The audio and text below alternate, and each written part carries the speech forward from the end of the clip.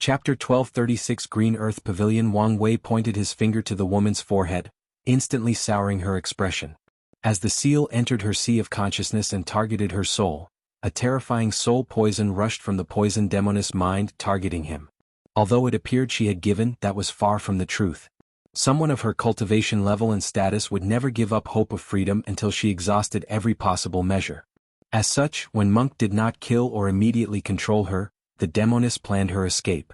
Sadly for her, she jumped from one monster's mouth to another. Ultimately, she sighed, resigning herself to her fate. "What can you tell me about the deathroot poison?" Wang Wei asked. "What is there to say? I spent so much time and effort cultivating the thing, but someone stole it." "Who stole it?" "It was an apprentice." "No, not even an apprentice, but a medicine slave I bought," the poison demoness replied nonchalantly. Wang Wei frowned. His intuition told him this news was important, but he could not pinpoint how. His eyes turned gray as he divined some information, but a vaguely familiar fog blocked his true sight. He tried other divinations and discovered a clue. "Where did you get the poison?" Wang Wei asked. "A fortunate encounter. In this place or outside?" "Of course this place. I haven't had anything to do with the outside world for a while."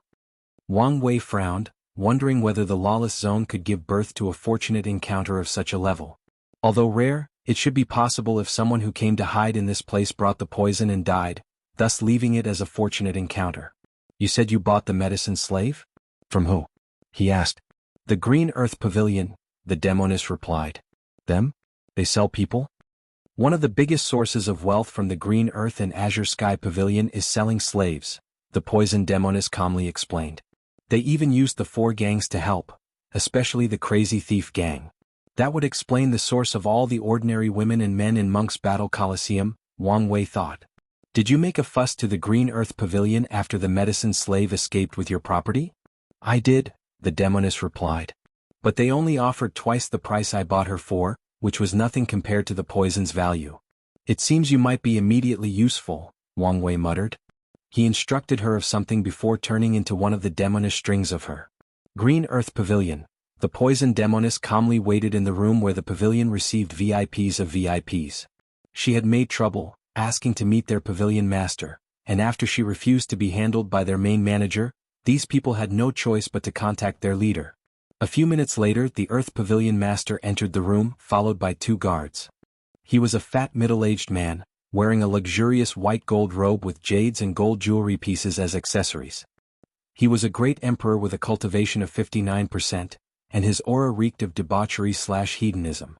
It was apparent to anyone that this man had his cultivation achievements because of his wealth, and if not for his immortality, his body would be weak due to indulgence in food, alcohol, drugs, and sex. However, some credit should be granted to him since he could still use his power, meaning his Tao heart was intact and his state of mind, no matter how twisted, had some sense of purpose and direction. A look of disdain flashed in the poison demoness eyes. However, she still gave the Earth Pavilion some respect, mainly because of the twin bodyguards accompanying him. Meanwhile, the Earth Pavilion controlled himself and did not gaze at her with any lustful thoughts or intent. On the contrary, he showed her the most respect despite detecting the disdain in her eyes. "Poison Master, what happened to you to make such a fuss?" the Earth Pavilion Master asked with a businesslike smile. The demoness was about to open her mouth and make a fuss about her poison, even demanding them to search for her medicine slave on the outside. However, Wang Wei did not give her or anyone else the time to react.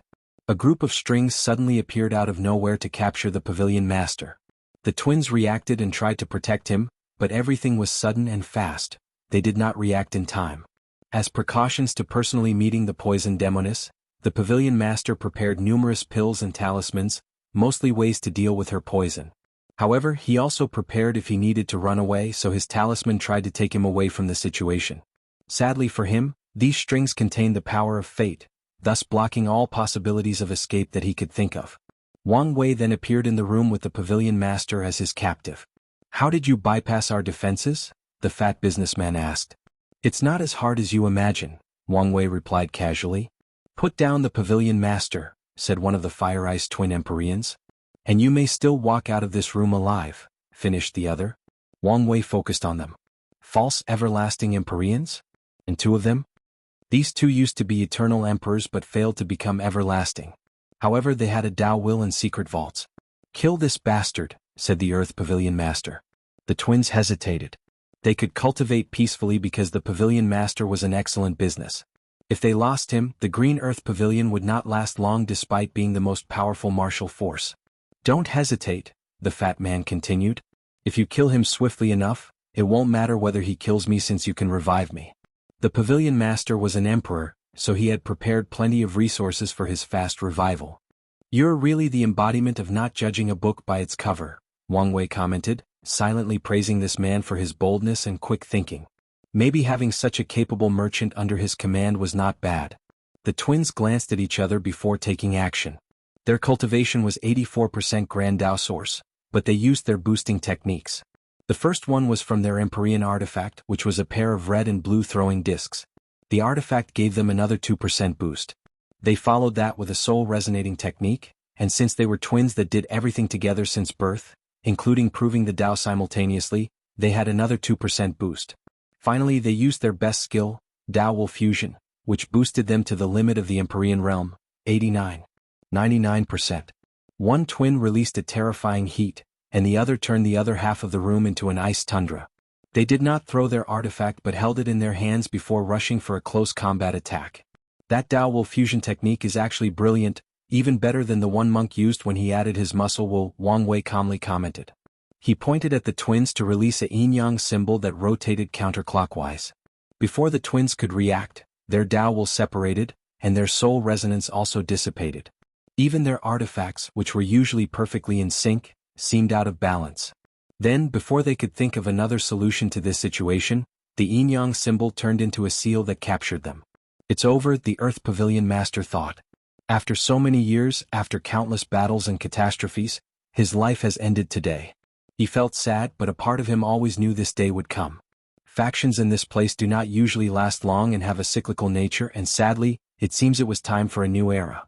After taking control of the upper echelon of the Green Earth Pavilion, it was relatively easy for Wang Wei to secretly take over the rest. He did not spend long in this place before heading to the Azure Sky Pavilion. Time was of the essence since he needed to control all these factions before the Hidden Master took note of the changes. Although he was confident in himself, he was unsure whether he could be victorious against the latter under these circumstances. Wang Wei took a moment to see if he could find any more information about the medicine slave that stole the death root. However, the pavilion's record only stated that it was a woman, and she was a loose cultivator with no family or background, hence why she was targeted. Without much to go on and divination failing him, Wang Wei headed for the Azure Sky Pavilion. His plan for them was slightly different. He detected one of the spies they had in the Green Earth Pavilion and released the news that he was a newcomer to the Lawless Zone, and he came to sell a piece of important news that involved the Azure Sky Pavilion. The information was about the secret routes they used to acquire resources from the outside. This news was in fact true, as Wang Wei had acquired it from the merchant that his Fate Shadow Guard accidentally saved. After setting the bait, Wang Wei waited. If you find any errors, ads pop up, ads redirect, broken links, non-standard content, etc., please let us know reports so we can fix it as soon as possible. Chapter 1237 Lawless Iron. Damn these stupid people. I'm trying to sell them such valuable information, but they act as if I'm mad, Wang Wei cursed as he walked out of the Green Earth Pavilion. He looked around, sighing to himself. He searched around the city to buy a place to stay but felt everything was too pricey. At first he thought of just living inside his Grand Mist Wheel but thought this was too embarrassing. So he gritted his teeth and found an inn. Despite being an inn, the room he rented was extremely large due to the use of space arrays. Wang Wei rested while thinking of his next move. As he sat cross-legged on his cushion, deep in meditation, a purple mist enveloped his room. "Who dares?" he yelled. However, his actions only made it easier for the mist to enter his body. As such, his desperate attempts to deal with this potent poison proved useless, and he fell to the ground as everything turned black. "Where am I?" Wang Wei asked. He looked around, and he was in this damp room with his hands tied like he was on a cross and about to be executed. He noticed a potent sealing technique severely suppressed his cultivation, and the cuffs were also a sealing artifact that added another layer of seal. "You're awake," said a rough but serious voice. Wang Wei's eyes moved away from the torture devices in the room to a serious-looking man dressed in black and a scar over his left eye. Wang Wei knew this man for a variety of reasons. Firstly, he was part of the information he bought. Secondly, he had never passed out, so he saw every part of being transported to this dungeon. Wang Wei frowned. The spirit particle he previously separated did not detect the Sky Pavilion Master anywhere near this place. Since he's not here, I must draw him out. Bang. To the warden's horror, Wang Wei ripped the cuffs in his hand as if his sealing was useless, and before he could react, Wang Wei was holding him by the neck. Have a nice little nap, Wang Wei uttered before dropping this expert torturer to the ground. Then he started turning this place upside down, beating anyone who was in his way and freeing all the other prisoners. As expected, it did not take long for the person he was waiting for to appear. A man dressed in a luxurious, long dark green robe with pointy shoulder pads and one eye closed walked into this prison. He had a calm demeanor, almost snake-like. He looked at the destruction around him and his men on the floor. How useless are you people? The Sky Pavilion Master uttered before glancing at Wang Wei. Something is fishy about you. The information he received was that a loose cultivator was selling information about their secret route, but why would such a powerful loose cultivator lack resources? I can say the same about you, Wang Wei rebutted, and he was telling the truth. He was on guard against the Azure Sky Pavilion for one reason: they were the oldest faction of the Lawless Zone. They survived the parasites' attempt to clean up this place and remained a top faction after the political power was redistributed. Such longevity meant they had a deeper foundation. A profound foundation meant unknown and unexpected trump cards. The information said he was an insurgent Dao ruler who fused his inner world with an Empyrean artifact that was perfectly suited for his Dao. However, they were wrong, Wang Wei thought. He fused with a broken Paragon artifact. Such a potent detection technique, the Sky Pavilion Master uttered after detecting that Wang Wei saw through his inner world. Now, I'm more curious about your true identity.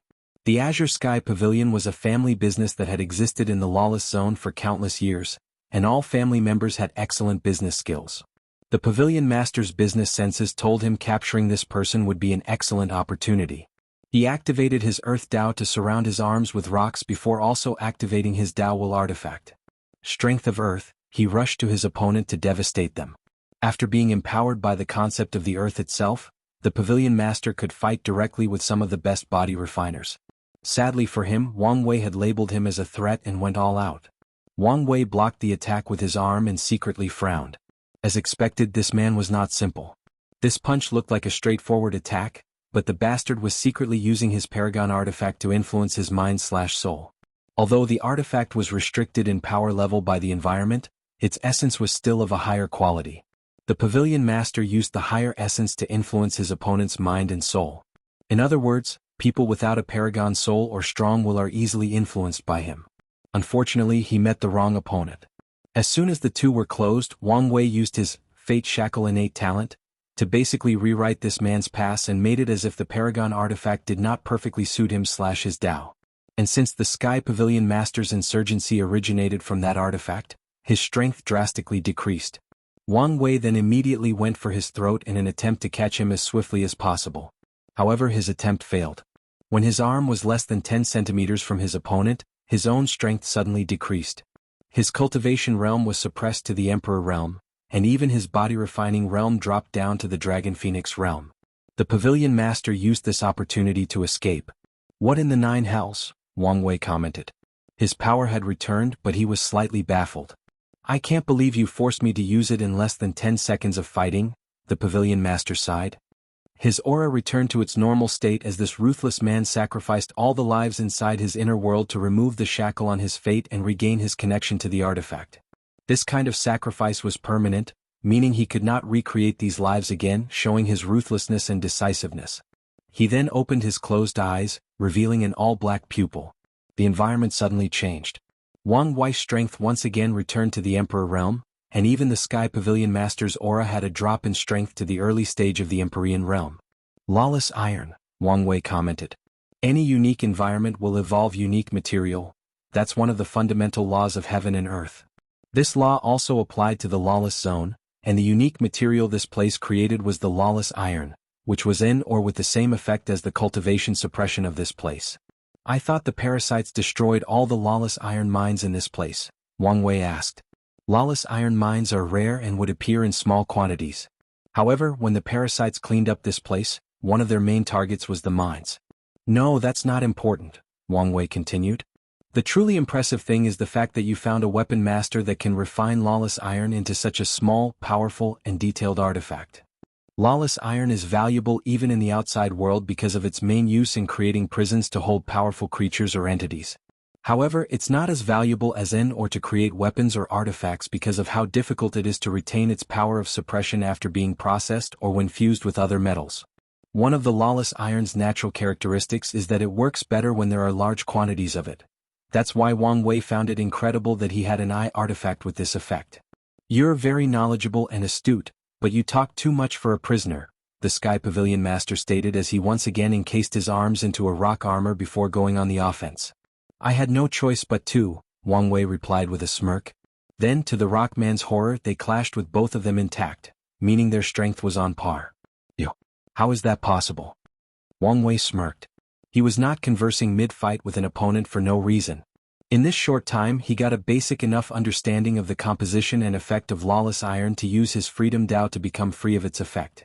He did not return to his peak, but he regained his Empyrean level strength and his limit indestructibility, which was enough for him to deal with the situation. Damn you. The battle waged for a while, but ultimately Wang Wei was the winner. In the same cultivation realm/strength, it's a sure thing to bet on Wang Wei. As the Sky Pavilion lay on the ground, he held the lawless iron eye in his palm. Truly masterful work, he praised. I have plenty of resources but not enough professional talent to put them to use. Now it seems I'm about to recruit a master weapon refiner. If you find any errors, ads pop up, ads redirect, broken links, non-standard content, etc., please let us know reports so we can fix it as soon as possible. Chapter 1238. A talented ally. Wang Wei followed the Sky Pavilion Master to a sun in a cosmic star area of the Lawless Zone. At the center of the sun was what Wang Wei would describe as a smithing house that used the sun to create samadhi flames for weapon refining. Wang Wei walked into a room with a muscular elderly man in a simple black robe, a long white beard twisted in a braid, and using a hammer on the mold of a sword.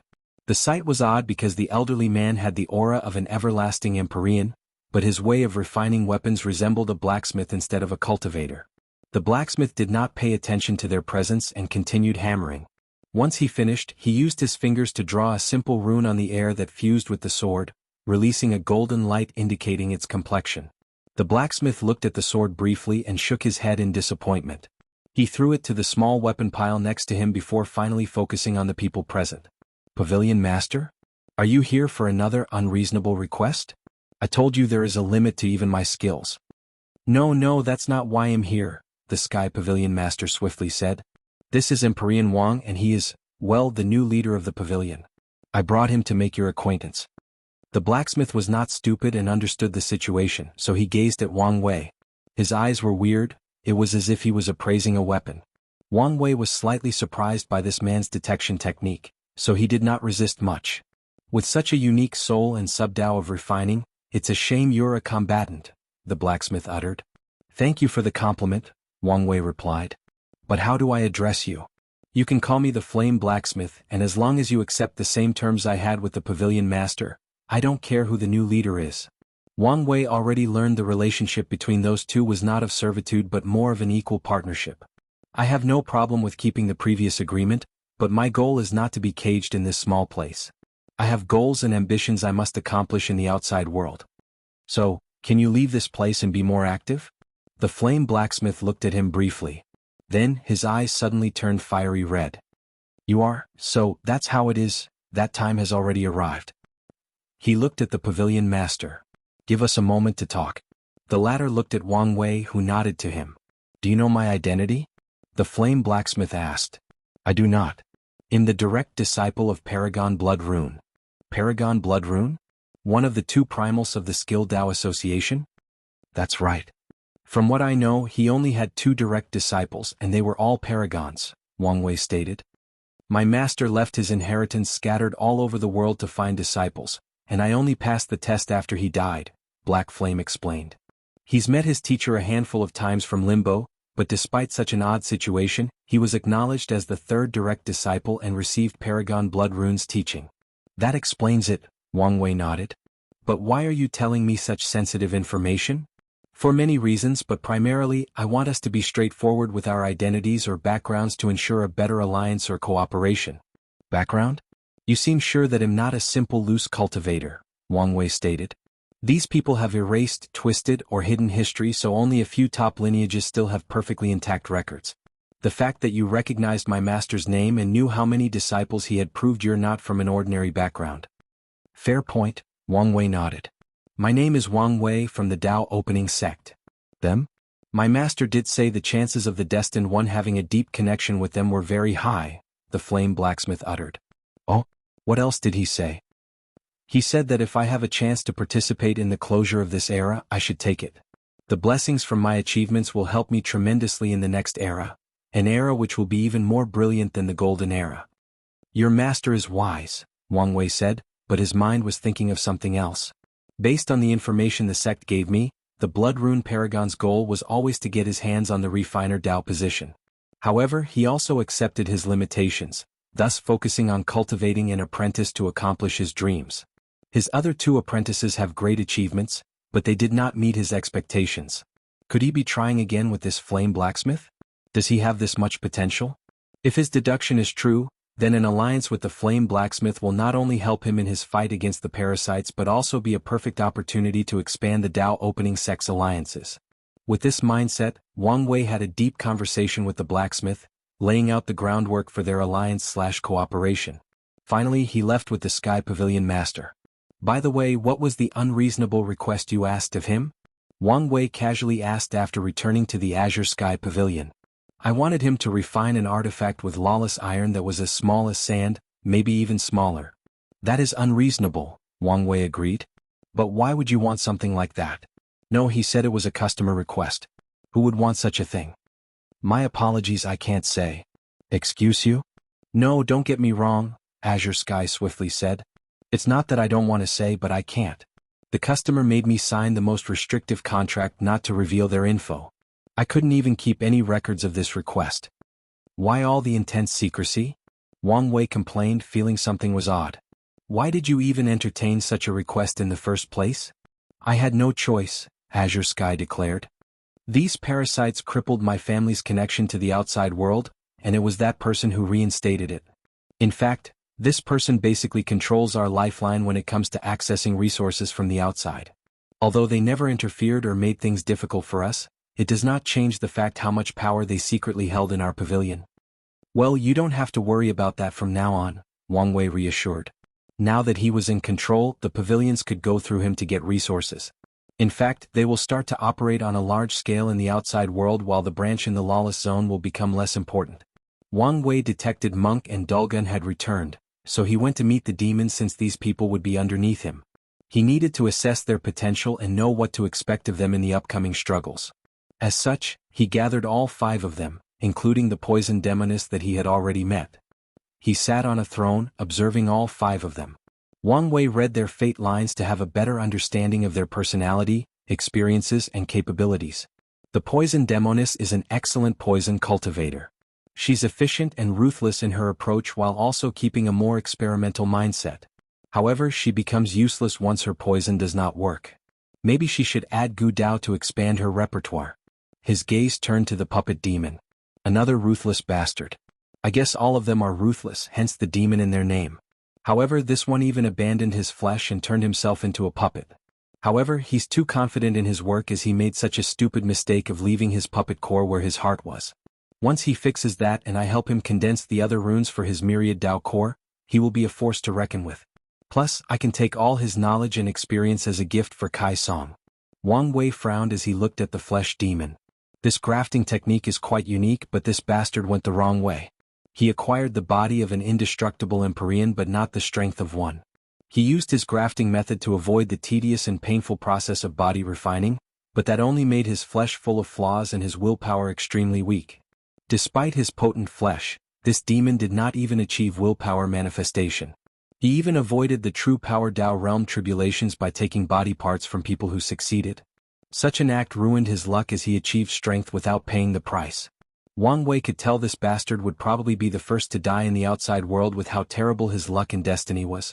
So, I must shield this bastard with my own luck and turn him into a genuine body refiner, starting by tempering his willpower.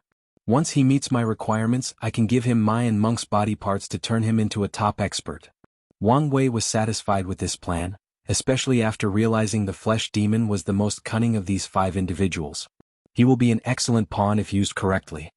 He turned to the cursed demon, a young man with a morbidly pale complexion and tattoos of black rose that ran from his neck to his back. He looked nothing extraordinary from the surface. However, it seems he was born with a terrifying bloodline curse. The origin of that curse will probably lead to something interesting, but for now this is not something I can deal with. Wang Wei pondered. However, if we can find a way to use that bloodline curse as his power, he will be a great asset. Finally, he looked at the ghost demoness. She was an ugly elderly woman dressed in a dark purple robe. Cultivators can change their appearances at will, unless something unexpected occurs, but she chose that ugly appearance despite having no extenuating circumstances. Through the fate line reading technique, he knew it was due to a heartbreak she suffered in her youth, so he no longer cared. If I can fuse her ghost army with the puppet demon's puppet army, I can cultivate a ferocious legion. He knew how deep the parasite's background was, so he needed all the help possible. Now that he had a better understanding of his team, Wang Wei prepared to finish conquering this place by targeting the 4 gangs. He wanted to be as swift as possible since he sensed that time was not on his side. If you find any errors, ads pop up, ads redirect, broken links, non-standard content, etc., please let us know reports so we can fix it as soon as possible. Chapter 1239 The Ruthless King. After planning the next step, everyone separated to fulfill their task. Wang Wei chose the Bloodline Gang as his target, and he dealt with them relatively quickly. He lured their leader, a somewhat rare Snow Thunder Leopard, who was a second-tier Earth Primarch, meaning he was on par with an Empyrean but did not have a Heaven Will. Wang Wei created a secret realm and left his bloodline inside before luring one of the Bloodline Gang members to find it. The poor lad hurried to notify the upper echelon of the gang, and this secret news soon reached the Snow Thunder Leopard, who quickly rushed over. Once that happened, defeating him and taking control of his gang was relatively easy. Wang Wei returned to their base, where 2 of the other groups were already waiting. "So, he's the leader of the Grand Mist Gang," Wang Wei commented as he looked at this man that could be described as beautiful due to his many feminine features. "Was there any problem?" he asked. He sent Monk to deal with this person as the Grand Mist Gang Lord because the latter hated Empyreans, Dao rulers, or any cultivators capable of creating lives. "He granted me an audience, but after knowing why I came, he immediately turned hostile," Monk replied. Wang Wei nodded as such a response was expected. "What's your name?" Wang Wei asked. However, the Grand Mist Gang Lord just stared at him. "Zobo? A good name," Wang Wei nodded. "You're a weird man. You have such a strong hatred for us, creators, but you also secretly wish to find one worthy enough to serve, to dedicate your life. I guess it's not so weird since your master treated you so nicely. You probably wanted to relieve that time which was dear to you." "Shut up. Don't act like you know me," Zobo yelled. "But I do. I would rather die than serve you," Zobo said with gritted teeth. "That's fine by me," Wang Wei replied casually. "You're not as valuable as you think, especially after I extract your memory on how you survived an Empyrean tier creation tribulation. However, do note that if you kill yourself, I will have the Bloodline Gang leader desecrate your body and soul by letting him eat you and all your people." "You monster," Zobo said with gritted teeth. If there is one person he hated more than those Empyreans who played with life as if it meant nothing, it was that racist bastard. He would rather be subservient to someone else than let that leopard win over him. "Let's make a deal," Zobo said. "Let me kill that leopard and my life is yours." "As I said, you're not that valuable," Wang Wei replied casually. "What you're saying is if I'm way more valuable than him, you'll allow it to happen?" "Interesting," Wang Wei muttered as he held his chin. "I'm open to your bargain. But how will you prove your worth?" "By becoming an everlasting Empyrean," Zobo said with gritted teeth. "Oh, that's right. If you become one of my creatures, I can allow you to retake the creation tribulation to become an everlasting Empyrean. But, can you survive the tribulation? Unlike my original creations, you'll be truly dead once you fail." "I'll survive," Zobo declared with gritted teeth. He knew such tribulation would be, at minimum, 10 times harder than a creation tribulation for a regular Grand Mist life trying to become an everlasting, but he did not care. He would put his life on the line to kill that leopard. "Well, I look forward to the result," Wang Wei commented. "Did you see how he used this man's desire to control him? It seems I have much to learn in the ways of the human heart," Monk said to his wife. "Yes, you can learn much from observing him. Once this era ends, it might be difficult for the barbarian race to maintain their neutrality, given their participation in ending the parasites. By then, Monk will have to deal with many of these elders who are set in their ways, so having leadership and diplomatic skills like Wang Wei will be crucial for him to navigate the situation, especially before he becomes a primal paragon and has absolute power in the clan. Wang Wei turned his focus on the two people from the crazy thief gang that Dulgun, Ghost and Puppet Demon brought. Who is their leader? These are the vice gang leaders, Dulgun explained. As for their leader, well, he disappeared. He ran away from you? No, she responded. He appeared a while ago to announce to the gang that he was entering a deep state of retreat. He did not show up when we raided their headquarters and controlled everyone. So, he abandoned his men? The gang leader did not abandon us, said Thin Finger, one of the two vice leaders. Wait until his cultivation is successful. He'll come to kill all of you and return our gang to normal. What a strong faith you have in your leader, Wang Wei commented. Do you think this is the first time this has happened? Thin Finger sneered. Shut up, yelled Blacktooth, the other vice gang lord. Do you want to give the enemy all our information? Thin Finger immediately quieted down but still stared ferociously at Wang Wei. Indeed, a reliable leader, Wang Wei commented as he observed their past. However, he could not see their leader clearly as he was enveloped in a black fog. This place is full of unique characters, he thought to himself with a smile. Where is the last? Wang Wei suddenly stopped to look in the distance. Did something happen? Monk asked. The last group was captured. Really? Their task was to observe and wait for us, so how could they be captured? Did they disobey their orders? Monk asked. No. The martial outlaw gang already knew they were coming.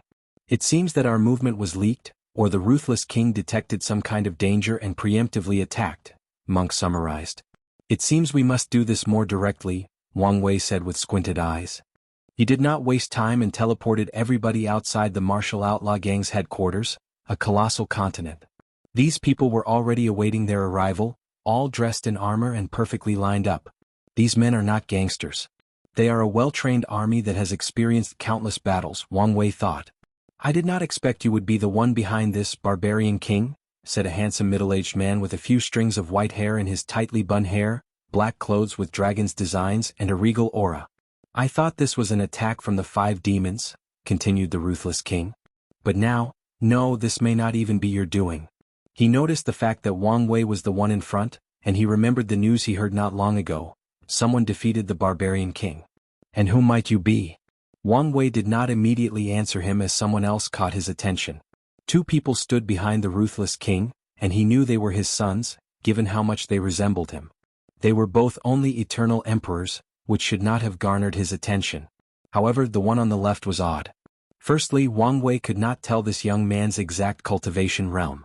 At first, he appeared to be only 54% Grandao Source, while his brother was 67%, but Wang Wei knew he was hiding his real level, and whatever means he used, it was something even he could not see through. The second thing that drew his attention was this young man's eyes. He was born with the 17th heavenly physique, the double pupil. Lastly, the young man's reaction to their presence was strange.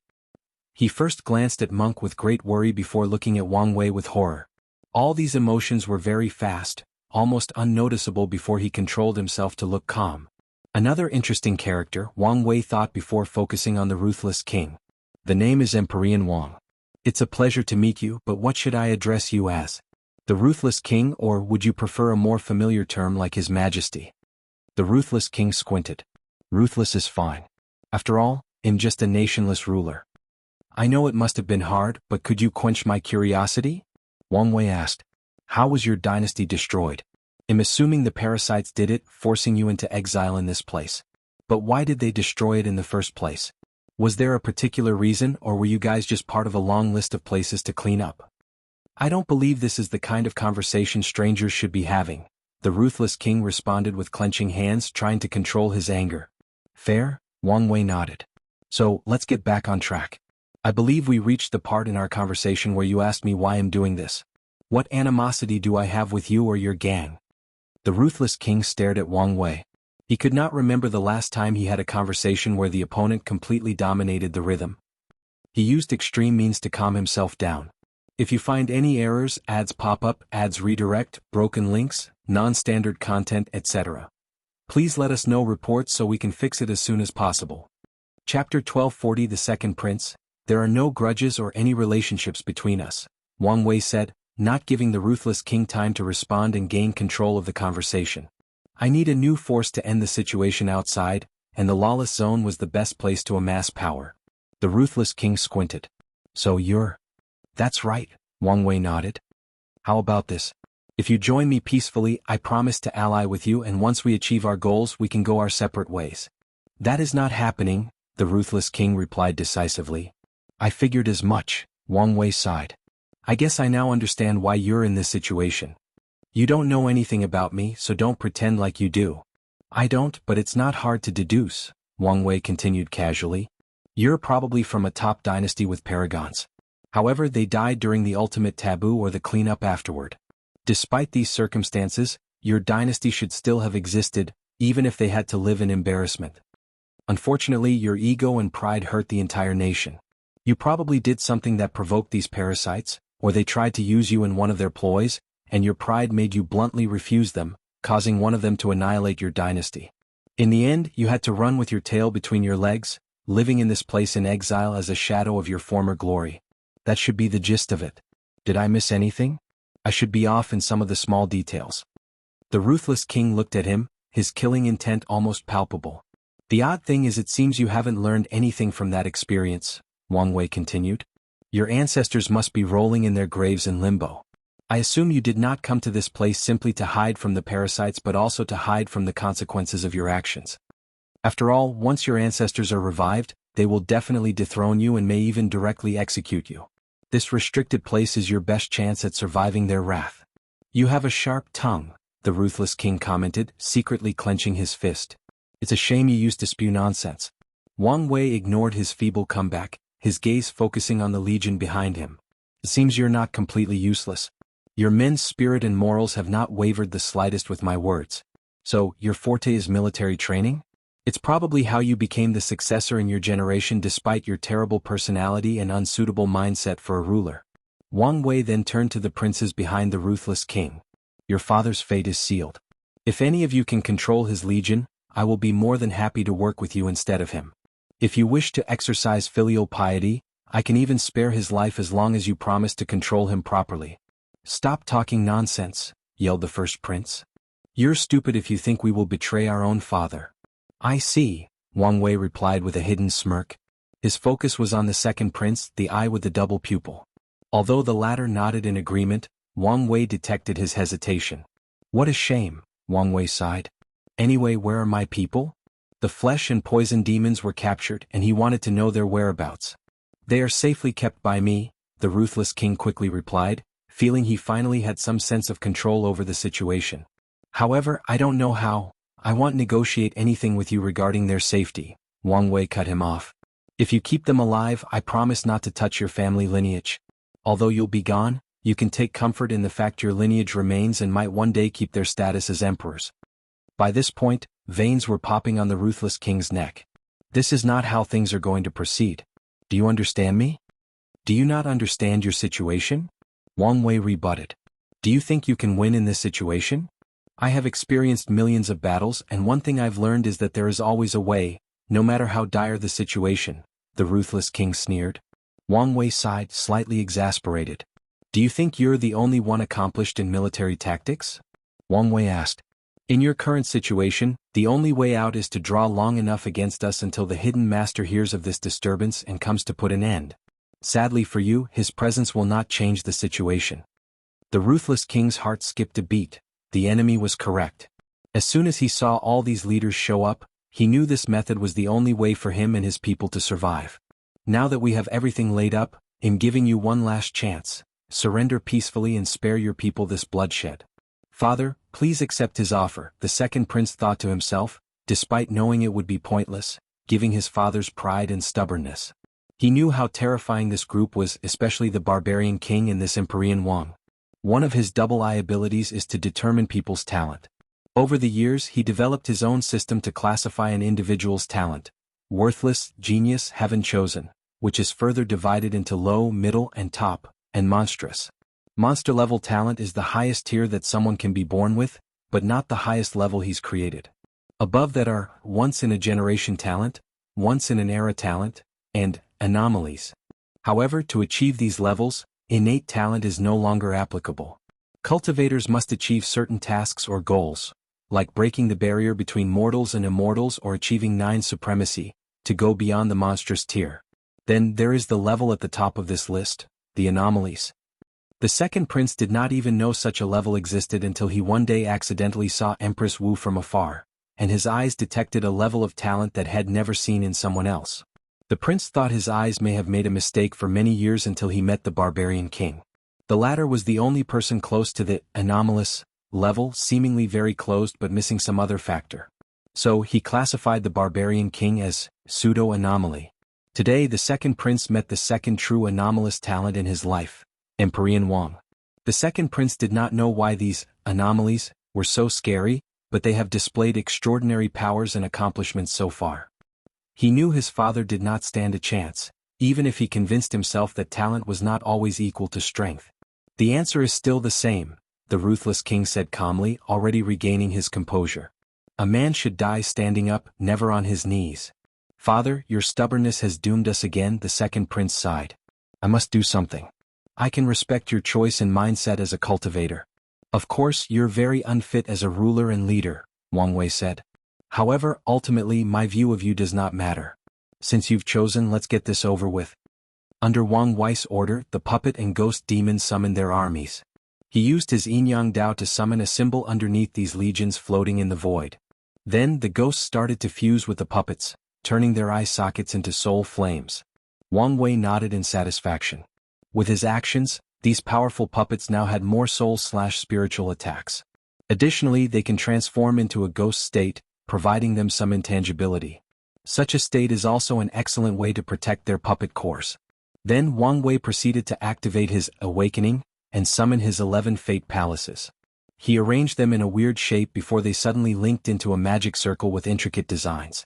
The palaces released a unique fluctuation that affected the area. The Empyreans were the first to notice what had happened.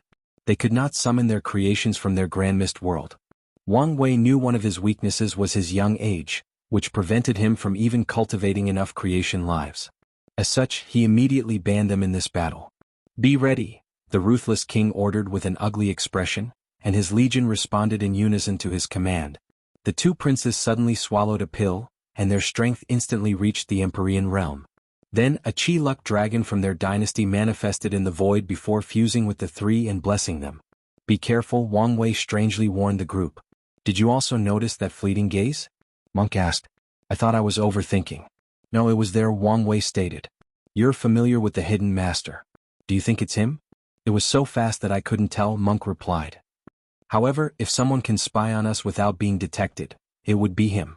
Wang Wei groaned softly. Anyway, prepare for possible interference and maybe even a sneak attack. If you find any errors, ads pop up, ads redirect, broken links, non-standard content, etc.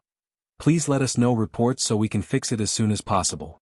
Chapter 1241 Settle. Wang Wei did not want to spend much time in this battle, so he went all out from the very beginning.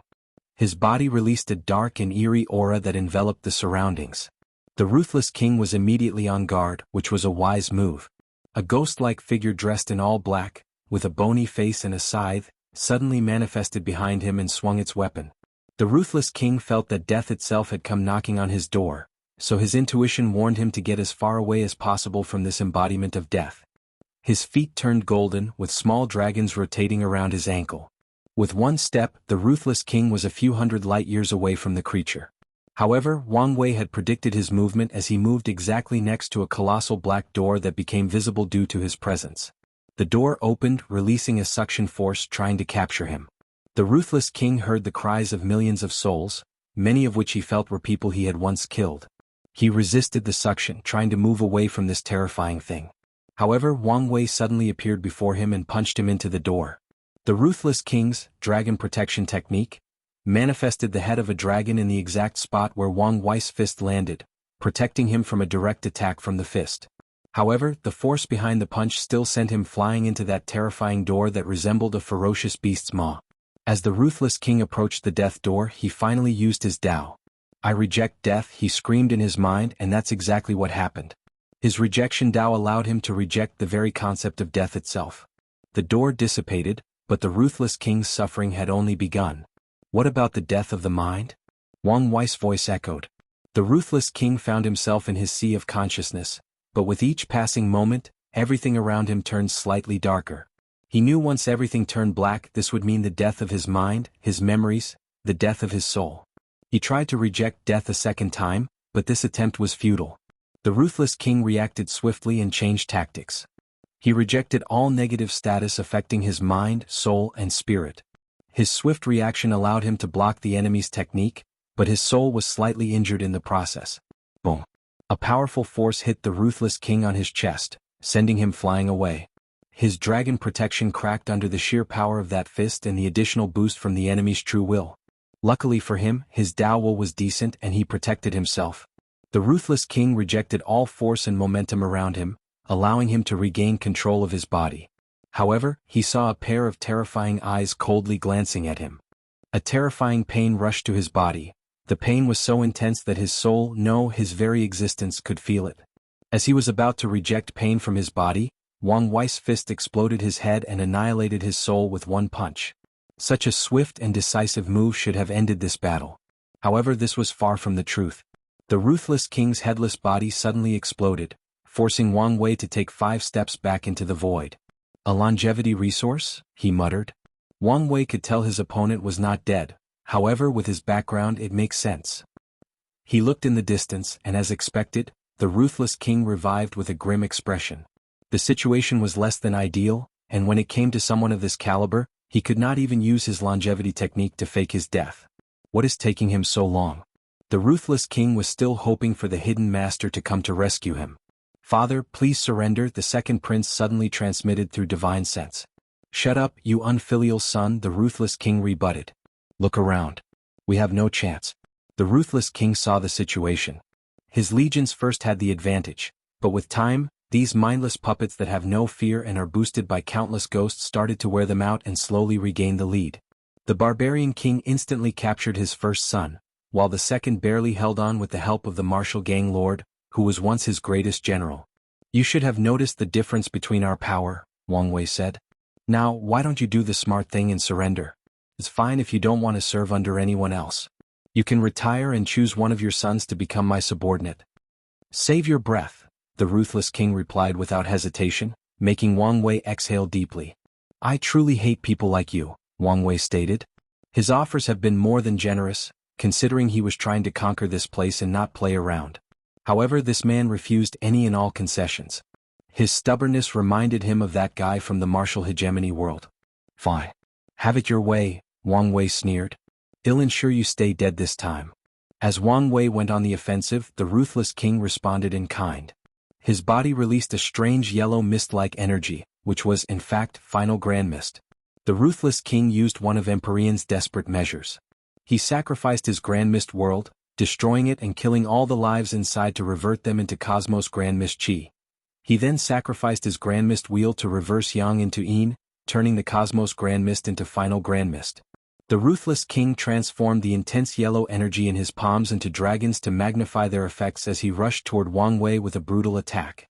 No matter how good his defense or his control of true will, the potent effect of the Final Grand Mist should be enough to severely injure him. Once that happens, it will be easier for me to prolong this battle, the Ruthless King thought, his actions decisive and ruthless. Sadly, the Ruthless King made 2 mistakes. Firstly, he severely underestimated the effect of limit indestructibility, especially in the Empyrean realm. As such, even if he were facing Monk, this attack would only lightly injure him. The second mistake was he did not know his opponent well enough. Grand Mist is considered the first chi/force/power of the Chaos Universe, but that's not entirely true. Nothingness was the first. Although it only existed briefly before becoming Grand Mist, it is still the predecessor. As such, Wang Wei, whose body was nourished by nothingness, had an extremely high immunity to Final Grand Mist. However, he did not use this immunity for this clash. Instead, he used an absorbing spell to swallow all of the Ruthless King's Grand Mist Chi and convert it into the power of nothingness. As such, the final result of this clash was Wang Wei holding a shocked Ruthless King by his neck as he looked at him calmly. You're lucky. You did not annoy me enough or be such a threat that I need to go the extra length to grant you true death, Wang Wei calmly stated. And by the time you revive yourself, it should be time for your dynasty to judge your incompetence. The ruthless king's body dissipated. His eyes showed calmness, even a sense of relief. The battle over there is finished? Monk thought. I guess I should put an end to this. Giant pressure.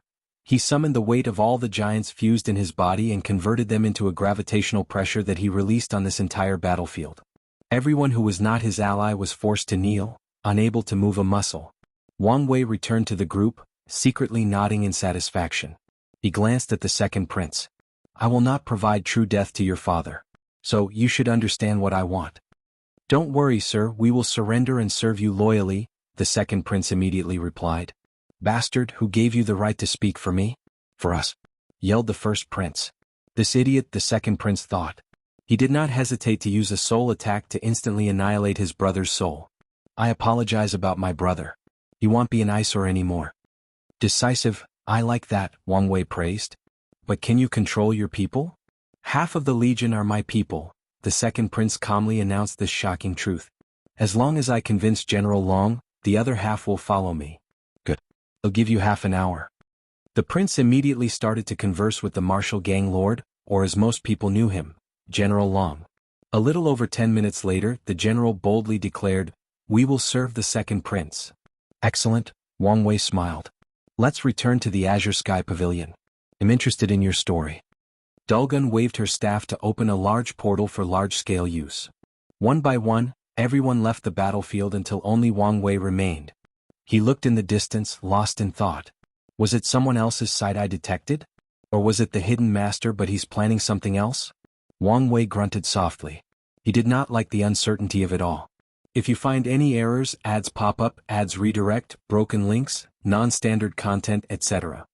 Please let us know reports so we can fix it as soon as possible. Chapter 1242 The Double Pupils After settling the martial outlaw gang, Wang Wei summoned all his new subordinates. He sat on a throne in the middle of a room with Monk and his wife on his right and the flame blacksmith on his left.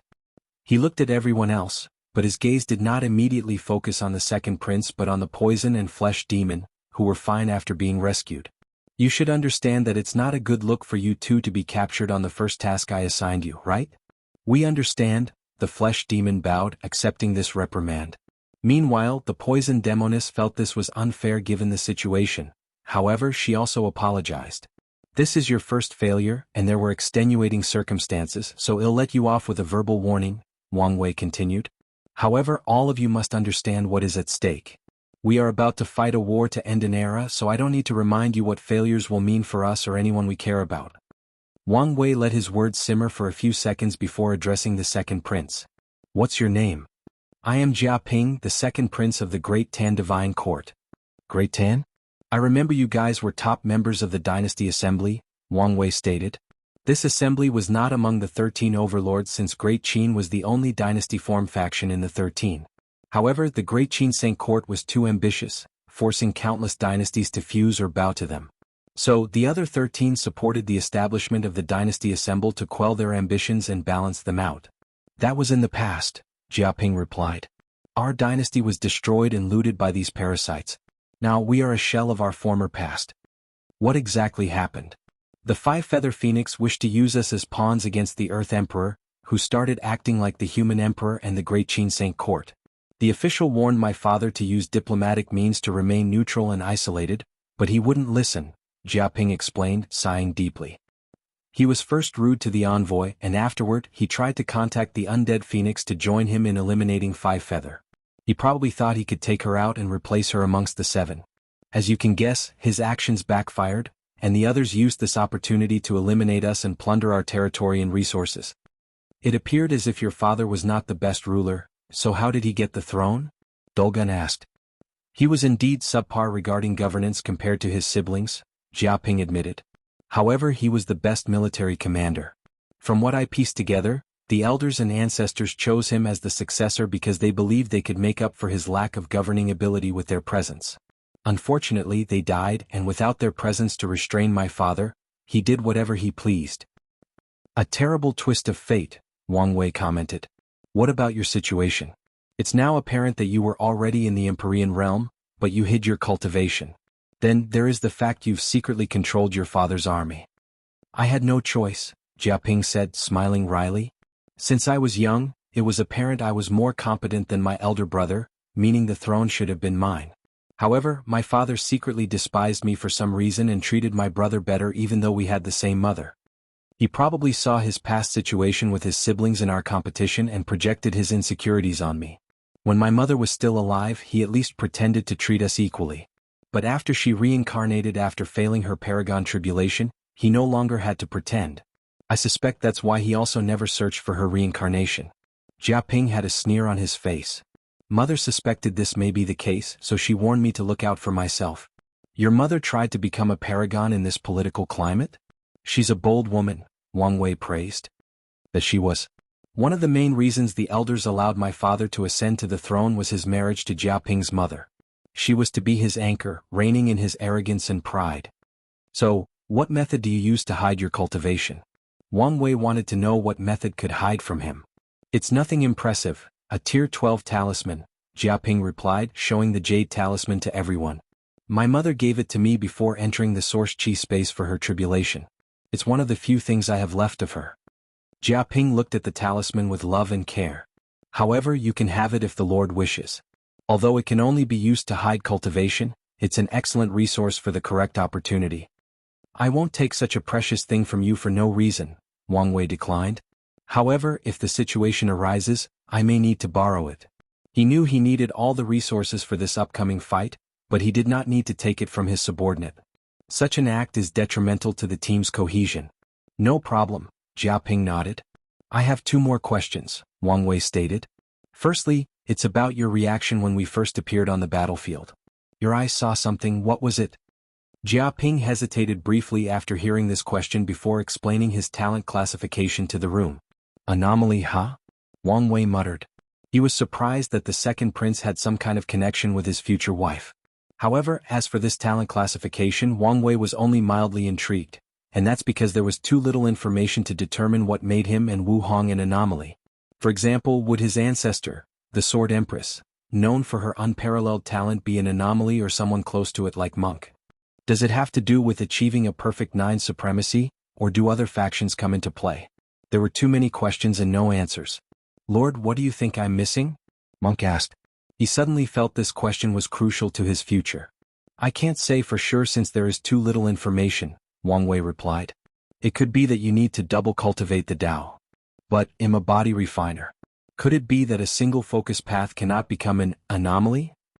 Like I said, there is too little information to tell, Wang Wei reinstated. Another possibility might be you must achieve Taboo Realm. I did it in the Emperor Realm, so maybe that's what you're missing. Wang Wei theorized his future wife might have achieved Battle Realm, Taboo Realm in the Empyrean or Paragon Realm. However, these were all speculations. Taboo Realm, ha, Monk muttered. You should not focus too much on this now, Dulgun reminded him. This classification is based on the lad's visual prowess and personal interpretation, and as the Lord said, there is too little information to go on. So, don't lose your focus. Dulgun knew how her husband could easily become obsessed with strength or achievements. As such, she warned him not to put all his focus on this classification and lose sight of their current situation. On to my second question, Wang Wei continued, secretly nodding that Dulgun reminded Monk of his current priority. Did your eyes awaken? They did, Jia Ping responded proudly. The double pupil was a top physique in itself, but if its own could awaken it, its value would be comparable to the top 5 heavenly physiques due to the ability it will acquire. Copy Tao. As the name implied, this ability allowed the owner of the double pupil to copy someone else's cultivation level and acquire their Tao. In other words, Jia Ping could copy Wang Wei's Fate Tao and instantly achieve the same level of cultivation as Wang Wei now, 77%. Jia Ping could then choose whether this LY acquired Fate Tao is his primary or a sub-Tao. Which level? Wang Wei asked with a smile. The highest. Wang Wei's eyes lit up. Meaning you can copy a Paragon's Tao. Although the limit of the double pupil was 90%, and Jia Ping could only use it after becoming a Paragon himself, it was still a terrifying ability. After all, who wouldn't want a free Tao that reaches the Paragon tier? If Wang Wei had those eyes, he would definitely use them to raise one of his professional Tao to the Paragon realm. You're more talented than I thought, Wang Wei praised. Awaking the double pupil was slow, tedious, and challenging. On top of that, it can only be accomplished before proving the Tao. Wang Wei suddenly sighed. Your father was truly a moron. Jia Ping was a prince, meaning his awakening task would use this identity as the basis. Heaven and earth would slowly cultivate Jiaping into the perfect emperor/ruler, and his double pupil would evolve accordingly. The fact his eyes developed the ability to detect talent was proof of this. Yet, despite knowing all of this, the Ruthless King still isolated such a talented heir. If you find any errors, ads pop up, ads redirect, broken links, non-standard content, etc., please let us know reports so we can fix it as soon as possible. Chapter 1243 Chat on a floating rock. Monk walked out of the planning meeting, his mind already wandering somewhere. When he returned to his quarters, Monk summoned a pen and parchment and started writing. Despite how small the brush was, Monk's writing was impeccable due to his ungodly control over his body. He wrote notes or observations about Wang Wei from the latter's behavior, mindset, tactical abilities, and even subtle micro-expressions. Monk even wrote about Wang Wei's flaws, like his often casual demeanor, which Monk viewed as not appropriate for a leader. If your subordinates are too comfortable for you, it becomes easier for them to walk out of line. Of course, Monk also recognized that Wang Wei can instantly switch from joyous and casual to noble and intimidating. His personality could not walk this fine line, so Monk decided not to learn from this aspect. Another critique he had was that Wang Wei was not ruthless enough. He believed Wang Wei should have been more harsh on the demoness, especially the poison demoness. Her resentment at being reproached was visible, and if he were him, he would have punished her harsher. Maybe this was a wise choice since the group has just been established. Monk pondered on the last criticism. Kindness is also a weapon that can be used as a means of control. I can learn from this mindset. Monk continued writing his observations and analysis, all with the desire to improve himself as a cultivator and a leader. His first instinct seems to resolve any situation using the less violent approach. I learned this lesson before, but he's more extreme. Negotiation seems to be the first solution, and he also ensures that everybody benefits while he benefits the most, even if that is usually secretly. That is a good approach to things. Monk wrote down his last thought. I have much to improve, and it seems it won't be easy to reach his level, he uttered. We have plenty of time, Dulgun, who sat next to him, reassured. Wisdom cannot be acquired or achieved in one day. That's true, Monk nodded. Tell me what you... He suddenly stopped mid-sentence, frowning intensely. Dulgun waited for 10 minutes before asking. Is something all right? I feel a brilliant idea coming my way, but it keeps eluding me. Oh? What kind of idea? One that could help my situation and even break all the shackles I'm facing. That's quite the idea. Did you catch it yet? No, Monk replied, not hiding his frustration. He tried countless memories, mind and spiritual techniques and skills but still could not catch the idea. Maybe this is not the right time for this idea, Dulgun reassured. Maybe you're right, Monk sighed. Huh. He looked in the distance and suddenly stood up as he had detected something. Should I provide assistance? No, he would ask if he needed it, so let's just wait. Wang Wei was left alone after the meeting. He discussed the group's next course of action in detail, including moving out of the Lawless zone. Now he only had two things to finish: Gu Xian's secret resources and payback to Empyrean Blackheart. As for the group, they had their own tasks since the conquest was not completed.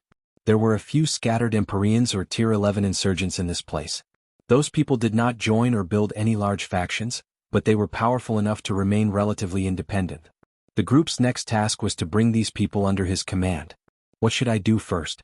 Wang Wei contemplated.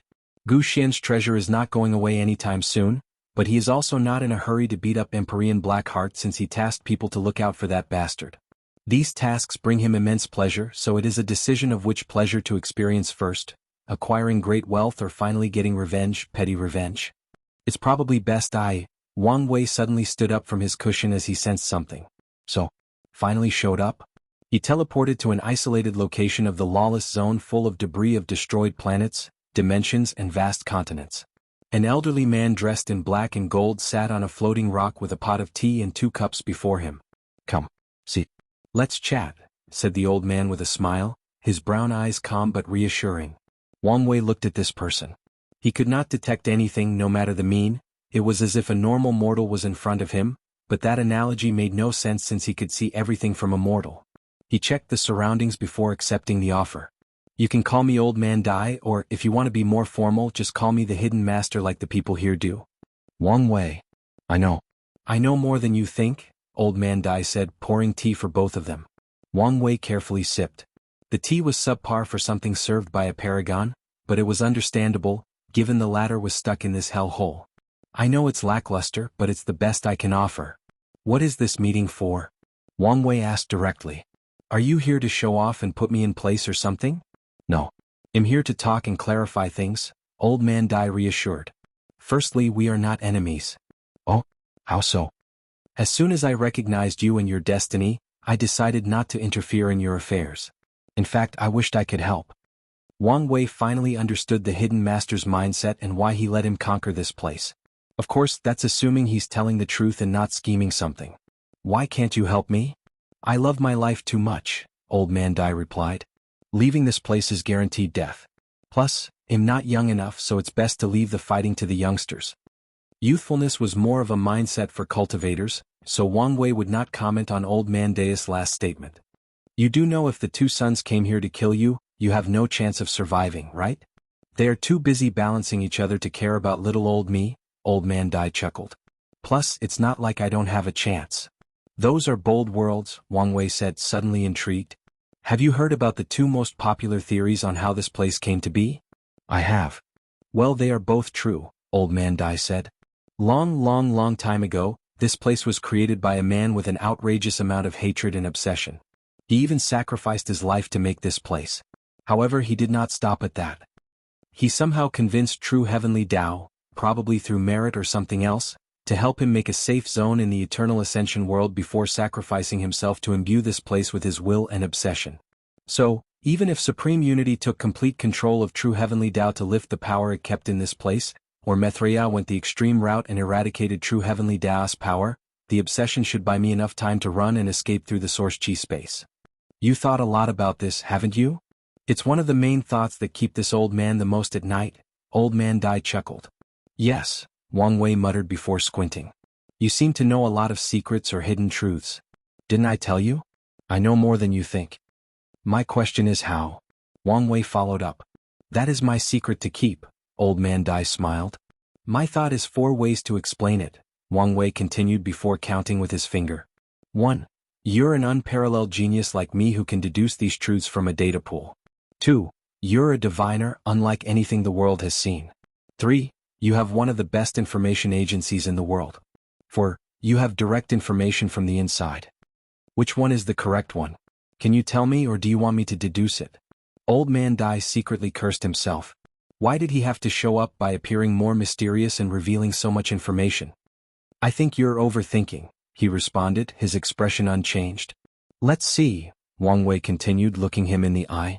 You talk like you know a lot about me, but this is the first time we've met, so where did your information come from?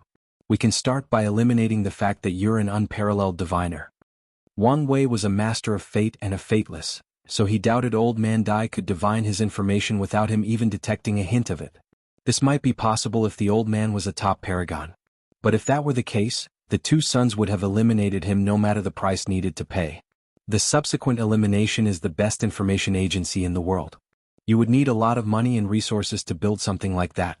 And if you had succeeded, your way of life in the Lawless zone would not be much different on the outside. Additionally, the parasites would put more effort into eliminating if you had access to such resources. The third to eliminate is intelligence. You don't conduct yourself in such a manner. However, that's not a completely valid reason to discard your intelligence. After all, you may be putting on an act capable of even fooling me. No, I eliminated intelligence because that also requires data. You can't deduce such knowledge and secrets without some basic information. You don't know me and we have never met, so how would you know much about me? How did you know enough about Maitreya and Supreme Unity to deduce their strength and capabilities? We've already determined you don't have one of the best spy agencies in the world, so where did your information originate from? Wang Wei asked, looking him directly in the eyes. He was already on guard, preparing for things to get sour. Old Man Dai sighed deeply. He told me to be careful when dealing with you. I should have listened. Who?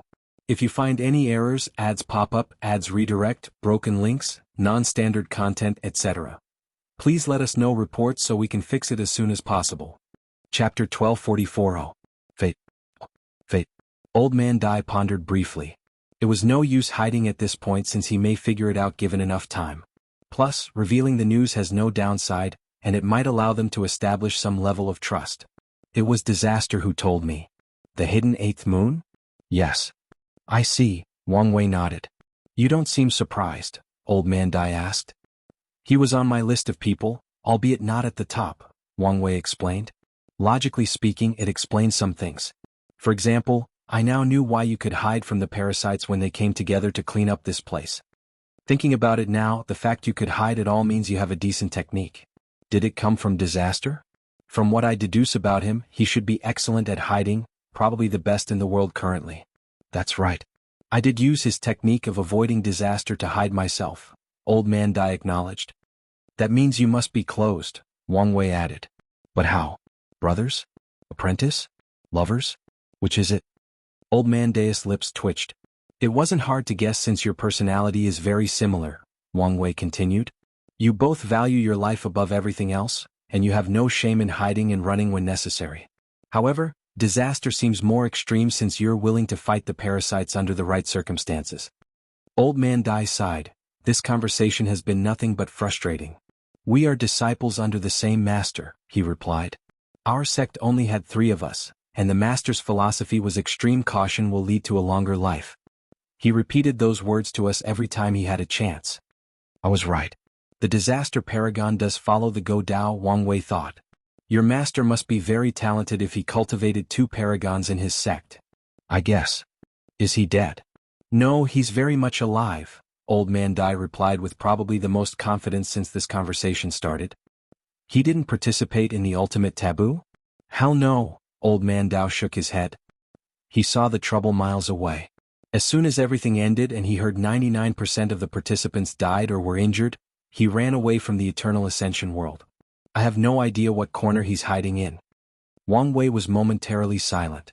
I don't know if I should praise this man's wisdom or, well, everyone has their way of living or cultivating. Maybe I should not judge.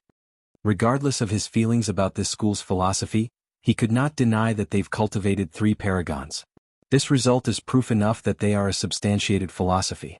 Wise words, Old Man Dai said. Most people who learn of their philosophy call them cowards who don't deserve their power and achievements. It's rare for someone to be polite or even acknowledge the wisdom in their philosophy. There is something I've been trying to figure out. Maybe you can help me, Wang Wei continued. How did disaster become one of these parasites? His personality indicates that he should have run away from this trouble. He didn't have much choice, Old Man Dai sighed.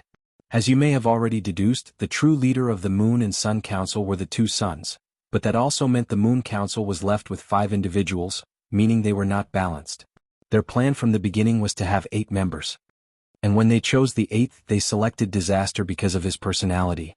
He valued his life above everything, and such a person would only vote for the neutral decision that kept the balance since it would be chaos and strife otherwise. Old Man Dai sighed.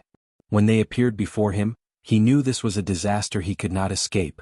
So, he accepted their offer with the condition his identity remained a secret. He was probably preparing his escape when things went awry, Wang Wei commented. I have to admit, he's a man of foresight. It was not a simple act for disaster to predict the eventual end of the parasite's era the moment they recruited him. It was also impressive that he was not corrupted by the power he acquired by being one of the moons. Master used to praise him for this quality. Speaking of your master, why didn't he warn you 2 to be careful of the upcoming chaos? Wang Wei asked, and Old Man Dai's eyes twitched after hearing this. He did, but only after he had found the perfect hiding spot. Sadly, it was too late for disaster by the time the warning arrived. Luckily, disaster did not forget our brotherly bond. He hid our connection and warned me of the many dangers coming my way. Wang Wei nodded. I have only one thing left to ask. Is it possible for you to help me contact disaster? You want him to join your cause? If possible. I advise you to give up this idea, Old Man Dai said. I know my junior brother, and he won't show up ever now that he has found a good reason to run away and hide. Could he at least provide me with information? He must know much about the others, which will be good enough for me. What's in it for him? Old Man Dai stated. Whether you're victorious and end this era, or they are victorious and prolong it, or you end this era and some of the parasites successfully survive, it will only bring him trouble if he associates with you. Riches mean nothing to him, Old Man Dai continued. Our sect doesn't rely too much on resources, and he has already amassed more than he could imagine during his time as a moon. So, choosing your side will only increase the chances of someone retaliating against him. Dealing with Go Dao people is genuinely frustrating, Wang Wei sighed. He's used to using people's desire to get them to do as he pleases. Sadly, this tactic is useless to these paranoid people. Go Dao? This word perfectly encapsulates our ideology, Old Man Dai uttered, his eyes shining brightly. It's as if we were destined to acquire this name. The master should also be pleased. It was Wang Wei's turn to stare. There is one fundamental truth that anyone who cultivates Fate Dao will always understand. There is no such thing as a coincidence. Wang Wei just witnessed how his experience from Earth was used to officially give birth to the philosophy of Go Dao in the Eternal Ascension world and maybe even the entire Chaos universe. Fate. Fate. When are you going to stop slapping me in the face? Wang Wei thought to himself, his calm mood instantly ruined. Is something wrong? Old Man Dai asked. Wang Wei has been an enigma to him during most of the conversation. However, he could detect his terrible mood all of a sudden. No, Wang Wei answered. But we need to fight. He stood up from his cushion, showing how serious he was. What do you mean? I thought we had come to an understanding. We have. Then why are we fighting? For 3 reasons, Wang Wei explained. Firstly, fighting you is a great learning opportunity. I don't want to pass on that. Secondly, I believe your true nature will show up while we fight. In my experience, battle is one of the best ways to judge someone's true character. Lastly, I'm in a foul mood and must vent. I understand the first 2 reasons, but what's with the last one? I don't think I did something to offend you. Don't overthink about it, Wang Wei said. I'm sure this conversation was as frustrating to you as it became for me. So, I used this opportunity to vent or teach me a lesson. No need to say another word. Old Man Dai stood up, completely energized. He put away the tea and everything else. Do you think this is a good place for a fight, or should we go elsewhere? This place is fine, Wang Wei replied, and the old man teleported 10 light years away to signal the beginning of the battle. They stared at each other for a while, clashing their aura to test their opponent. His cultivation should be around 93% Grand Dao source, Wang Wei concluded. His cultivation is lower than the Barbarian King, but he gives me a more potent threat, Old Man Dai analyzed. This battle will not be as easy as I imagined. Regardless of how he felt, he was still confident. Given their philosophy, it appeared as if members of the Go Dao school did not know how to fight. However, that was far from the truth. One of their core principles is surviving, so being good at fighting is necessary, especially when they find themselves in situations they cannot escape by running away. Their members have low karma and do not rely on luck, meaning there is very little chance of suffering backlash or being tested by heaven and earth. However, they still use the spiritual chi and laws of heaven and earth, meaning they have yet to avoid the system entirely. As such, they must also experience unavoidable catastrophe just like what happened to Disaster. If you find any errors, ads pop up, ads redirect, broken links, non-standard content, etc. Please let us know reports so we can fix it as soon as possible. Chapter 1245 Paragon will reign domain. Old Man Dai's reaction was slightly faster than Wang Wei and took the initiative. The void was suddenly filled with raindrops that Old Man Dai controlled, and he unleashed them on his opponent. Wang Wei squinted his eyes as he realized each of those drops contained enough force/power to do severe damage to any peak indestructible paragon with any immunity to power Dao. However, Wang Wei himself was not safe because he detected a very subtle infusion of Dao will in each of the drops. Wang Wei waved his hand to create a universe that swallowed these raindrops. However, they were so powerful that his universe did not last a second, and that's despite the fact he boosted their defense with his true will. Wang Wei reacted by replicating his opponent's technique. However, the rain he condensed was from his death Dao, meaning they were death drops. His plan was simple: use numbers to combat numbers. Unfortunately, although he had the right mindset, he underestimated his opponent's ability. His Dao will application might be even better than mine, Wang Wei theorized. It made sense, given how long Old Man Dai has been living and that he might have received formal training from a master. Wang Wei teleported to avoid the rain, but even that was pointless. The rain contained the ubiquitous characteristic. In other words, this technique functioned under the same principle, just like people could not avoid it unless they built shelter. A few drops of rain touched Wang Wei's body, leaving minor shallow cuts that healed instantly. Wang Wei summoned a time shield around his body, and it could speed up time, forcing the raindrops to age billions of years before reaching him. This move took him some time to breathe, so he went on the offensive. He condensed a thunder spear that he threw with ungodly strength. Old Man Dai was wise, knowing that using water to block this attack was unwise. So he gathered his rain to make water, which he then changed into ice. With an ice spear in his hand, he casually pushed the thunder spear to the side. Their speed was great, but he also reacted in time, blocking 90% of them. His time shield should have dealt with the remaining 10%, but these raindrops contained the power of time and bypassed his defense. He suddenly remembered that paragons had a much easier time traveling through the river of time. Thus, it was common for their techniques or skills to touch on time Dao.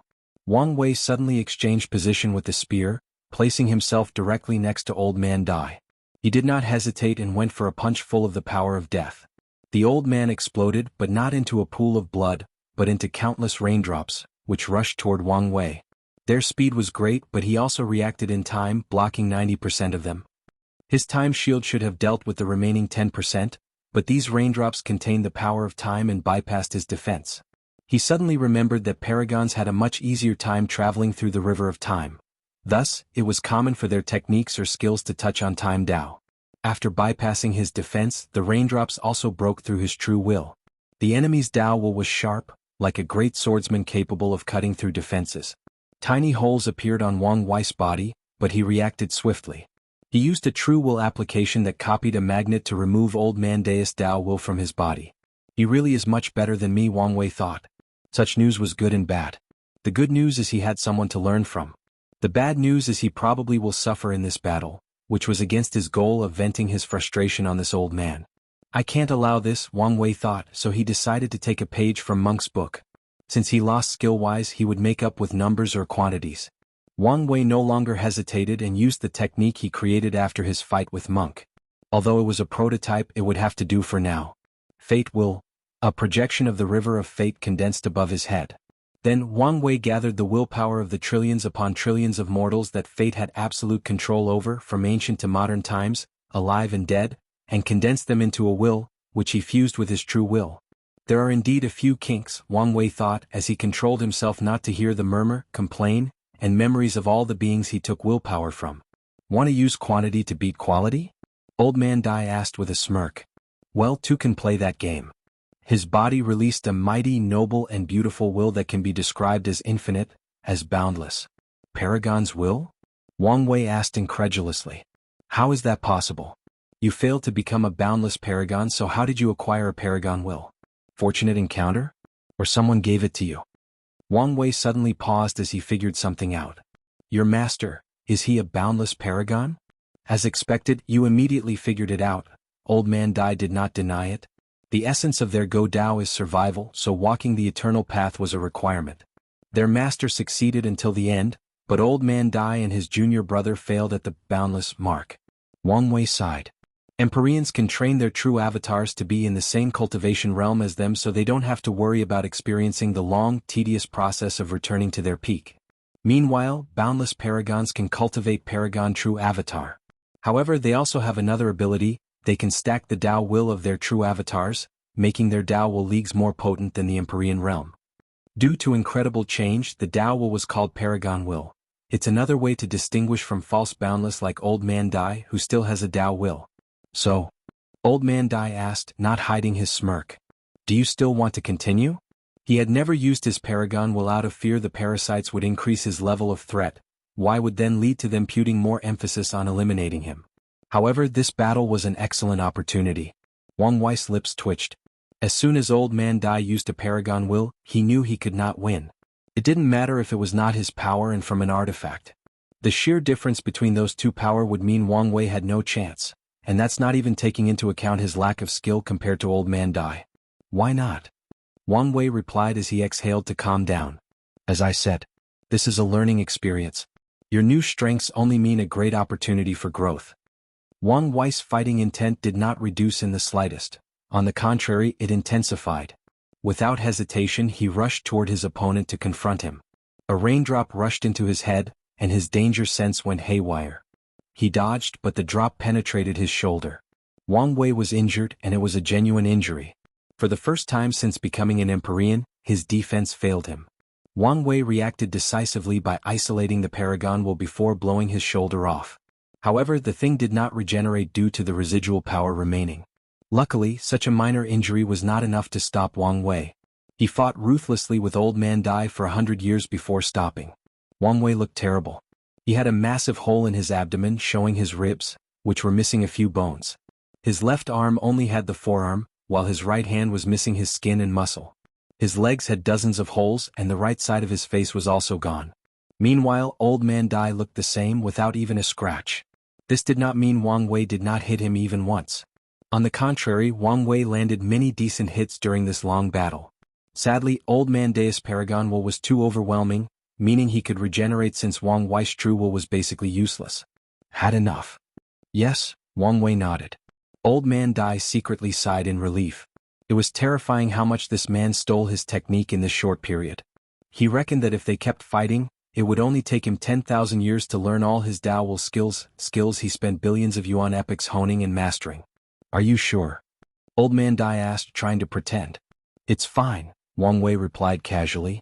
He had analyzed Old Man Dai enough to recreate all his abilities with his dream combat technique.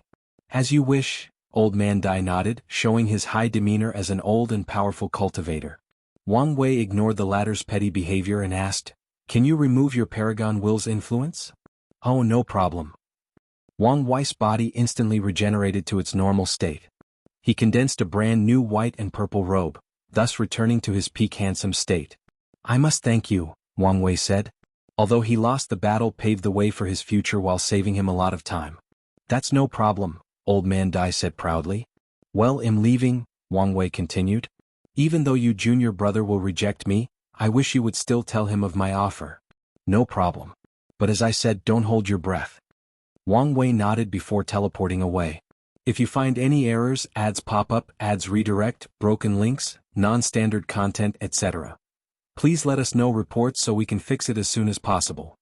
Chapter 1246 Go Daos Rise Dao Abandoning World, an unknown cultivation cave.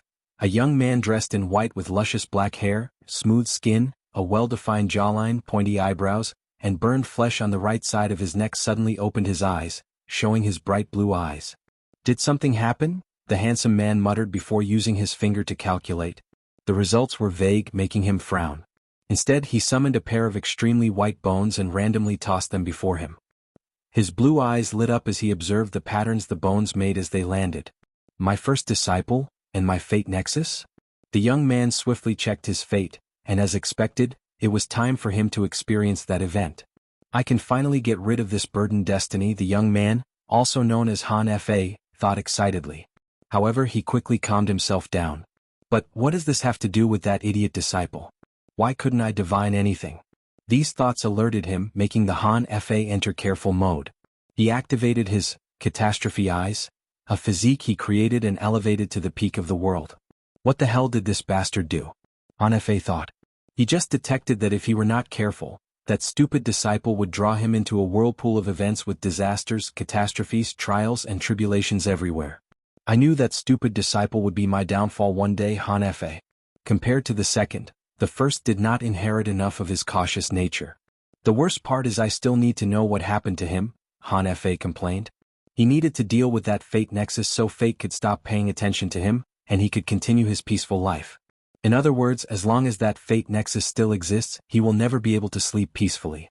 "I guess I have to take some risks," Han Fa thought before glancing outside the cave.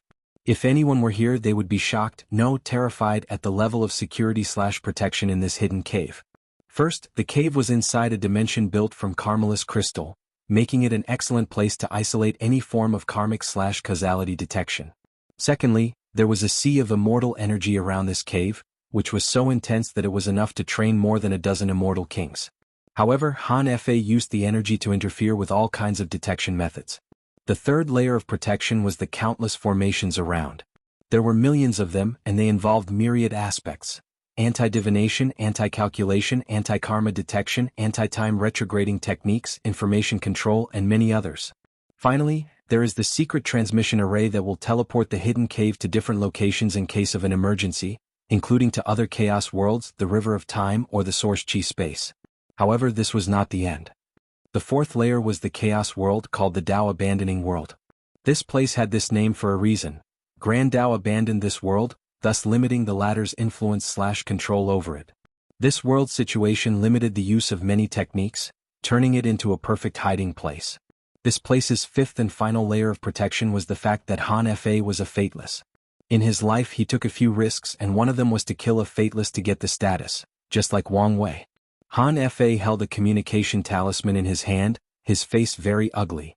He was angry that his stupid disciple was putting him in danger. He trained them because he knew they might be helpful one day.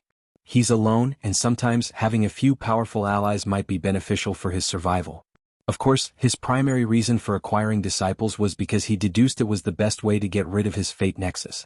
After Han Fa sent that talisman, primordial chaos experienced a small but unnoticeable vibration. It was like someone dropped a stone on a large body of water, but no one detected the fluctuations. The talisman headed to one chaos world before disappearing as if it never existed. However, its message was then redirected to more than 1,000 chaos worlds. It went back and forth another 1,000 times through the source chi space and another 1,000 dimensions in primordial chaos before reaching the eternal ascension world. While this message traveled to these worlds, countless people of different races, sexes, and cultivation realms were involved. These people never met each other and had no connection whatsoever, except to Han Fa. However, if anyone were to look at them, they would never know this since Han Fa erased the karmic connection he had with these people. They've never met Han Fa, known his name, or seen his face. However, he secretly helped them and left them with a binding contract. When the message arrived, these people followed the proper procedure and sent it to the designated area by the contract. Then, they erased their mind of the fact that they've received any kind of information. Some people had harsher contracts and had no choice but to enter reincarnation to hide the message tracked. Some people were embedded with terrifying curses to kill whoever tried to get the information from them. Han Fa did all this to ensure no one could trace the message to him. He was so careful because the Eternal Ascension world had those monstrosities called half-step transcendent. His train of thought was if one of those two captured his message and tried to trace it back to him, the trouble would deter them, and if not, it should buy him enough time for his catastrophe eye to warn him of danger and he can run away.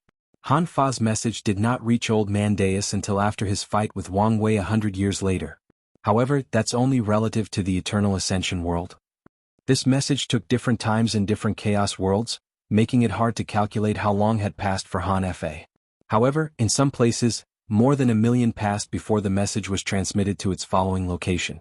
The message silently reached the Eternal Ascension world. Supreme Unity and Maitreya did not notice for two reasons. Firstly, they were locked in battle. Secondly, many top factions communicate with other chaos worlds. These communications stopped or were reduced to a minimum after the ultimate taboo, but since the parasites left for the frontier to stop the invasions, they became increasingly more frequent. So, Han Fa's message could easily enter undetected underneath the countless other more open modes of communication. Old Man Dai was happy to suddenly receive news from his master. The message was encrypted, so he had to spend time using their sect's unique decoding method before he knew its content. He was then slightly surprised by his master's content and replied accordingly. The return message experienced a similar process before arriving, but this time, it was another group of people unrelated to the first. Dao abandoned world, go Dao? Han Fa muttered. So, my destiny was to build a new philosophy. If it were any other individuals, they would be pretty excited. After all, only a few people had such destiny, the most famous being the creators of Taoism, Buddhism, and the Way of Virtue, also called the Scholarly Way, the Gentleman Way, or the Way of Literature. Now, I finally understand why I felt that unfilial bastard was connected to me, Han Fa muttered. He had a third disciple that he took after leaving the Eternal Ascension world. That disciple was the most talented of the three. He became a peak Empyrean in rapid record, and Han Fa was confident he would be the second boundless Paragon in their faction. However, the third disciple only absorbed a small part of his philosophy. The third one wished to create a large faction, to gather people who wanted to cultivate peacefully without getting involved in the chaos and strife of the cultivating world. However, Han Fa disagreed with this idea. It was one thing if it was a hidden faction, but his disciple wanted a proper sect. Since he wants the limelight so bad he can have it, Han Fa muttered. He can inherit the destiny of the Go Dao school, and I can get rid of fate's sight. Han Fa chuckled before sending words to his third disciple. He was not as paranoid as when he contacted the first, but it was still very hidden. Han Fa exhaled, feeling a burden uplifted from his mind. He looked in the distance, his mood suddenly becoming somber. What should I do now? Han Fa had hit a wall. He became a peak boundless Paragon before the ultimate taboo, and since then no matter what he tried he made no progress. After many failures, he decided to temper his body and recently opened the Gate of Flesh. Han Fa knew this path would increase his survivability and strength, but it would not help him reach the next realm. Do I have to take the risk and participate in the upcoming tribulation to have a chance at enlightenment? If you find any errors, ads pop up, ads redirect, broken links, non-standard content, etc., please let us know reports so we can fix it as soon as possible. Chapter 1247 Beyond Comprehension. Wang Wei was in a cultivation room, reflecting on the battle. The character profile he made for Old Man Dai mostly stayed the same from the initial conception when they were talking. The only thing new he confirmed was that the old man was not as low-key as he should be, and he wanted some attention and glory. This was further proven when he used his master's Paragon will, which he should have hidden as a last result trump card. He also should not have revealed it so quickly that it came from his master. From what little Wang Wei could gather about these two's masters, I don't think he's a man who would be glad that his cultivation realm was revealed. Could I draw Old Man Dai's master in the current mess? Wang Wei thought. The situation would become much more complicated if a boundless Paragon suddenly appeared. However, Wang Wei immediately shook his head as soon as this thought manifested. He reckoned their master might let his two disciples die if their actions put him at risk. However, I may be able to use the fact that Old Man Dai revealed his master's information to blackmail him into working with me, Wang Wei thought. No, maybe take action once, but hell still prioritize his life. Wang Wei was satisfied with using Old Man Dai's power once. After all, he is still a decently talented paragon. He sensed someone outside and said, "Come in." Monk's humongous frame walked into the room. Wang Wei did not stand up from his cushion. Did something happen? No, I wanted to check on you, Monk replied. What happened out there? I thought the fight would at least be a draw. He saw most of the fight and was shocked as he did not expect things to be so one-sided toward the hidden master. He had an artifact with a Paragon will, Wang Wei explained. That explains everything. He wondered why Wang Wei's defense was so easily penetrated. After processing this news, Monk suddenly became angry. So, that bastard did not do his best against me? Apparently so, Wang Wei nodded casually. Let's change the subject. What happened during my absence? Anything to report? Yes. Everything is in order as we now control the Lawless zone, Monk reported. We've also finished the preparation for leaving. We can depart as soon as you say the word. That's good to hear, Wang Wei nodded. You should have observed Jiaping in the past 100 years. What are your thoughts? Although he trusted his subordinate, Wang Wei needed to remain cautious. No matter how Jiaping felt about his father, he had some respect or affection for him. So Wang Wei needed to ensure he was not raising a snake. He's quite capable and focused, Monk replied honestly. And from what I can tell, he showed no abnormal signs. Of course, it's only been 100 years, so it's hard to tell. That's good to hear, Wang Wei nodded. What about General Long? Does he follow Jiaping without issue, or is he a problem we must deal with secretly? We haven't had any significant deployment of troops, so it's hard to tell the truth. But so far he appeared to be loyal to Jiaping. But not to us, Wang Wei added. However, that's fine. As long as Jiaping is loyal, they are not an issue. Wang Wei had plenty of time to convert these men into his loyal subordinate or use them to train his personal legion. Regardless of which tactic he uses, he'll be the one benefiting the most in the end. Anything else? No, that's it, Monk replied. All right, we captured Empyrean Blackheart. Oh. He detected the spy we had watched him and he ran away using this weird method. I had to capture him personally. Weird? What do you mean by weird? Wang Wei asked. It was odd for Monk to call the method weird. He was using a spatial technique, but it was unlike anything I've seen or known about, Monk explained. He appeared to be using another space as a point to teleport, but this space was unknown. It was not the source chi space. There were no fluctuations from the river of time, and it seemed foreign, something I couldn't recognize. Monk's brow furrowed as he explained. Luckily, there was a limit to the distance he could teleport, and there seemed to be some limitation with the starting time. I acted swiftly and captured him. Wang Wei frowned. Did you find this unique spatial ability? I searched him, his space ring and his pocket dimension but found nothing. Monk shook his head. Someone's been torturing him to reveal if it's a technique, but he's kept his mouth shut. With this conversation, Wang Wei suddenly realized he had overlooked a few crucial details about Empyrean Blackheart. How did Jin Chao contact Empyrean Blackheart? He found a ceremony to contact an unknown entity who would grant him any wishes at the cost of his life. The ceremony allowed Blackheart to interfere in the lower dimension, which is not something an Empyrean should be able to do, Wang Wei analyzed. Secondly, he was about to kill me and take my soul. The way Blackheart came to hide in this place shows he is a person who cares about his life, but back then he had no qualms about breaking the rules and interfering in the lower dimension as an Empyrean. So what made him so bold? Wang Wei previously chalked off these anomalies as true heavenly Tao, giving Blackheart preferential treatment for his outlaw trial. But what if it was the opposite? What if true heavenly Tao chose Empyrean Blackheart as the highest threat of my trial because he was already unique? Show me where he is. Wang Wei immediately left for Blackheart's prison and saw the man's face for the first time, sitting on the floor with sealing cuffs on his wrists. He had long black hair with streaks of red. His clothes were dirty, his hair disheveled, with blood stains everywhere on his clothes and the floor. However, the most noticeable aspect of his appearance was his pitch-black eyes, which made him look like a demon. The Dark Eyes race? Wang Wei thought. He knew of this race born with the power to feed on people's desires. They were once a part of the collective devil race before separating themselves. The odd thing about this race was they separated themselves not long before many factions besieged the primogenitor devil. However, no one blamed or retaliated against them for some bizarre reason.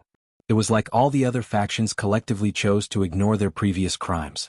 Then, from what Wang Wei knows, most of their members disappeared afterward, leaving a small population in the Eternal Ascension world. "It's you," said Empyrean Blackheart as he recognized Wang Wei. "Indeed. I bet you never expected this, did you?" Wang Wei sneered. "But how is that possible?" Blackheart asked, not hiding his shock. "The last time I saw you was less than 500 million years ago and you were only Tier 7. Even time acceleration could not explain the latter's current cultivation realm. What can I say? I'm a man of many means." Blackheart stared at him for a few seconds before exhaling. "I knew you were trouble, but I did not expect you to come knocking on my door so soon." "Enough with the introduction," Wang Wei stated. "I came here for answers. What method did you use to interfere in the lower dimension without consequences?" Empyrean Blackheart looked at him, puzzled. "What are you talking about?" "What a great actor you are," Wang Wei praised as he squatted down to look at Blackheart at eye level. "You were part of my outlaw trial, so you know what I'm capable of. So, why don't you stop insulting my intelligence and let's have a conversation, maybe even a civil one?" Blackheart's ignorance was instantly gone. He looked Wang Wei directly in the eyes. "Promise me my freedom, he'll tell you what you need to know." Wang Wei looked at him calmly despite the fact he was secretly shocked. As he read Blackheart's fate line, he found nothing. But this was not one of those cases where a mysterious power blocked specific aspects or periods of his life to hide the information. No, as he saw Blackheart's entire life, everything was normal. At no point in time did Wang Wei see him come into contact with something that made him unique. It was as if the entire thing never existed in the first place. But he knows the thing existed. He had already deduced its existence logically, and Blackheart admits it by trying to bargain with him. Is this some kind of higher dimension information rewrite? Wang Wei asked himself, trying to explain what was going on. It feels like him in a situation where logic and reasons no longer apply or make sense. Is this kind of power from a half-step transcendent? Until today, Wang Wei never felt that half-step transcendent were beings beyond his comprehension. If you find any errors, ads pop up, ads redirect, broken links, non-standard content, etc., please let us know reports so we can fix it as soon as possible. Chapter 1248 The Heart Desire Palace. Wang Wei secretly exhaled to remove these scary thoughts from his mind before focusing on the current situation. "I cannot promise you freedom. However, I can make life easier for you. No more prison or torture, just a regular captive." "That is not good enough," Blackheart replied. "Take it or leave it," Wang Wei said. "I'll leave it," Empyrean Blackheart replied without hesitation. Wang Wei looked him in the eyes. He suddenly realized something. "Why is your primary concern about your freedom but not your death?" He saw no fear of death in this man's face, which was odd given his situation. "Because I know you won't dare kill me after learning the truth." Wang Wei frowned. This man was telling the truth. He saw the great conviction behind these words. "I don't like how confidently you said these words." Empyrean Blackheart snorted coldly. "In that case, I'm just going to kill you without asking. I think whatever trouble comes afterward, I can use this excuse as plausible deniability," Wang Wei said as he stood up. He pointed his right hand at Blackheart and condensed a thick black energy full of death power. "Wait!" Blackheart yelled, immediately panicking. He realized Wang Wei was telling the truth. "We can negotiate."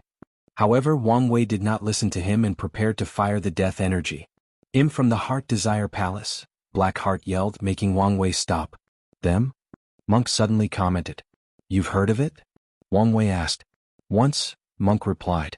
The sect elders warned me to stay away and not antagonize these people.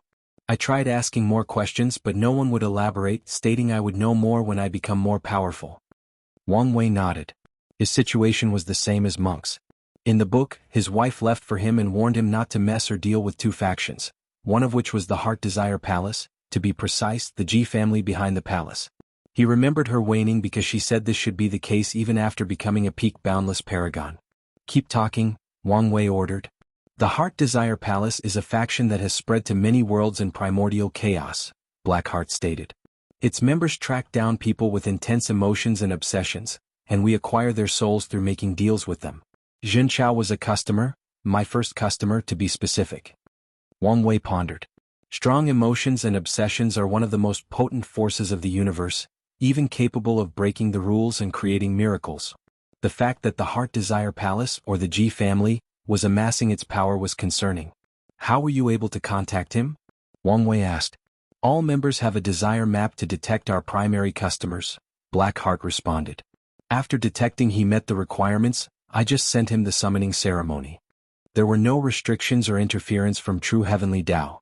So, it just ignored him? What? Wang Wei could think of a few reasons but he did not like any of them. Wait, was that a projection or your genuine body when we met in the lower dimension? It was me. Of course, Wang Wei's eyes twitched. This was a blatant disregard for the rules. He took a moment to gather his thoughts, trying to find an explanation. A few seconds later, he focused on the prisoner. There are still a few things that do not make sense, Wang Wei continued. If your palace is such a powerful place, why couldn't you have run away from Monk? From this place? More importantly, why did Empress Wu's name scare you during my trial? I've only recently acquired my desire map, and it's the lowest level. That's the only reason you captured me, Blackheart swiftly explained. As for your second question? Well, the palace's motto is that we do not fear trouble but do not seek it. I would be responsible if I antagonize someone like Empress Wu. Wang Wei learned two things from Blackheart's explanation. The Heart Desire Palace functioned with a hierarchical system, which was probably very strict. Secondly, this man was not telling the complete truth. Did the Dark Eyes clan join the palace? Is that why they suffered no consequences despite being from the Devil clan? Do you finally understand the kind of power you're dealing with? Blackheart sneered. You can kill me but you best consider the consequences. Why are you talking as if death was the worst fate someone can experience? Wang Wei calmly rebutted. He summoned his 11 fate palaces and used them to place a terrifying seal that put Blackheart into a world where he would literally experience the worst fate possible. Wang Wei and Monk then walked out of the prison. What are we going to do about him?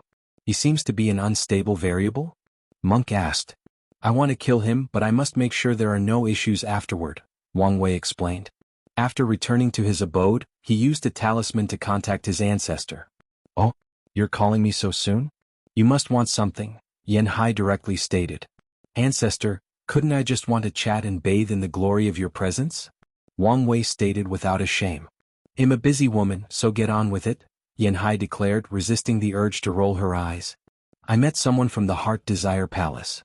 Xianxia's demeanor immediately changed. Did you kill them? And were you at fault? No. Tell me what happens, don't leave any detail, she asked swiftly, something Wang Wei caught on. So, he explained the situation without leaving any important details. An Empyrean with a low-level map? In that case it would have been fine if you killed him. They should give our sect this small amount of face. Why does your tone indicate that an Empyrean is useless to them? The G family values the palace's internal members compared to the others, and their recruitment process does not value cultivation as much as your affinity with emotions, desires, and the soul. Wang Wei squinted. So, I can kill Blackheart? Yes, but I wouldn't recommend it, Xianxia explained. The palace operates in a neutral system, but they also protect their members. If you kill him, someone will come to investigate. Given Blackheart's low level and the fact you're not at fault, they won't cause you trouble. However, you know the current situation of our world. If these people intervene, even if not directly, things will become more complicated and escalate into, well, I don't even know. You have a point, Wang Wei nodded. But I'm confused. What makes the Heart Desire Palace, No, the Ji family, so feared that even you're careful when speaking about them. Yanhai looked him directly in the eyes. Kid, I know you are wise beyond your years or your realm, but there is such a thing as too much on your plate. You have plenty to do now, so don't add unnecessary stress to yourself. All you need to know is stay away from these people. Don't antagonize them if you have to deal with them, and no matter what, don't make any contracts with them. Understand? Wang Wei could tell she would not say more. I understand. Good, Yanhai nodded. You should be preparing to meet my future daughter-in-law at Sun Zhenyo's celebration. Do you need any advice on how to proceed?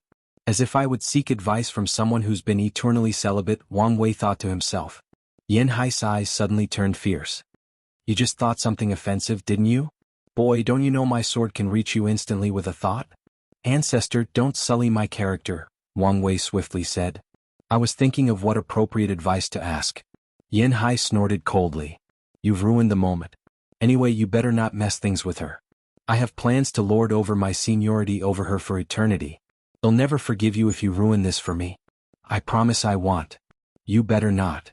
Yanhai ended the communication, leaving Wang Wei alone to smile wryly. Is this marriage for me or you? He complained. He sighed before focusing on the present. He did not need to worry too much about the Heart Desire Palace since he wouldn't contact them until he traveled through primordial chaos. However, this incident reminded me of something I've overlooked. Foreign forces, Wang Wei thought. The parasites are holding the front line, but what if someone breaks through or they give up protecting the world? What will happen? He took this moment to deduce the future. In the best-case scenario, Mithria and Supreme Unity will stop their fighting and stop the invaders. Then they would continue their fights. The worst-case scenario is they stop the invasion and return to overlook the situation. I would rather not deal with a present Supreme Unity, even with Mithria's protection. The middle scenario is they keep fighting and allow these foreigners to interfere in the world's current affairs. The situation is also wrong since my priority will not be these weak parasites but some of the most mighty paragons from primordial chaos.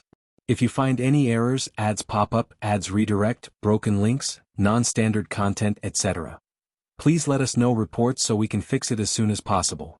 Chapter 1249 Gu Xian's Treasury. Wang Wei could not think of a good solution. The best option would be for these transcendent beings to allow the paragons from limbo to return to the world to deal with the situation, but this plan is also complicated. It seems Mithria no longer requires the world to be peaceful, so she might support the paragons' return. However, Supreme Unity is another thing. Wang Wei pondered. It would be great if they could come up with an agreement. For example, the limbo paragons can return, but they can only stay outside of the world. However, Wang Wei doesn't know whether Supreme Unity would accept such an agreement. This plan is a no-go, so I need something else, Wang Wei thought. Maybe the escaped paragons? He did not believe Mithria and Supreme Unity eliminated every paragon left in the world for a single reason. They were not powerful enough, at least when they tried it. Wang Wei conjectured that these two did not leave the ultimate taboo as half-step transcendence. If that were the case, they would not need heaven and earth in a peaceful state for them to cultivate. They were probably in the transition phase of becoming half-step transcendence, making their powers leagues ahead of even the best boundless paragon. Their strength at that time meant plenty of room for a few paragons to escape and survive. So Wang Wei's plan was for them to return and deal with these foreign invaders. This plan is even worse than the first one, Wang Wei smiled wryly. These paragons would be extremely careful if they return, and that is if they choose to return. Additionally, these people must have scattered in countless worlds throughout primordial chaos, meaning Wang Wei had no way of knowing who escaped or how to contact them. Chen Tong would be an excellent choice for such a situation, Wang Wei thought. He's powerful, already has enough resources to revive himself, and he doesn't seem like the kind who can remain indifferent to the situation of his homeworld. Wang Wei then smiled wryly. He exiled Chen Tong into the Source Chi space, but he did not know exactly where.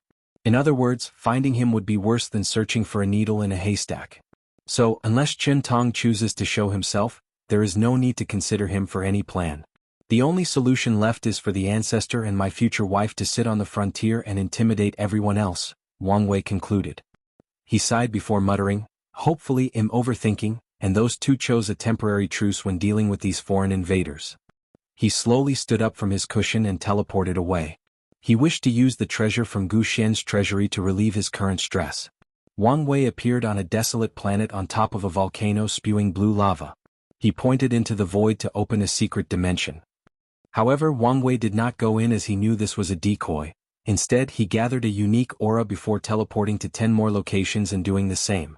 He condensed a token from the aura of all these decoy dimensions and activated it.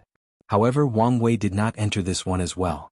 Instead, he entered the 7th decoy dimension. That bastard took the word deception to the core, didn't he? Wang Wei complained.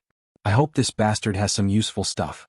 Wang Wei did not have all of Gu Xian's memories, but he knew these resources should be high-end since the bastard had prepared them for his future rise after becoming an unparalleled genius. Wang Wei smiled after seeing the inside of this dimension. He first checked a few talismans with cultivation techniques. This soul technique is decent, Wang Wei commented. Gu Xian had a soul cultivation technique that could cultivate a Paragon soul. Although this technique was not top-notch, he could still use it for his subordinates. As for himself? Well, Wang Wei needed to start cultivating his soul like everybody else, but he didn't have to worry about cultivation techniques since his Wuhong left him one of the best soul techniques. Wang Wei checked the other talisman and he found something interesting.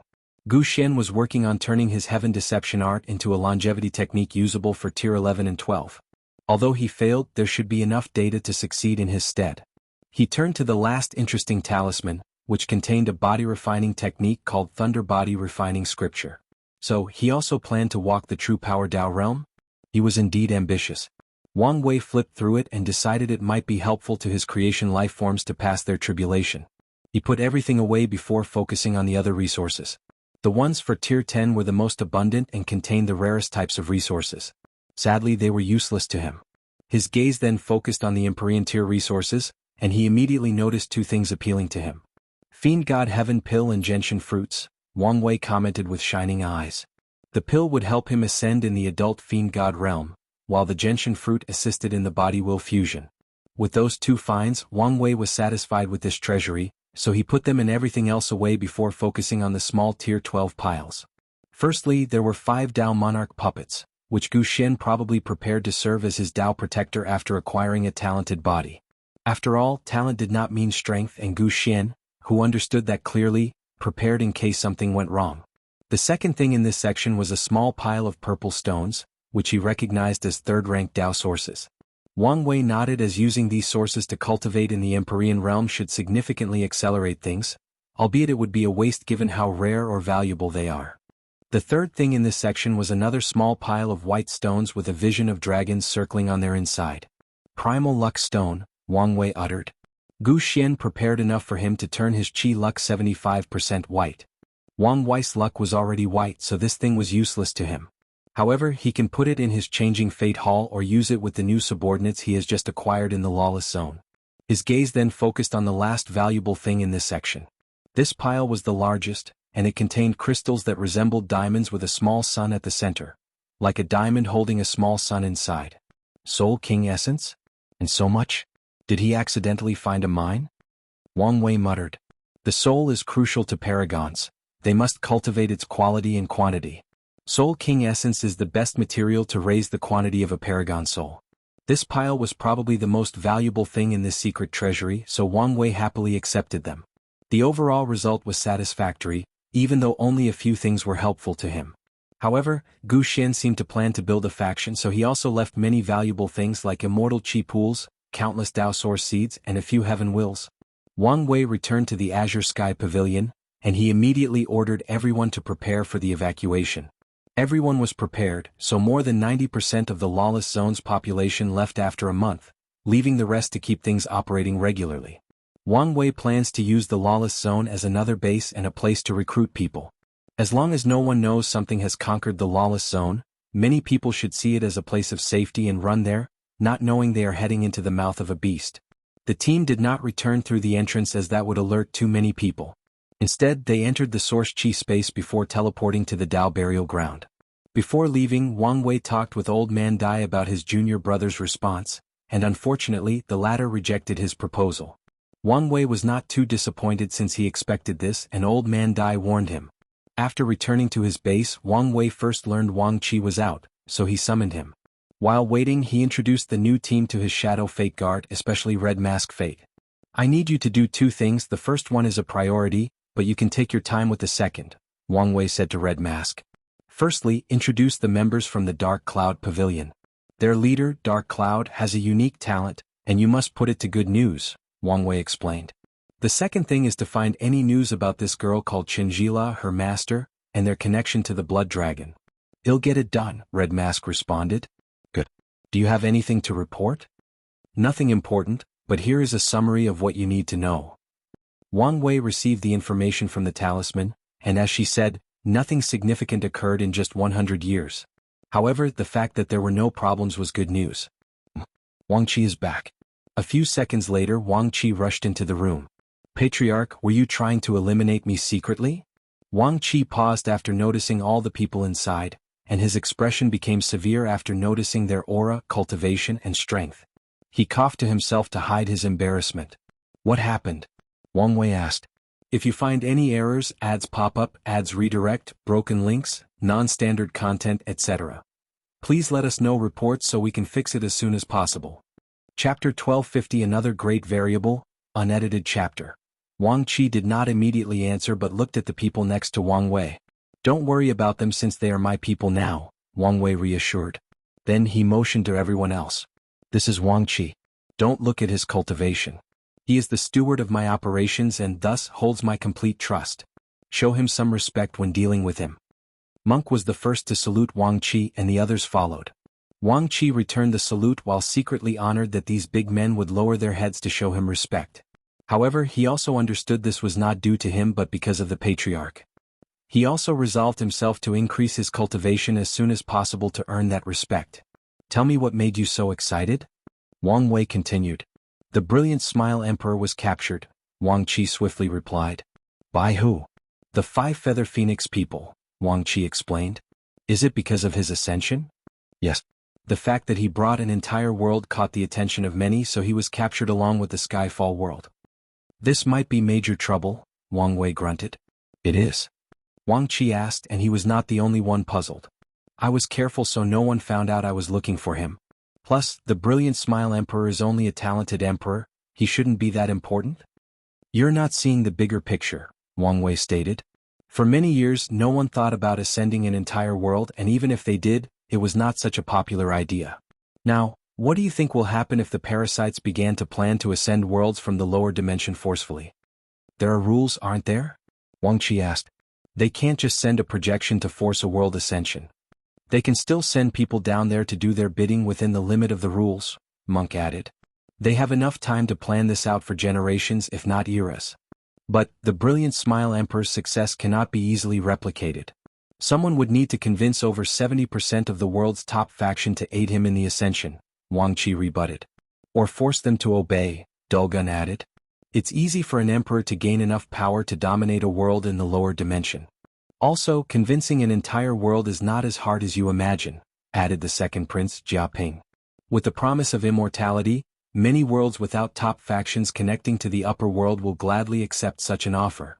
All of you are still scratching the surface, Wang Wei added. The real problem is supreme unity. He doesn't have the limitations of the parasites, so he could technically take any worlds from the lower dimension that he pleases.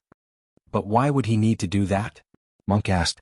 He did not know enough about the 2 sons to deduce where Wang Wei was going with his analysis. It's about gaining control, Wang Wei explained. He's in a fight for absolute control over the entire world, and forcing all the worlds into the lower dimension is an excellent way to weaken true heavenly Tao and take control. He doesn't need all of them, he only needs the Myriad Emperor world. The Myriad Emperor world is the destiny center of the lower dimension. So, it should increase his control if he gets his hand on it, Dulgun added. This won't happen, right? Wang Qi asked after figuring out how dangerous the situation was. True heavenly Tao and Mithriya should stop him, but now this possibility has become another variable to the overall situation, Wang Wei sighed, slightly blaming himself. He would have stopped the brilliant Smile Emperor if he had figured this out long before. So what should we do now? Someone asked. There is nothing we can do currently except for killing these parasites and return the world to its time of prosperity, which will, in turn, strengthen true heavenly Tao, Wang Wei added. What about the brilliant Smile Emperor? What do we do with him? Wang Qi asked. Maybe we can rescue him later, but as of now he's not our priority, Wang Wei decided. Anything else I need to know? There is good and bad news, Wang Qi said. The good news is Xiao Tiandi will provide you with an invitation to Sun Zhenyo's banquet, but he wants to meet you first. That's fine. What's the bad news? There is some trouble with the rebellion, Wang Qi explained. They refused to release Zhen Baiyu's contract. Wang Wei frowned. He agreed with Zhen Baiyu that she would report to him now instead of the rebellion. However, it seems these people are refusing to release such an asset. So, they won't give me face, huh? Wang Wei sneered. Contact them immediately. Fine-tune the formation so the person on the other side can feel everything. Wang Wei then ordered his men. Hide your faces but release your auras. Monk, hide your body shape. Wang Qi fetched the formation disc used to contact the rebellion in the secret realms. After modifying it accordingly, he returned it to the meeting room and activated it. On the other side was a middle-aged man in yellow with a straight face and fierce eyes. His visage indicated he was not the kind of person who smiled often. However, as soon as he answered the communication, his complexion faltered as these powerful auras assaulted his senses. What is the meaning of this? Wang Wei did not answer but looked at Wang Qi. Who is he? He's the temporary leader, Empyrean Fierce Tiger, Wang Qi explained. Wasn't our communication with someone called Old Ma? It was, but he suddenly took over after our request. So, internal fighting for power? Wang Wei sneered. They've been without a leader for a couple of thousand years, and they are already crumbling from the inside. No wonder their cause didn't get any traction until I revitalized them with these superb talents. Bold words, said Fierce Tiger, eyes flashing red momentarily. He had calmed down by now and successfully resisted the pressure of everyone else. Of course, he's lucky Wang Wei did not participate in this activity. Are they? Wang Wei finally looked at him. Empyrean Jimin was a capable leader, but your cause did not have much traction or success until I sent my people, blessing you with their tremendous luck and destiny. Now, I ask for a simple request to relinquish control of one of them after I repay what they owe, but this is your response. But your response was not simple, Fierce Tiger responded, trying a softer approach after realizing this person, likely the destined one, had already built such a powerful force in such a short period. Zhen Baiyu's status and situation had made her a valuable asset, maybe above the others. Her role is integral for us to keep tabs on Taoism. That's why I offered to share the information she provides, Wang Wei countered. But here comes the issue, we cannot trust you regarding something of such significance. Who's we? Wang Wei asked. Your entire cause, or your faction that suddenly took power after Empyrean Jimin's disappearance? Fierce Tiger could not answer. I've been working fine with them so far and we've established some level of trust.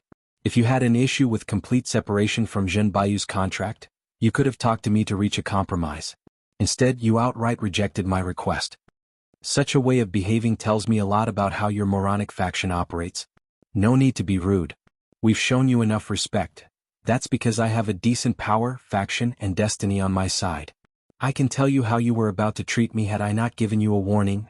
Wang Wei cut him off. At this point, Fierce Tiger had flames gushing out his eyes due to his anger. Tell me, Wang Wei continued. How many of the people I sent do you think will continue working for you after their contracts end? Especially if I sent the words out of our falling out or the fact I built a better resistance. How many do you think? 80%? Probably as high as 90, right? Fierce Tiger did not answer. Release the contract or not, Wang Wei continued. But remember that your choice will decide our relationship move forward from now on. Wang Wei waved his hand to end the communication, and he immediately looked at Red Mask. How is your infiltration of the rebellion? Decent. We've infiltrated many lower-tier factions and a few middle-tier ones, Red Mask replied truthfully. Accelerate the speed, Wang Wei ordered. Additionally, find out how many people know about Zhen Baiyu's status as a double spy. I don't trust these bastards not to reveal it out of spite. It will done, Red Mask bowed, disappearing to get started on her task immediately. If you find any errors, ads pop up, ads redirect, broken links, non-standard content, etc. Please let us know reports so we can fix it as soon as possible. Chapter 1251 The Top 5 Physiques. Author's note. There is a retcon. The Wuji Tao physique was the 5th heavenly physique, but now it's the 6th. After the debacle with the rebellion, Wang Wei contacted Xiao Tiandi, and they chose a meeting place. However, Wang Wei did not directly head there but detoured to a small temple near the border of Buddhism territory.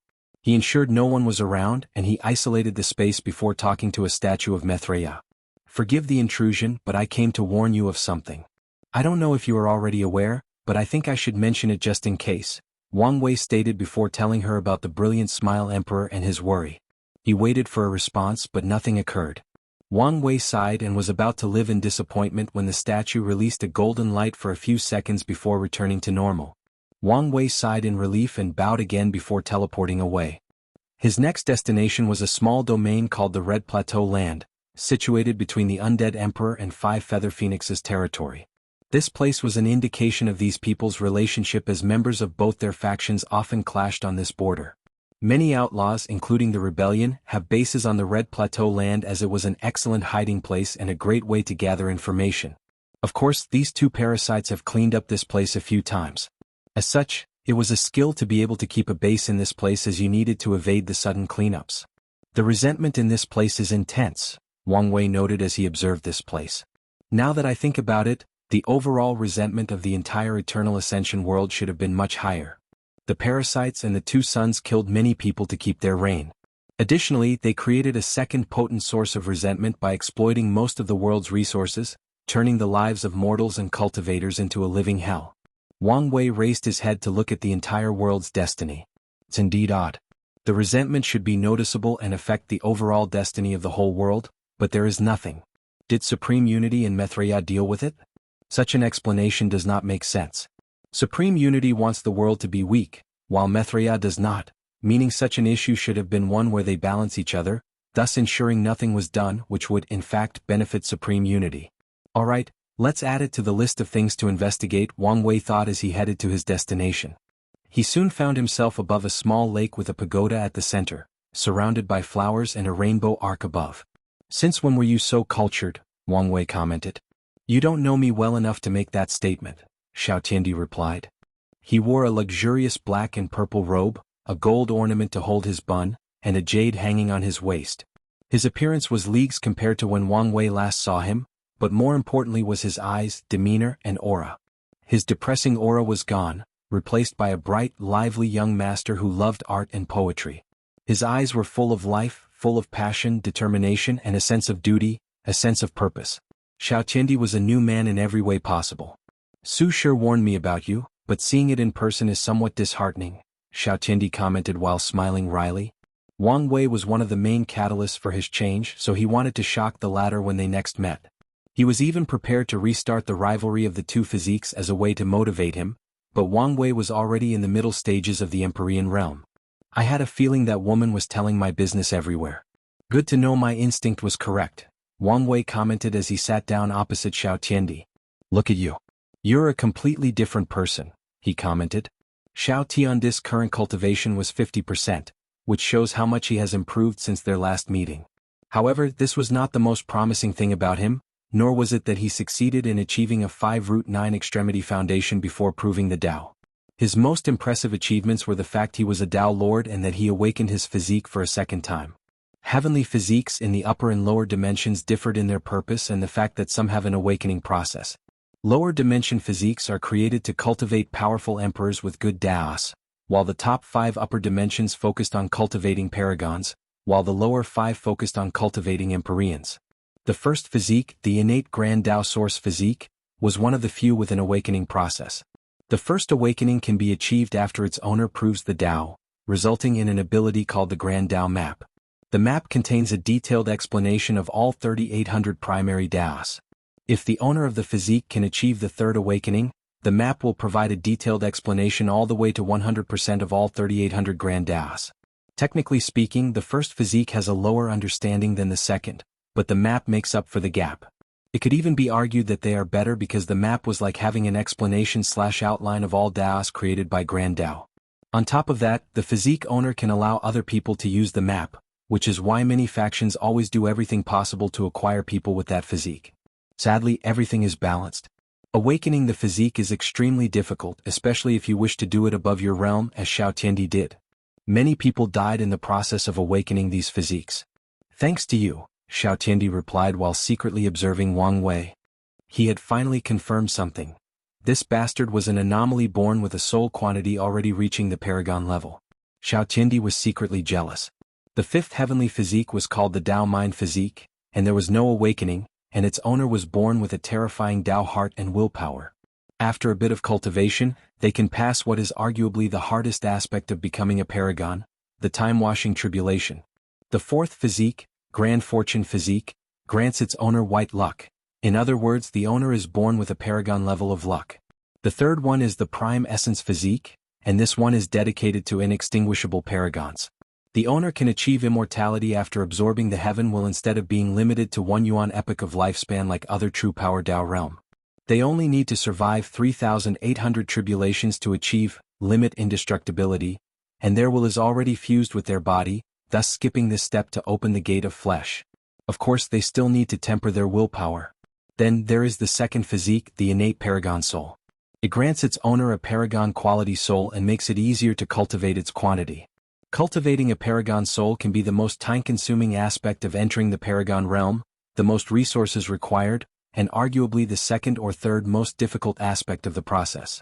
He had already met the soul and luck requirement, leaving the cultivation realm, the immeasurable tribulation, and the Dao heart requirement to pass the time-washing heart tribulation, Xianxia analyzed. From what I know about this bastard, his Dao heart is solid and only needs some time to temper it.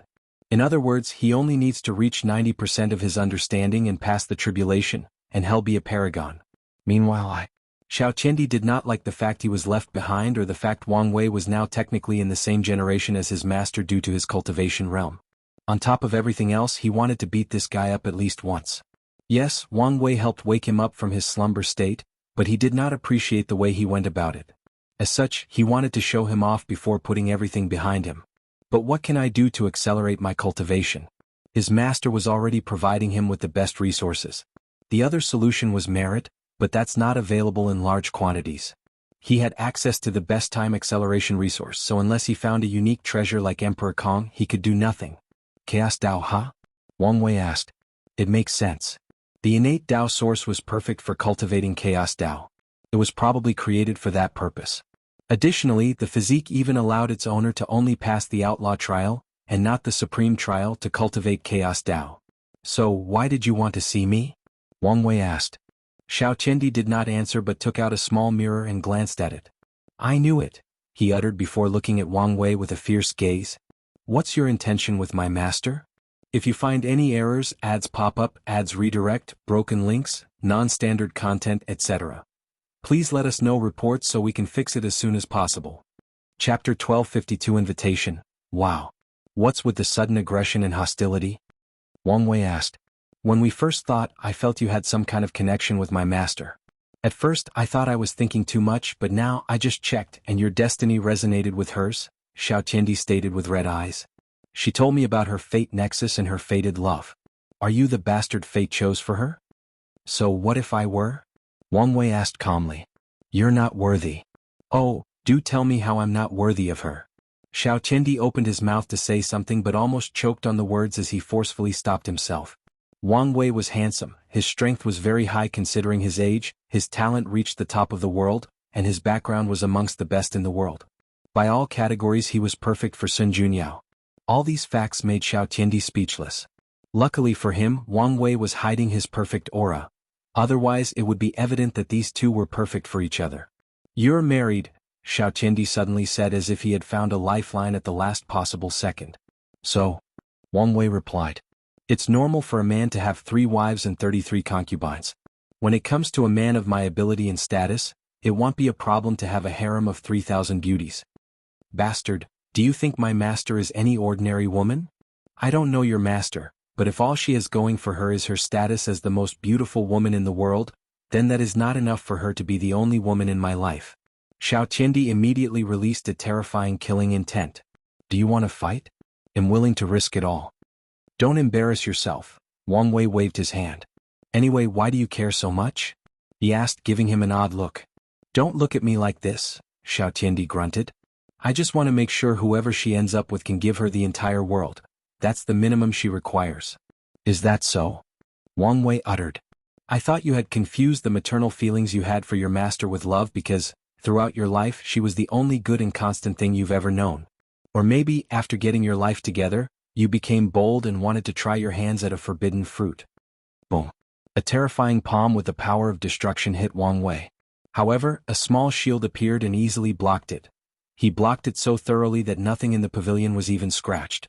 Oh, calm down, Wang Wei said as he served himself the tea. How can you be so easily riled up as a Dao Lord? Even if your master is your weakness, You should do a better job at hiding it. Wang Wei sipped his tea. Anyway, it's not like the relationship between master and disciple is considered a true taboo. Besides a few strict factions, usually the ones involving religion, no one cares about this kind of relationship. After living for so long, the morality of cultivators can be described as a thin thread. Even relationships between families are more common than in the mortal world. After all, Tier 10 cultivators could live long enough for their family to have bread for millions of generations. After a certain number of generations, some people just don't care, and that's not mentioning the ones who try to keep their bloodline pure through devious techniques and intermarriage. Xiaotiandi exhaled to calm down. Answer my question, he asked. No, demanded. What's your intention with my master? Wang Wei ignored his rude attitude and said, I have no intention. I must meet her to break the fate nexus, and that's what I will do. That's it. Pretty much. You're not tempted at all? Like I said, if beauty is all she has, that is not enough for me to care, Wang Wei stated. And as you said, I have a wife and she's the only one for me. Xiaotiandi looked at him closely.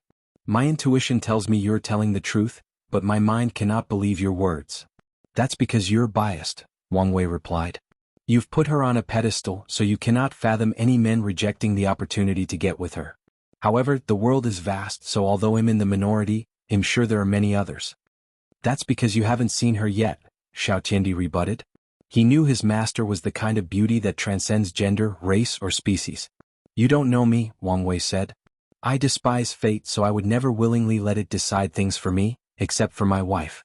She was and will always be the only exception. So, it does not matter how wonderful your master is.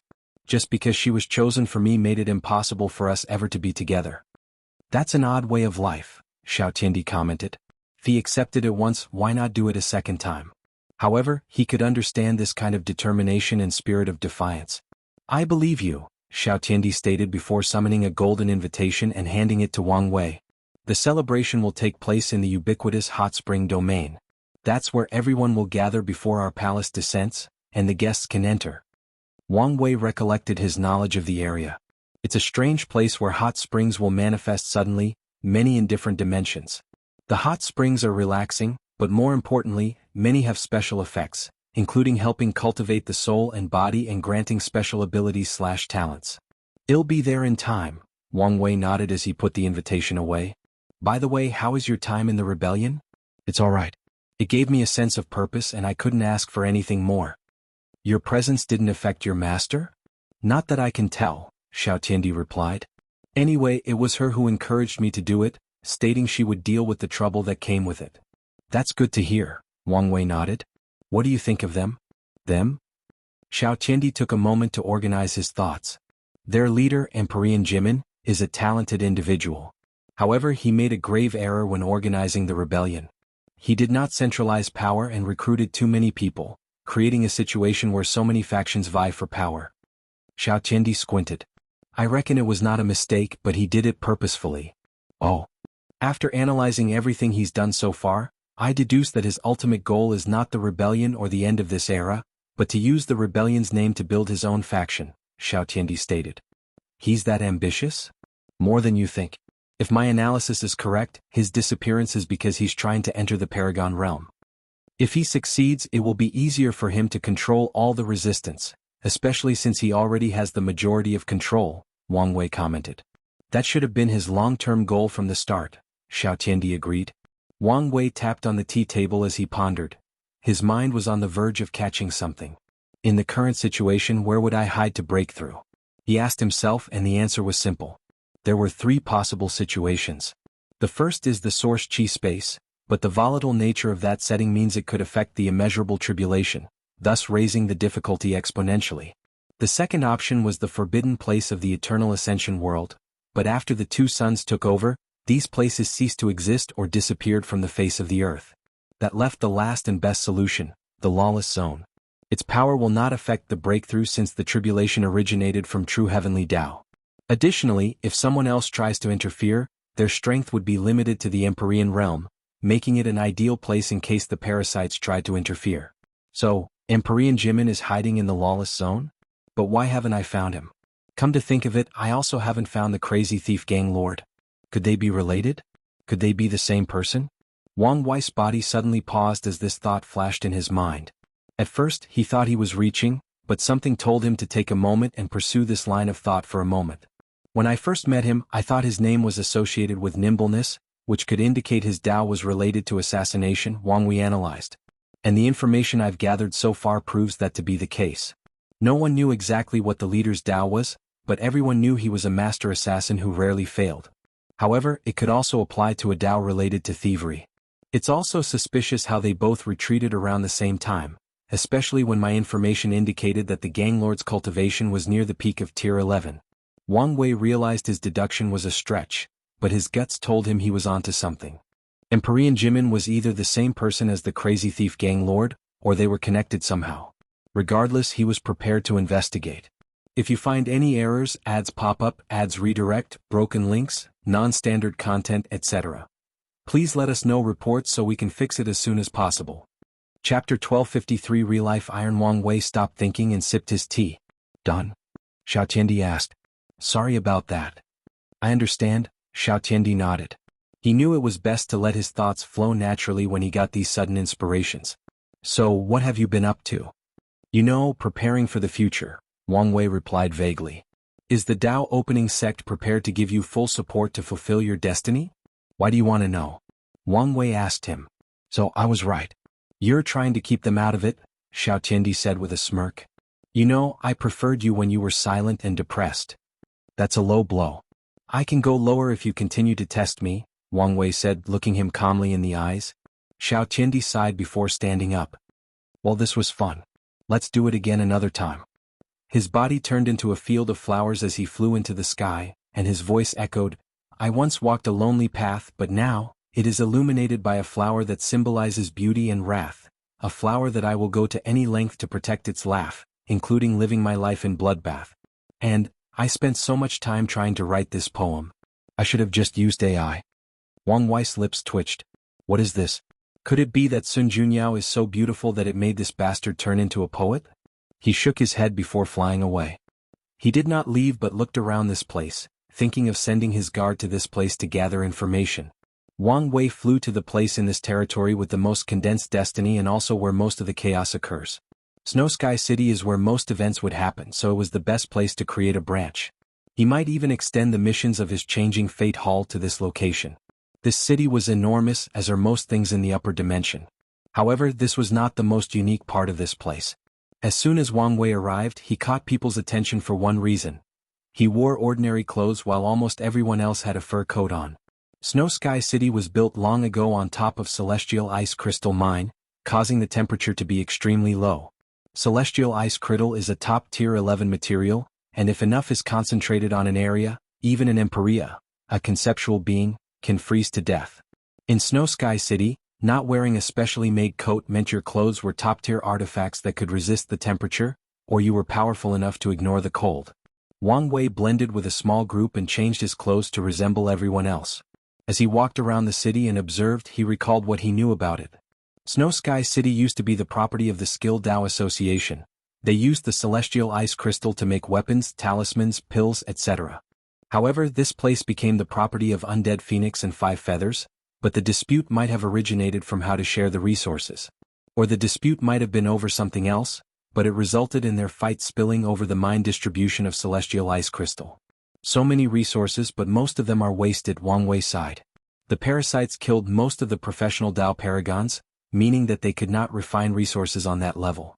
Wang Wei guessed that Mithraea and Supreme Unity might have allowed them to keep a few, but that is unlikely since the creation of some Paragon pill, depending on the type, could cause severe vision and affect the entire world, which is what they wanted to prevent. Additionally, these parasites, maybe except Time Eater, were not brave enough to keep another Paragon close to their side.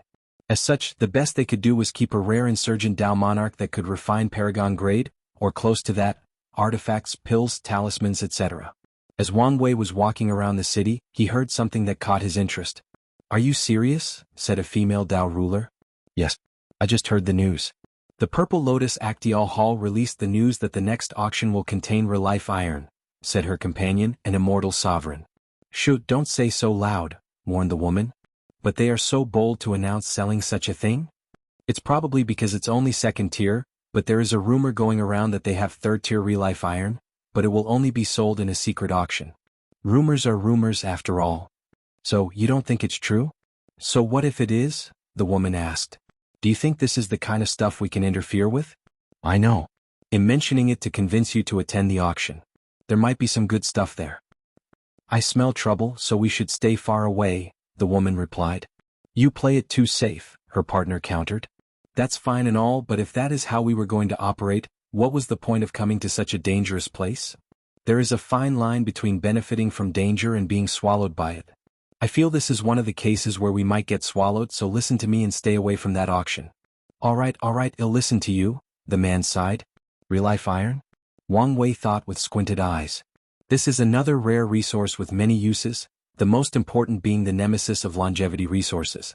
Initially, this thing was used by people without access to a Dao will to kill emperors and above. They would seal the body in prisons built from real-life iron, preventing the emperor from reviving. The prison also made it easier to wash away the dead Buddhist Dao imprint. Later, real-life iron was further developed into the real-life talisman, which can force someone with an extra life to revive directly in front of anyone who killed them.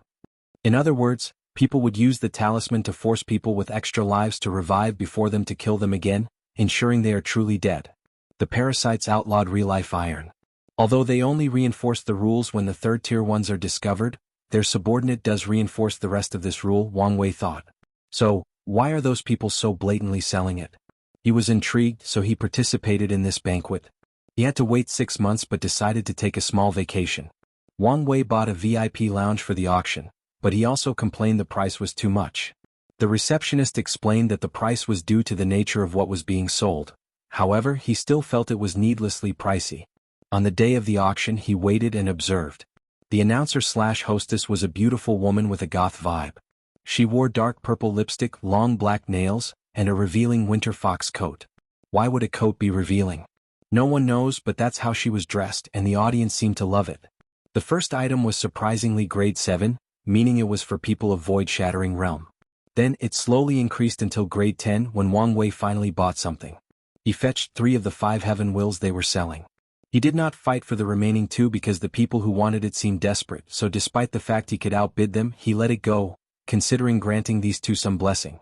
After his bid, someone brought him his things and he paid. The process was simple and direct. As he held the heaven will, Wang Wei could not help but sigh. These things are fought after in the lower dimension, with everyone lusting and willing to do everything for one of them. However, in the upper dimension, it is a commodity, albeit rare but still a commodity. Wang Wei did not buy anything more, as even the things in the tier 11 section did not interest him. Then it was the last object of the auction. The hostess waited a few seconds for someone to bring it out, but no one cared. Apologies everyone, it seems there might be some issue. Give me a moment to resolve everything, the hostess announced as she bowed. To compensate for this blunder, everyone here will receive a 5% discount in all future auctions. The crowd erupted in murmur, and the auctioneer walked behind the curtain, returning about 3 minutes later with the item floating behind her. Now let's move on, she said, removing the red cover, showing black rock with white stripes running in a circular pattern. Countless divine senses checked this thing to ensure it was the real deal, and the auction allowed it since this was an unwritten rule of the auction business. You all know this thing's value, so I won't repeat it, the auctioneer said. For the starting bid. She paused for dramatic purposes and to build suspense. Your life, she said in a severe tone, her eyes full of disdain and killing intent as expected, Wang Wei thought. A barrier suddenly surrounded the auction, and 2 armies wearing phoenix-designed armor rushed into the place and immediately attacked everyone present. If you find any errors, ads pop up, ads redirect, broken links, non-standard content, etc. Please let us know reports so we can fix it as soon as possible. Chapter 1254 The Mortalhood Trial, and Su Junyao is changed to Sun Junyao to differentiate her last name from Su Shi. The chaos erupted. Lights, weapons, and transformations flashed everywhere in the auction. However, it was evident that the army had the advantage as they captured most of the participants instead of killing them. Meanwhile, Wang Wei was the only one calm and still sitting down. Someone busted into his room and looked around, including past him, but saw nothing. Then the person left in confusion. As soon as the trouble started, he used his time Dao to enter, or maybe create, a parallel spacetime similar to the mirror dimension so he could see and interact with everyone else, but they couldn't do the same to him. Well, I might as well get something out of this, he thought. Wang Wei did not leave but went directly to the auction's treasury. These people were confident in themselves, probably thinking that no one would be brave enough to steal from them, so their protective measures were mediocre to say the least. Wang Wei stole everything, including a small amount of real-life iron, probably enough to make 1 or 2 talismans. The problem now is where to find someone to make it for him. He doubted the flame blacksmith could refine talismans since his expertise lay in weapons. As Wang Wei was about to leave this facade, he sensed a powerful person in one of the rooms, which he learned was where the auction's manager lived. So he decided to take a look. He passed through the door and saw 2 people staring at each other. To be precise, a beautiful woman with a phoenix headdress and red hanfu glared at a man looking at the floor while trying to make himself as small as possible. The mighty person he sensed was the phoenix woman, as her cultivation was the peak of the Empyrean realm, and she was close to opening the gate of power. Well, she asked. I really didn't know it was a fake. You keep saying that, but do you think this is good enough? Lady White Phoenix, even you were almost fooled by this fake. What can someone as lowly as me do in such a situation? White Phoenix looked at this fake third-tier real-life iron on her left hand. It was indeed an excellent fake, and if not for her unique ocular prowess, the heavenly phoenix eye, she would have missed it. Your excuse is good, but it's not enough, White Phoenix declared. This operation was supposed to lure these ridiculous rebels and maybe even some excellent fishes, but you ruin it. According to the plan, they wanted to use the excuse that the price the iron sold was not to their liking, so they would delay this auction by another month, all in the hope of the news traveling far and luring some important individual. Sadly, this plan failed once they realized someone had stolen the real thing, leaving a fake. You should have listened to my advice, postponed the operation and bought a new iron, the manager complained. He suddenly felt a surge of strength and looked her in the eyes. Do you think it was easy to put this operation together? Lady White Phoenix snapped. She knew how much effort she put into convincing these people to lend her this iron without someone labeling her a traitor. Forget about continuing the operation, and she will be in major trouble after returning home. She might even be executed. The manager's body trembled and he quickly lowered his head. White Phoenix looked at him fiercely, contemplating whether to kill this imbecile directly. No, the action in this imbecile works for Sister Red Phoenix, so I can also put some of the blame on her and reduce my fault in all of this. White Phoenix's mood suddenly improved, but she showed no emotions. Meanwhile, Wang Wei was surprised by this news. Who could be responsible for this theft? The Resistance? No, my guard should have sent notes of such vital information, Wang Wei thought. Is there an excellent thief in this area? Another event related to thievery. He shook his head before focusing on this woman. White Phoenix, one of the primary subordinates under the 5-Feather Phoenix. What should I do with her? Kill her now? Or turn her into a pawn to use later? He considered briefly before deciding to make better use of her. So he blew an invisible gray mist into her body. White Phoenix suddenly reacted and turned to look in his direction. She frowned as she saw nothing, so her eyes turned into phoenixes before she looked at every corner of the room. Am I too sensitive? She pondered. She checked a second time with the same result. Seems I am. She turned around and started using her divine sense to check the situation. Another talent wasted, Wang Wei thought as he looked at her with pity. The fact that White Phoenix detected his actions proved she was talented, especially in the detection category. Sadly, she can never fulfill her potential because of who she serves. There is also the fact he might have to kill such a talent. Wang Wei left the room, but he did not leave the auction. Of course he had his reason. He feared breaking through their formation might warn White Phoenix of someone capable of breaking their array. And if someone can do that, that person can also spy on her. Wang Wei did not want to alert her in any way possible, so he waited until the operation ended and the auction lifted their formation before he left. He returned to the Dao burial ground and immediately started researching any connection between Empyrean Jimin and the crazy thief gang lord. He also asked Red Mask Fate to send the next batch of trained guards to the Red Plateau land, even tasking her to look for a talented individual with the Dao of theft. Heavenly Beauty Palace. Sun Junyao, with a veil covering most of her face, sat on a cushion with a large scroll in her hand. The scroll's content kept changing as she read, and she mulled over every word. Once in a while, after reading the content, Sun Junyao would wave in the air to send information talismans to different places throughout the palace. She had one of the best intelligence agencies in the world, and she built it simply because of her beauty. Many men and women in the world are willing to tell her any secrets just for the chance to get close to her.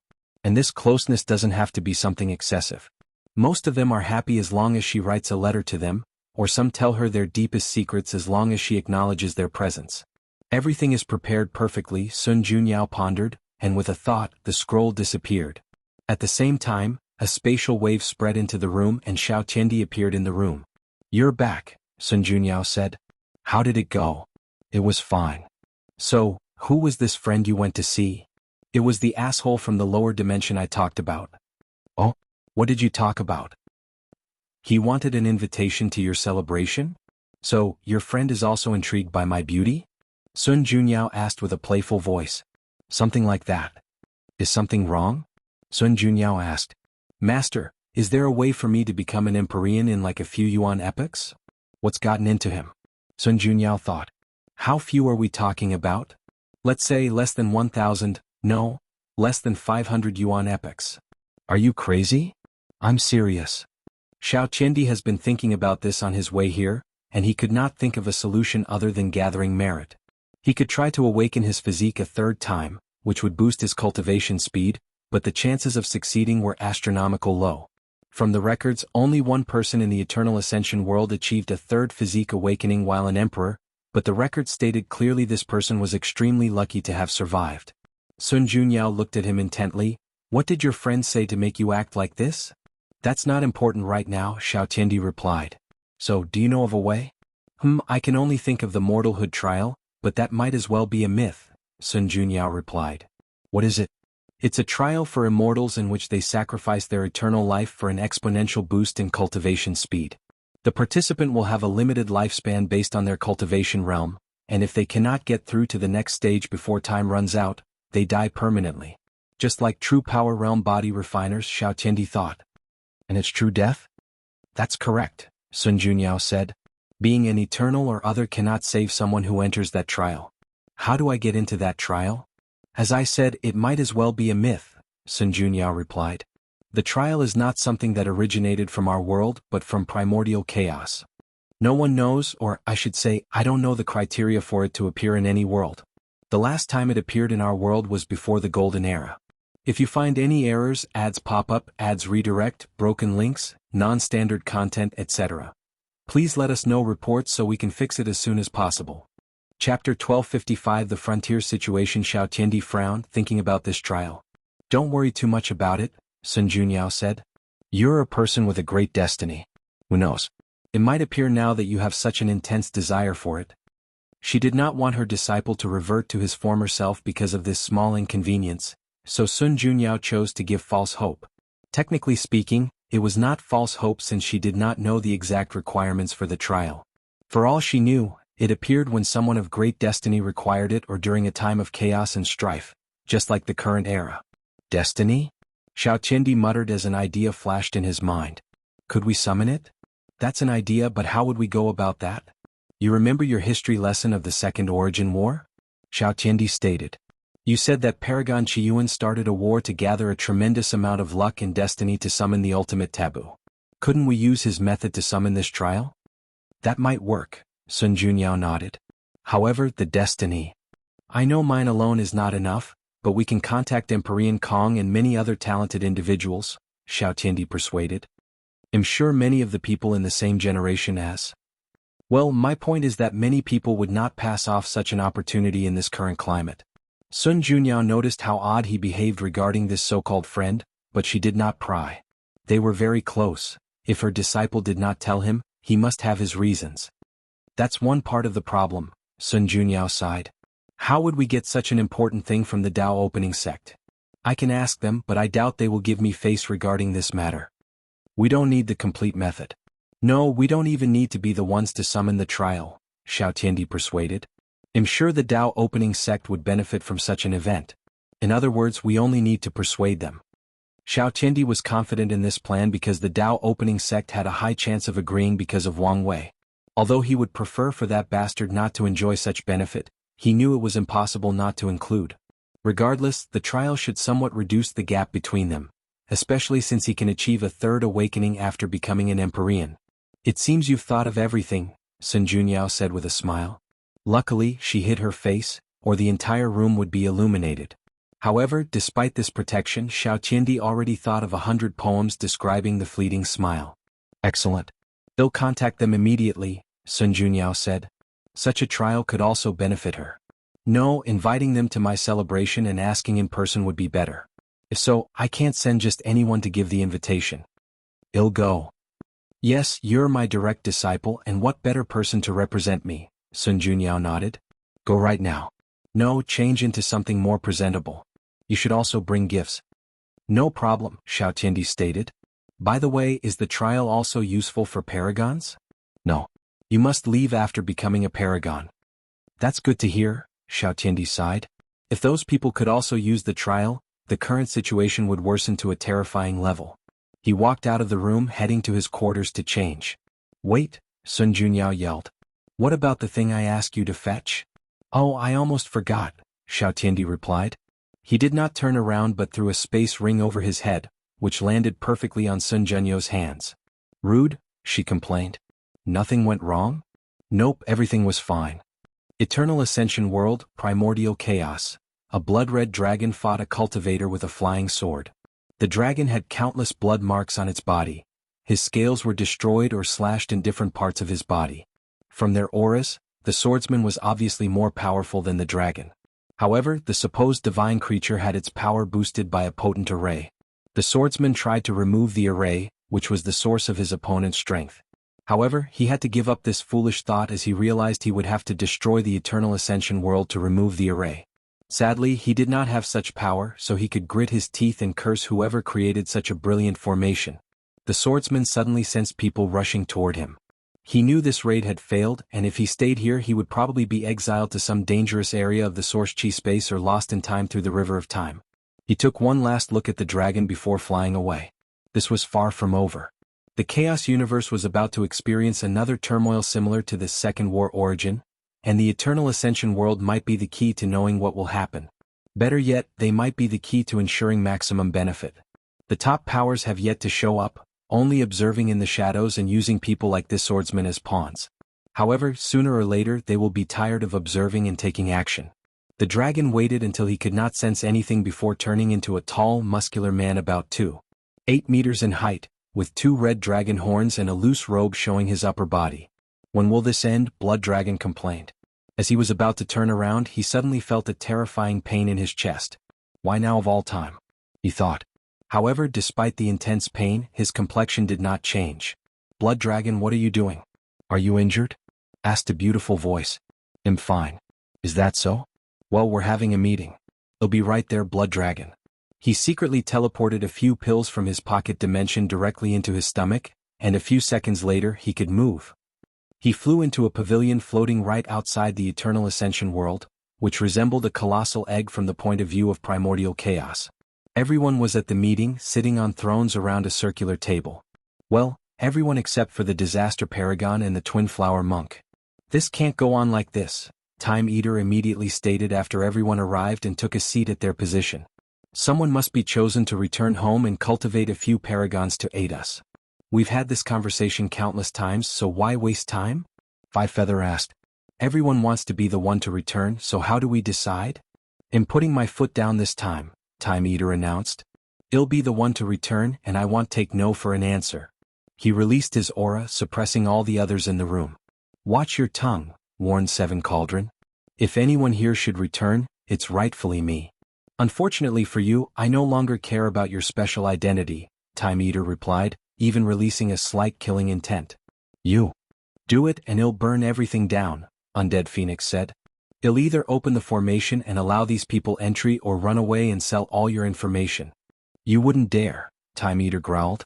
Try me, Undead Phoenix replied before looking at Five Feather. I might even find someone willing to kill this bitch for me. Bold words, Five Feather replied, releasing her own killing intent. Can we even return? The Earth Emperor asked calmly. Their orders were to protect the world at all costs. Would they consider our return an act of treason? The room was momentarily quiet until Time Eater spoke. We're only doing so to better accomplish our given task. Will they care? The Earth Emperor rebutted. His words again plunged the room into silence. Let's not talk about such pointless speculation, Earth Emperor continued. How about we summon people here instead of fetching them? They can become a paragon here and the problem will be solved. As long as we each get to pick someone, I'm fine with this idea, Five Feather added, and soon everyone agreed. You make it sound simple, but have you considered the implications? Time Eater sneered at these idiots. We can hide these people for the most part, but what about when they have to undergo the immemorial tribulation? He pointed outside. Do you think these people are stupid? They won't guess what we're trying to do and stop us. You're right, but this is the best compromise we can come up with, the Earth Emperor replied. We can deal with these people's reactions when the time comes. At worst, we will send our people to the Source Chi space to pass the tribulation. Time Eater looked at the Earth Emperor in the eyes, and the latter did not lunch. Shu Rin did not know why Time Eater desperately wanted to return home but knew he needed to stop it at all costs. Fine. Let's discuss how many people to summon and how to choose. This discussion did not last long as everybody agreed on one person, and it had to be someone they trusted or could easily control. Once the decision was made, everyone scattered to their rooms for the summon. Meanwhile, the quiet blood dragon had a glint in his eyes as he calmly returned to his quarters. If you find any errors, ads pop up, ads redirect, broken links, non-standard content, etc., please let us know reports so we can fix it as soon as possible. Chapter 1256 Special Guest Blood Dragon walked inside his quarter, and another dragon waited for him. The dragon was much older and looked human with two black dragon horns. However, he also dressed more formally. Lord Aoing, what is the result? Blood Dragon asked as he sat around a small table with a gourd. He opened it and chugged the entire content. According to my investigation, you're the only one Lady Sun Junyao invited to her celebration, Aoing reported. And you're sure? I've done my best, and as far as our intelligence goes, none of the other factions seems to have a personal invitation from her. Good, good, good, Blood Dragon repeated 3 times, his voice echoing in the room. Luckily there was a sound-insulating array. I haven't heard such good news in a while. Lord, how will you attend the celebration without being noticed? Blood Dragon looked at him. I guess you should be a part of this plan in case something goes wrong. Come with me. He waved his hand to summon a portal before walking in. On the opposite side was a blood pool with a blood cocoon at the center. This clone, which has inherited more than 99% of my strength, will take my place in this hellhole. Sir, did you use your blood clone ability? But you know doing so will aggravate. It's fine. Blood Dragon stopped him and Aoing sighed. Well, that's one part of the problem, the elderly dragon continued. What about the other part? How are you going to return home without them noticing? I'll be using this, Blood Dragon replied before showing him a yellow paper with a character drawn at the center. Interestingly, the character is a dragon, and it seems to be alive upon closer observation. The ancestral dragon talisman, Aoing said in shock. That's right, Blood Dragon replied with a smile. Ancestral dragon is a title granted to primal paragon dragons, and this particular talisman was one of the dragon race's treasures from even before the Golden Era. But, Aoing was speechless. This talisman is a treasure considered as a foundation for the dragon race. It is one of the few treasures that Blood Dragon took after his rebellion, while the others were hidden from him. But even after taking this talisman, he could not use it normally and had to sacrifice trillions of lives for an opportunity to activate it once. Lord, this talisman was your way out once this era ends, Aoing swiftly said. Why are you wasting it? What do you mean by waste? Blood Dragon asked, his bright smile replaced by slight gloom. Don't you understand what it means for her only to invite me?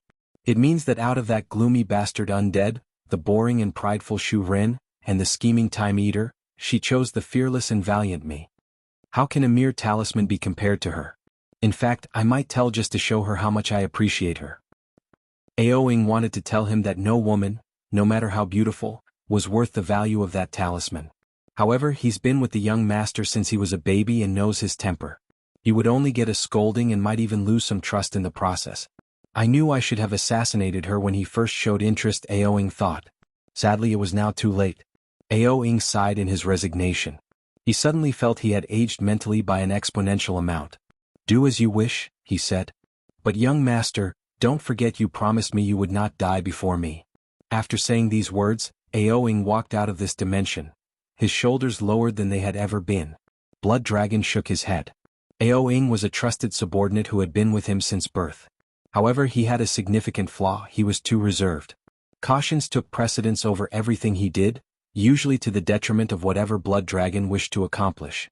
Blood Dragon looked at the cocoon and the talisman and he smiled. He returned to his quarters in the best mood since a few thousand yuan epochs.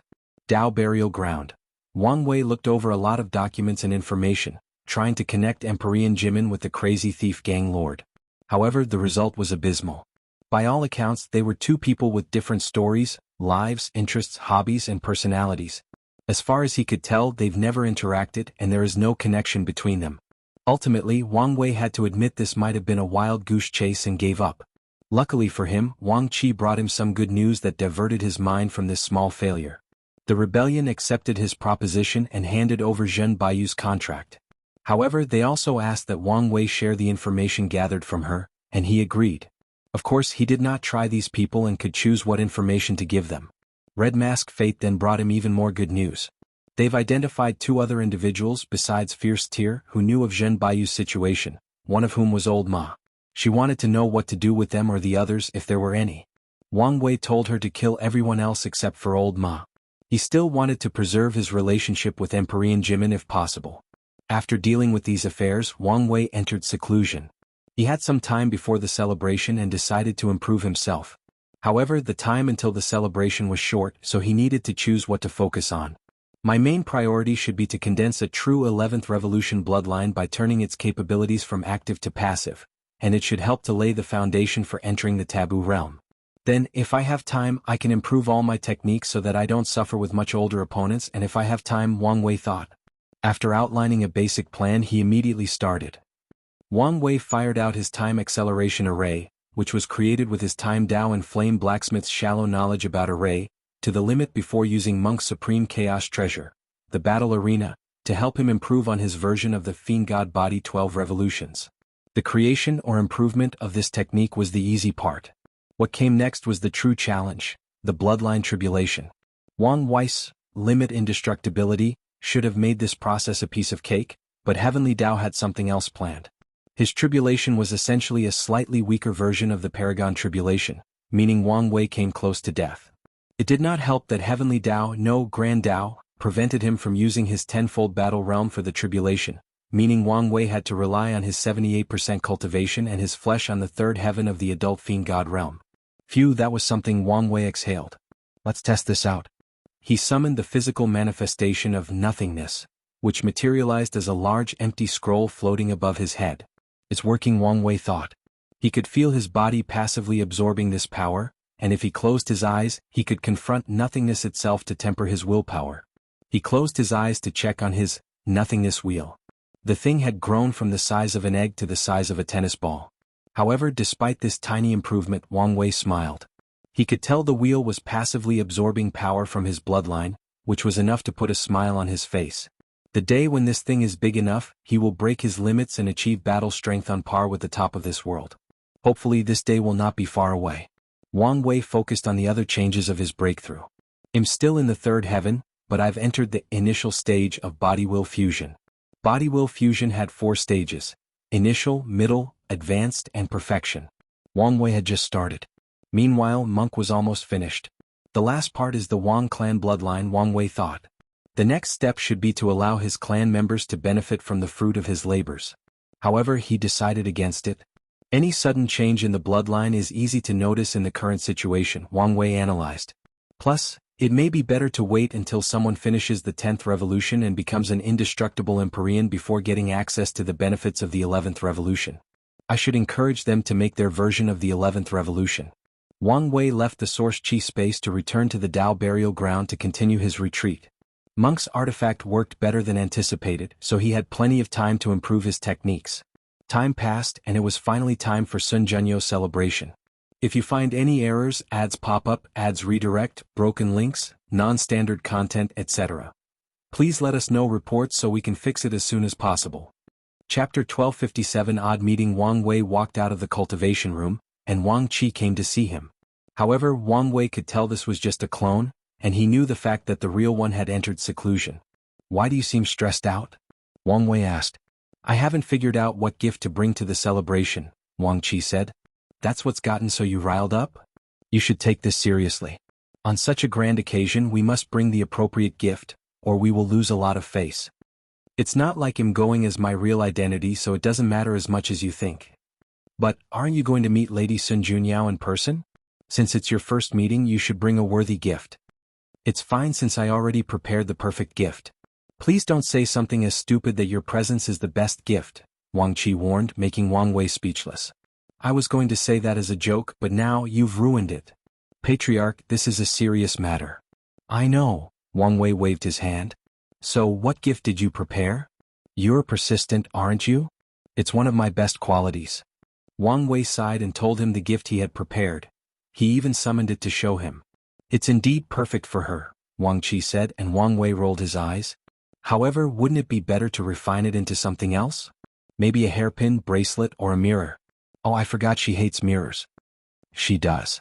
It's a known fact, Wang Qi explained before handing Wang Wei all the information he had gathered about Sun Junyao, and it indeed stated that she would return any mirrors she received as gifts and even publicly admitting to not liking them. The most beautiful woman in the world doesn't like to look in the mirror? Wang Wei muttered. I had the same reaction after finding out, Wang Qi added. Do you think she doesn't like what she sees?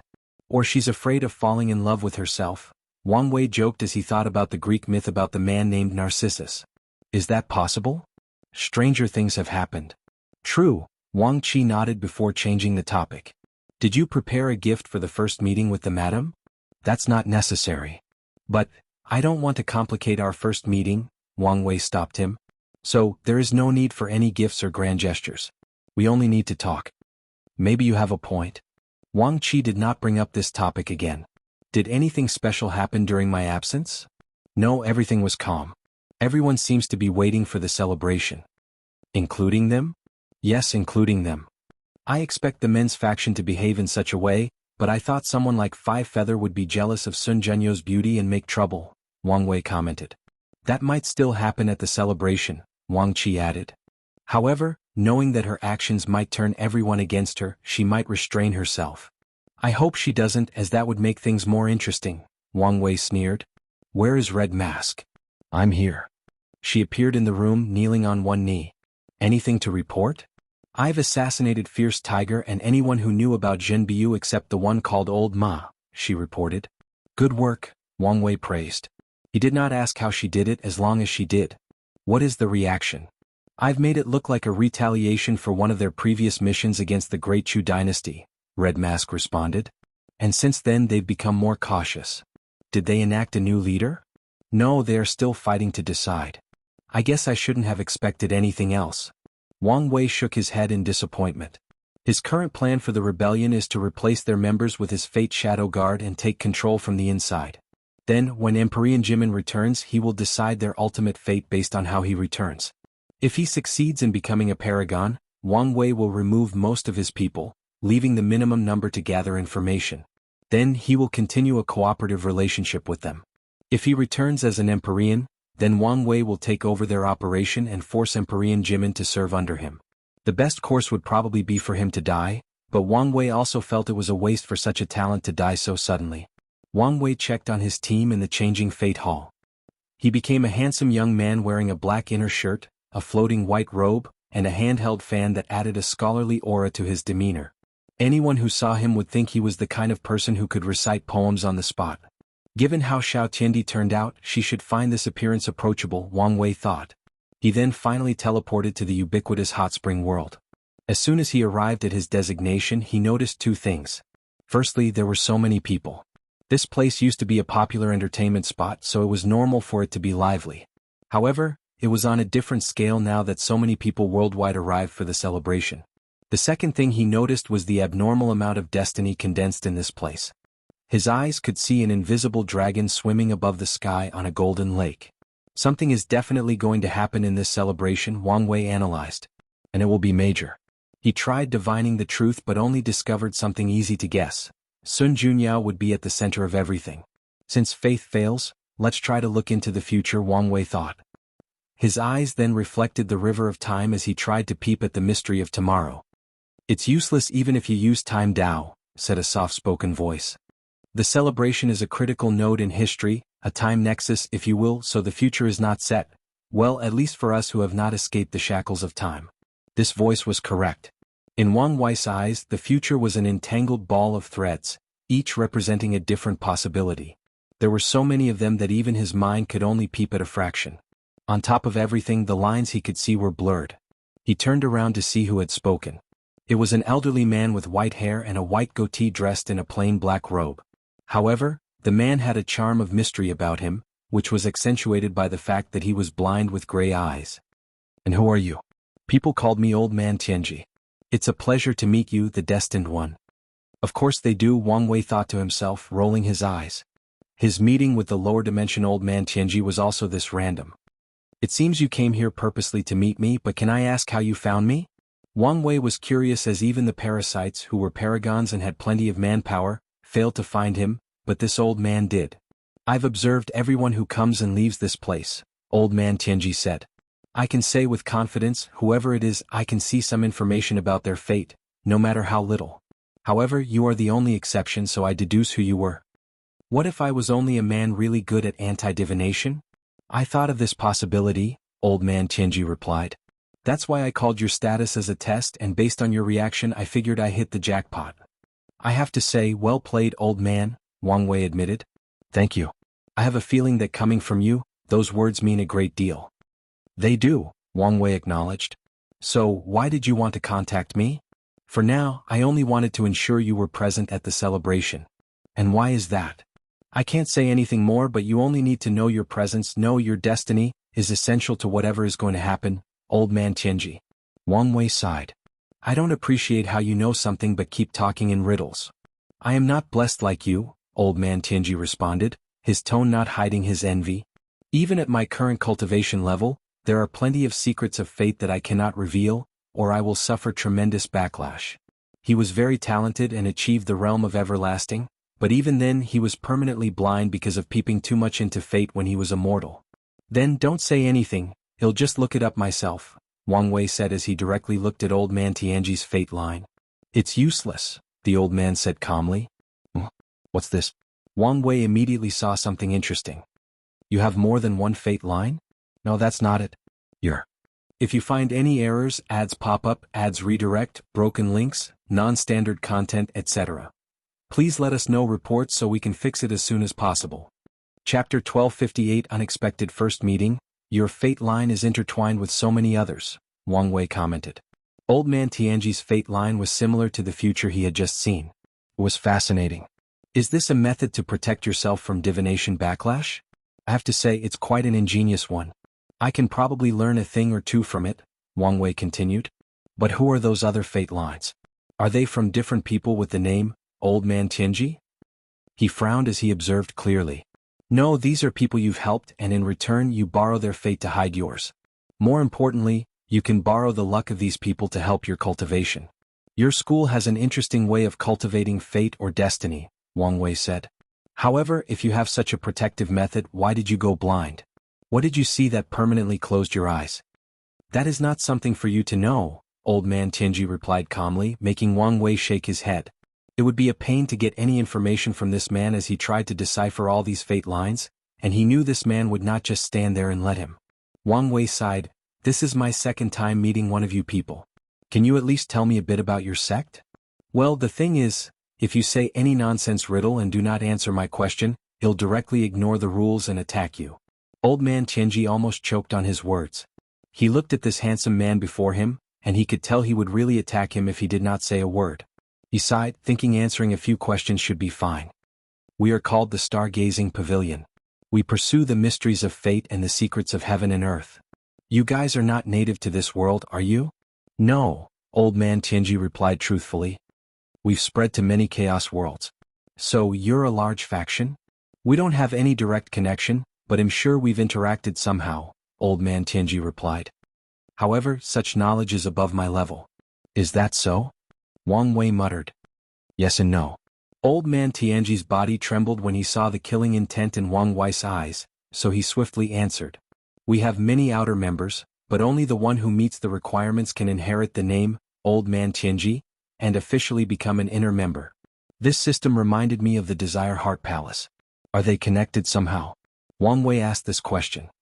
"We don't have any direct connection, but I'm sure we've interacted somehow," Old Man Tianji replied. "However, such knowledge is above my level." "Is that so?" Wang Wei muttered. For such a large faction, why have I only met 2 of you? Our requirements are strict, and in this era only I was born in the Eternal Ascension world. Well, if you don't count the little junior in the lower dimension, Old Man Tianji replied. However, there is a high chance you've met our outer members. Wang Wei suddenly felt a little paranoid. Could it be that most divination/secret base factions he's met or learned about are related to the Stargazing Pavilion in some way or form? He quickly removed that thought from his mind. That would be terrible. So why the name? He asked. This question was the one he most wanted to know. Old Man Tianji hesitated momentarily before replying. It was how our founder wanted things to be.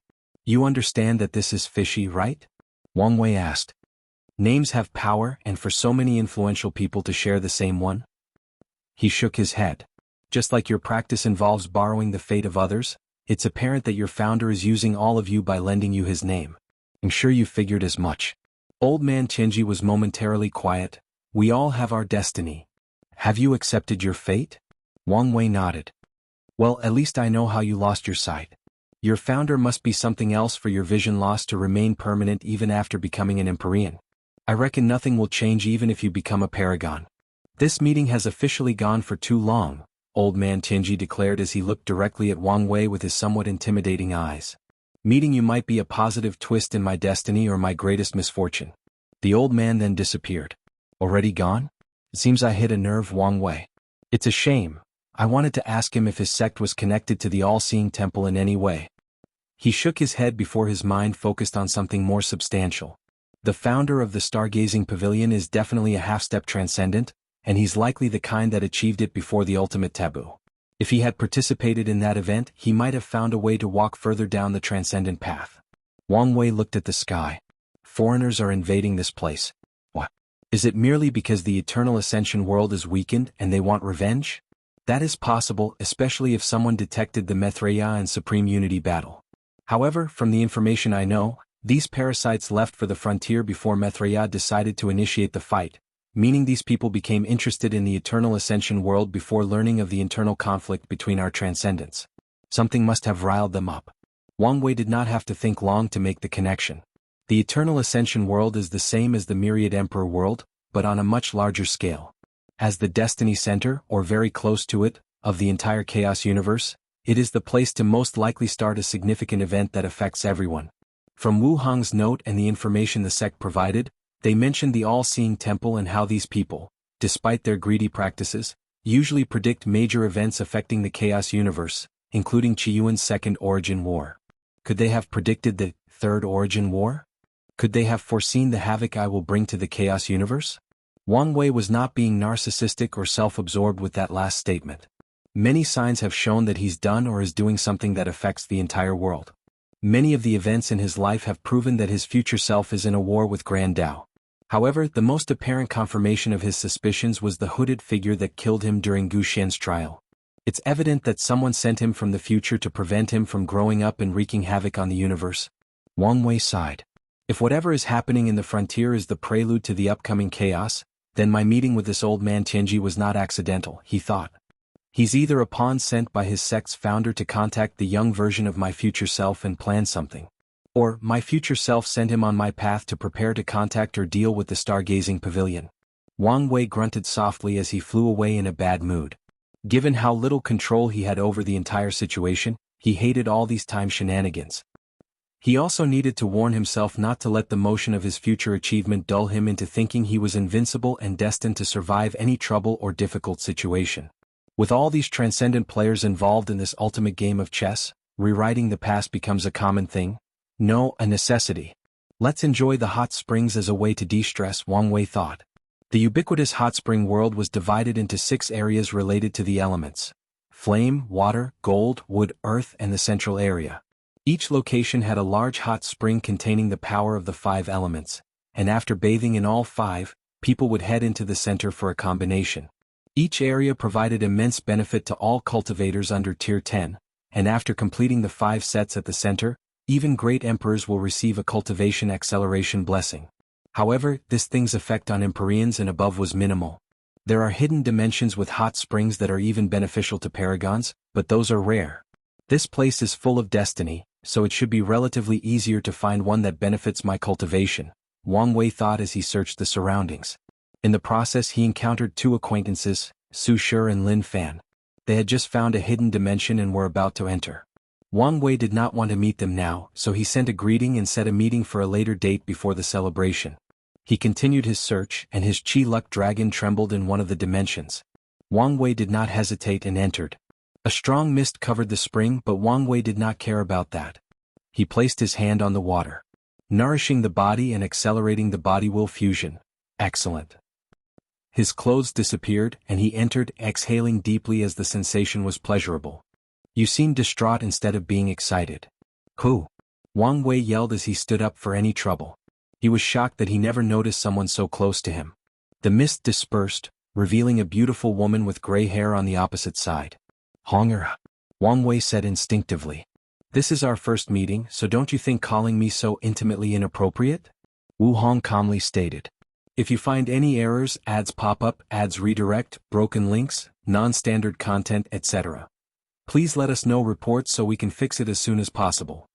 Chapter 1259 First Conversation. Wang Wei looked at her, the woman he had spent the past few billion years and more thinking about it. The one that forced him to dream just so he could remember her touch. She was as beautiful as he remembered, maybe even more so since this one differed from the one he married. This Wu Hong was colder and lonelier, and she did not hide her power or commanding presence. It was apparent to him that this one had a wall surrounding her regarding their relationship. However, a smile crept in the corner of his mouth after seeing her hair color. Sorry about that, it was just instinct, Wang Wei finally said before sitting down again in the water.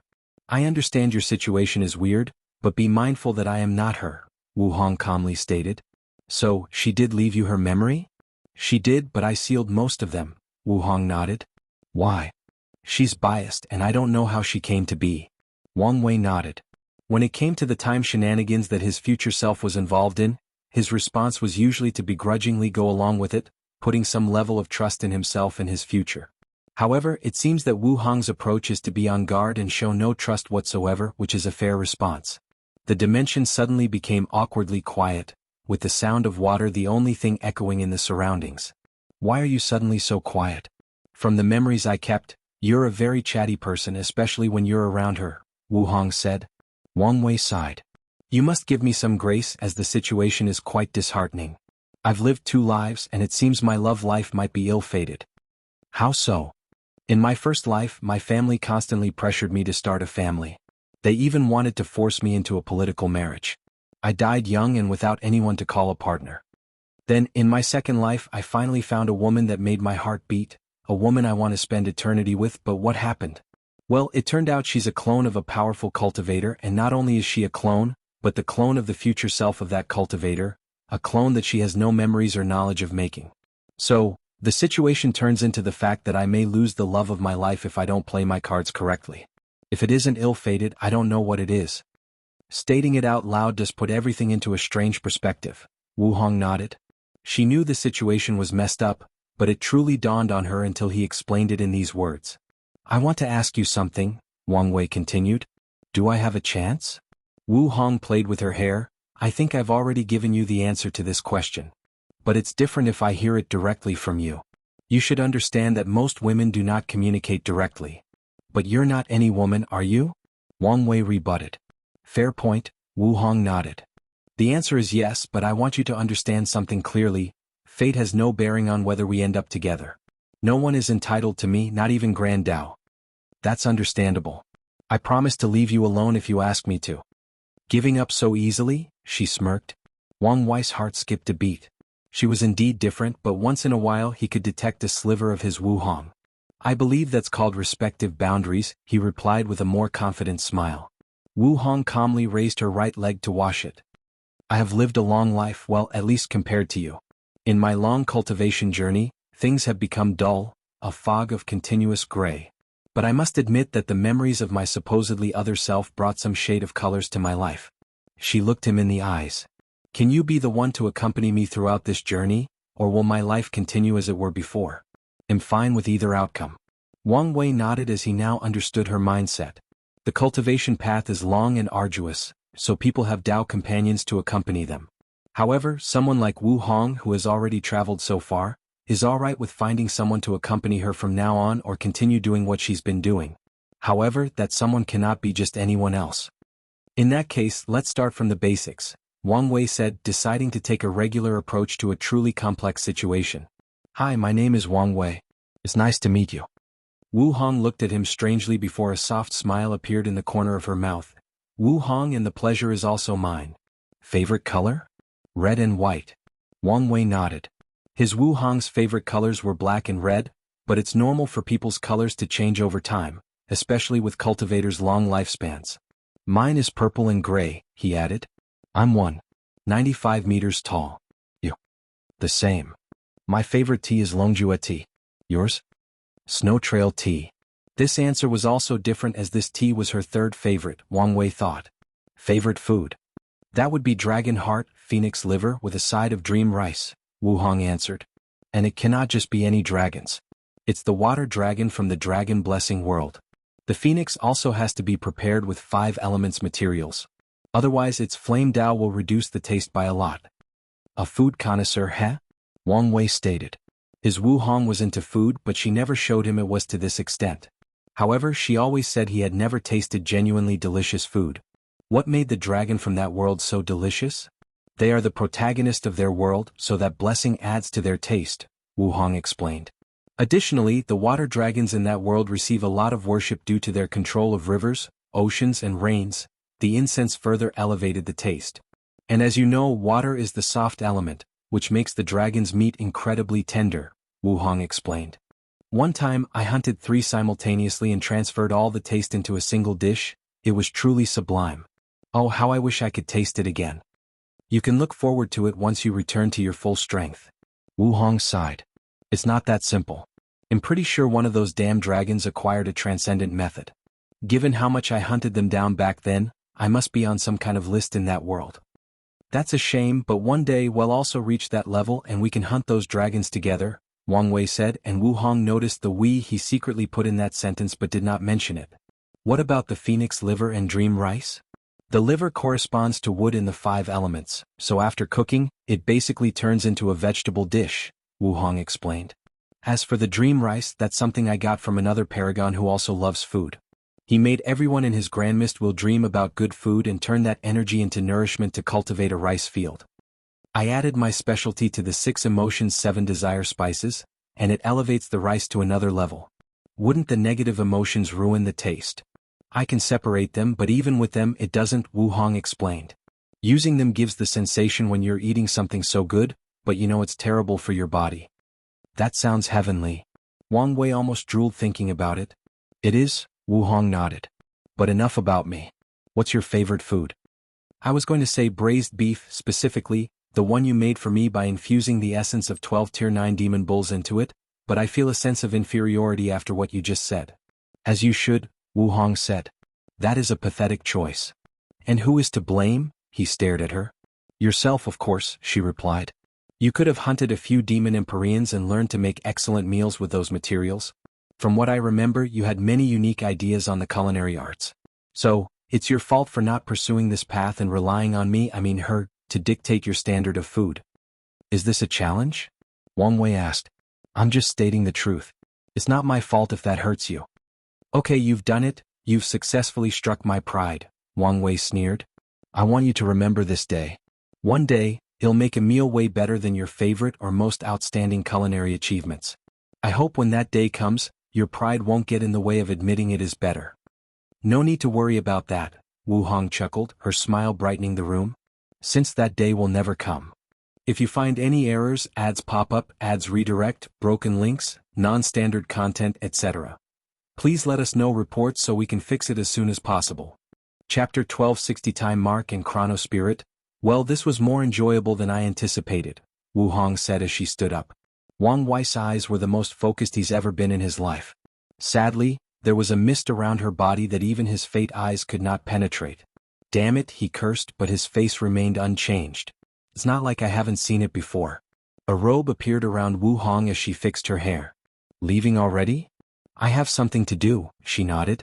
Wu Hong then looked at Wang Wei. You should be careful. Even if destiny is on your side, you should not treat these people carelessly. No matter what, they are paragons and that alone makes them a threat. I do take them seriously. Then why haven't you protected your time mark or established a ChronoSpirit? Have you done so for your subordinate?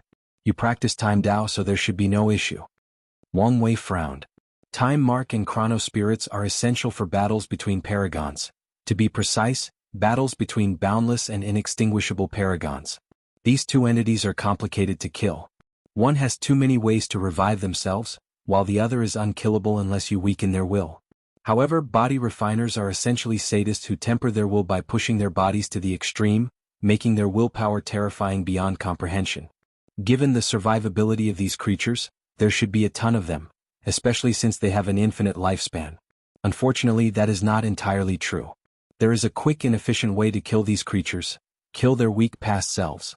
The restraint of the river of time is at an all-time low for paragons, so dealing with each other or weak entities from the eternal path is the best way to deal with them.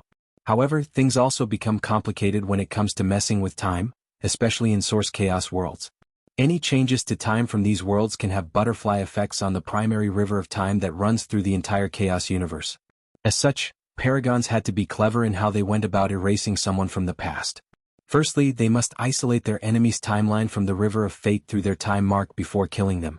The process was like scooping one drop of water from an ocean before destroying that drop to prevent it from influencing the entire ocean. To protect themselves, paragons will refine ChronoSpirits, an entity that hides their marks and protects their timeline. In the early stages of the development of this world, it was common for someone to secretly discover a paragon's time mark and kill them before they could react. Then, the concept of ChronoSpirit was invented by someone before spreading and becoming part of Paragon's must-do list. I never planned to meet these parasites before protecting myself, Wang Wei thought. He knew it was easier for someone of higher cultivation to detect someone else's time mark, so he had already been protected by his mark with past Buddha self. As for his ChronoSpirit, he planned to refine it after he entered the taboo realm and acquired Paragon strength. My time mark is protected, and I plan to refine the spirit later on when I'm stronger, Wang Wei explained. It's not good enough. Wu Hong shook her head. She raised her hand to condense 2 talismans. This is my experience on the matter. Take this seriously since it involves your life. Wang Wei received the talisman, and before he could do a preliminary check, she had disappeared, leaving a few last words. We'll meet again once the celebration starts. Wang Wei smiled. I'm glad to see she's still a little drama queen.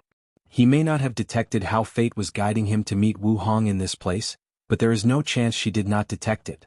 Yet she did not hide, leave, or send him away. Instead, she waited and even wanted to take him by surprise to see how he would react. Wang Wei focused and read the information in the talisman. His happiness soon dissipated. She was right.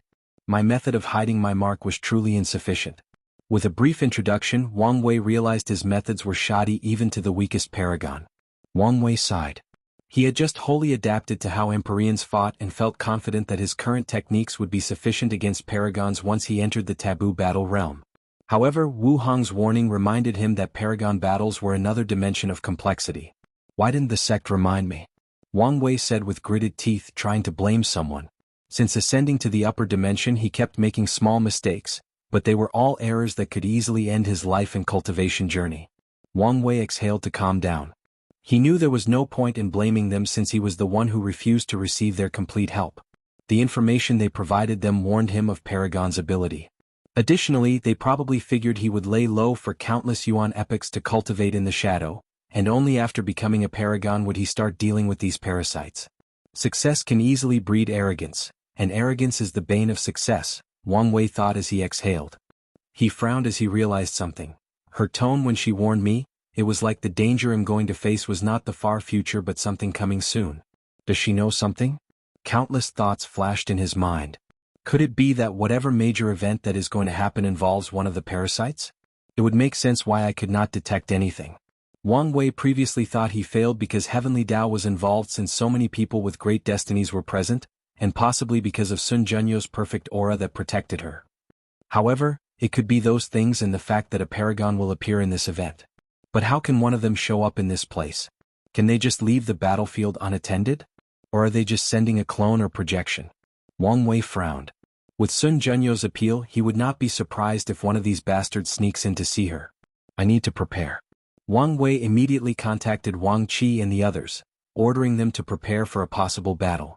He also activated his spirit particle in the fate-changing hall, sending a message to all the members to prepare for the possibility of a world-class mission, which was semi-mandatory. According to the hall's rules, everyone would be aware of the mission but could still choose not to participate. However, the benefits of such a mission usually offered triple the reward, at a minimum. Of course, it is also stated clearly that such a mission was also generally extremely difficult, hence the increased incentive. Since the hall started, this would be the first world-class mission. I should also prepare some talismans to protect my men's time marks, as she said, Wang Wei thought. He began to comprehend the talisman's contents to prepare while enjoying this bath. Wang Wei lost track of time, and it wasn't until he felt a rush of energy that traveled through his body that he woke up. I've completed the initial stage of body-will fusion. He sensed everybody happening in his body. Now, I only need to pass the flesh tribulation and I can enter the fourth heaven and the middle stage. Hopefully, I won't have a bottleneck. The effect of the hot spring was better than he had imagined. Now that the spring no longer had any effect on him, Wang Wei left. He was in an excellent mood. His first encounter with his future wife went well despite the initial awkwardness. She gave him a present and he made progress in his cultivation. With such an excellent mood, he searched again for hot springs to help him. He discovered one that gave a 10% blessing in cultivating the soul and used it. By the time he finished, it was time for his meeting with Su Shi and Lin Fan, so Wang Wei left. Their meeting was in a private booth in the best restaurant at the center location. The restaurant was called Beauty Palette, and Wang Wei suspected it was one of Sun Junyo's many industries. By the time he arrived, they were already waiting. I thought we were friends, Wang Wei said as soon as he entered the room. We are, Su Shi said, her expression showing she was confused by these words. Then why are you telling Xiao Tiandi about my business? Oh that, Su Shi replied. He came to see me and his master is friends with our master, so I had to say something. Su Shi was clever and knew Wang Wei did not mind what she did. However, she immediately revealed small but significant information about Emperor Kong and Sun Junyao to appease him. And I did not say anything that wasn't semi-public. Is that so? Wang Wei nodded. He had suspicions about some connection between these two, but it was good to have confirmation. In that case it's fine. The three sat down and started their reunion. If you find any errors, ads pop up, ads redirect, broken links, non-standard content, etc. Please let us know reports so we can fix it as soon as possible. Chapter 1261 Lin Fan's Grand Destiny, How are things have been? Wang Wei asked after sitting down. Good, Su Shi replied. It would have been better if the current situation was not as it is. The upper dimension has so many resources, and they have a kind teacher like Emperor Kong. I can tell, Wang Wei nodded. He noticed these two had already finished Foundation re-establishment, and they all completed 9 Supremacy Foundation and entered the tenfold battle realm. How is Headmaster Baihan doing? It's been a while since I saw him, Wang Wei asked, somewhat curious whether the latter had reconciled with his father. He's doing fine, Lin Fan said before quickly changing the conversation. Let me ask you, Suya never changed her mind, right? After everybody left, she stayed in the lower dimension, correct? Wang Wei looked at him. No, she is still in the lower dimension. Good, good, good, he uttered 3 times, his eyes not hiding his killing intent. Have you thought about the consequences of killing her? I know the Yin Moon Palace is one of the upper members of the Grand Sect Alliance. However, the risk should be minimized if I can cultivate fast enough and kill her. Normally that would be the case, Wang Wei replied. Does Suya have another identity? Su Shi immediately asked.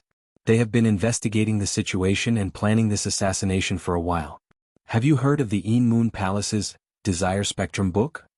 I heard it was one of their sect's luck-condensing artifacts, known to be terrifying for its power of illusion and controlling people's emotions, Su Shi replied.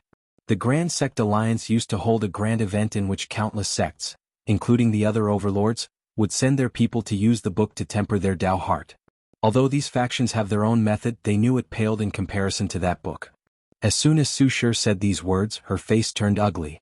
Lin Fan also figured out something and his expression mirrored his wife's. Could it be? That's right, Wang Wei nodded. Most people don't know that the book is divided into upper and lower parts. The upper part was created by 9 paragons with the 6 emotions 7 desires physique, most of which were artificially created since not everyone from the lower dimension could become paragons. Meanwhile, the lower part is incomplete because only the emperors from the lower dimension can write it. Suya will be the 8th writer from the lower dimension, meaning the palace will greatly value her, especially if she becomes an eternal. Su Shi and Lin Fan were quiet. They thought they were lucky since the Yin Moon Palace did not cultivate one of the Alliance's 5 primal paragons. Sadly, they were confronted with another terrible truth: the limitations of their background. No matter how good Emperor Kong and the Academy's current situation was, it did not change the fact that they were new, meaning they were not privy to many secrets. Additionally, it meant that when facing these ancient behemoths they could only suffer. And this might not be the extent of her value, Wang Wei added. There is more? Su Shi asked. Once this era ends, we will not return to the era of the 13 Overlord. The next era will be the race for transcendence. Su Shi and Lin Fan squinted. Emperor Kong once said something similar but never elaborated on what that meant despite their asking. He only said they were too weak to get involved in such matters. After that book is completed, it might reveal a path to transcendence, thus raising its level to an incomprehensible level, Wang Wei continued. He was not saying these words out of nowhere. After his encounter with the Heart Desire Palace, he believed these people had mastered a transcendent path involving 6 emotions, 7 desires and obsession. What exactly is transcendence? Su Shi asked. Wang Wei opened his mouth and was about to answer when a weird atmosphere enveloped the room, warning him not to talk too much to these ants about such secrets of heaven and earth. Well, as you can see, you two are too weak to know such a secret, Wang Wei shrugged. He once told these people some basic information about this path, but he planned to be more detailed this time. However, it seems Grand Dao was not happy with his actions. Meanwhile, Su Shi and Lin Fan's faces were paled. The aura that descended in the room was genuinely terrifying. However, you should be able to deduce some information, Wang Wei added. The 2 sons, Lin Fan uttered. They had guessed these 2 had transcended the Paragon realm. That's right, Wang Wei nodded. So, there is nothing we can do? Lin Fan said, anger and hatred flashing in his eyes. I never said that, Wang Wei continued. It will be a race, but just because you guys are behind doesn't mean you can catch up and surpass the people from the Grand Sect Alliance. After all, do you think anyone can walk that path? If Methreya was telling the truth, she plans to share how to achieve half-step transcendence with the world, giving the factions in the Eternal Ascension world a greater opportunity for advancement than the rest of the Chaos universe. However, even with her gracious actions, the amount of people who will succeed will be counted on one hand. No, the Eternal Ascension world is the destiny center of the Chaos universe, so that number might increase by 2 or 3 times, but even then it will take a long time before such a thing is possible. Additionally, Wang Wei has predicted a large migration of foreigners into the Eternal Ascension world who wish to compete for this opportunity. The situation will be chaotic, so it's not even guaranteed some factions from the previous 13 overlords will survive until they can give birth to a half-step transcendent. He did not mention that the Yin Moon Palace would have a target on their backs once people realize the value of that book. Overall, Su Shi and Lin Fan's situation is not as hopeless as it seems, but it's also not as good since their academy is not even a Paragon lineage. Thank you for telling us this information, Su Shi said after regaining her composure. Yes, truly thank you, Lin Fan added. They might have discovered some of this information later on, but the part about transcendence was uncertain. At the very least, it would be too late when they learned about it. Now that they know everything, they can better prepare for what cause of action to take next. No problem, Wang Wei waved his hand. He told them for 2 reasons. Firstly, Su Shi was indeed a friend, so he did mind provided some help to her. However, this was now his primary motive. Lin Fan's current situation reminded him of these protagonists in novels who wanted revenge. Unfortunately, their target was a powerful faction that forced them to cultivate a much higher realm before avenging their hatred. One way luck and destiny manifest themselves is by giving their chosen one an impossible task to conquer, Wang Wei thought. Lin Fan, as a possible chess piece of the Chaos Demon Gods, was granted the destiny of overcoming the Yin Moon Palace. No, with how weird Emperor Kong's destiny is, it might be their task is to overcome one of the 13 overlords, and luckily, it's the Grand Sect Alliance. These 2 were lucky their destiny did not target the Dao opening sect. Otherwise, Wang Wei would immediately eliminate them after deducing everything. He would not even spare Su Shi because of their friendship. The question now is why the Grand Sect Alliance? Wang Wei thought. Was it chosen randomly amount of the 13 overlord? Or because they were previously the most powerful? Countless thoughts flashed in his mind. Could also be related to that book. If it's really a prototype to a transcendent path, maybe their sect cannot bear the luck of having such an object, and their eventual destruction is the result of luck backlash, Wang Wei analyzed. This conjecture sounds the most logical and likely, but I feel something bigger is at play. There is a more grand picture that I'm not seeing. Su Shi glanced at Wang Wei. She could tell he knew way more than he was letting on.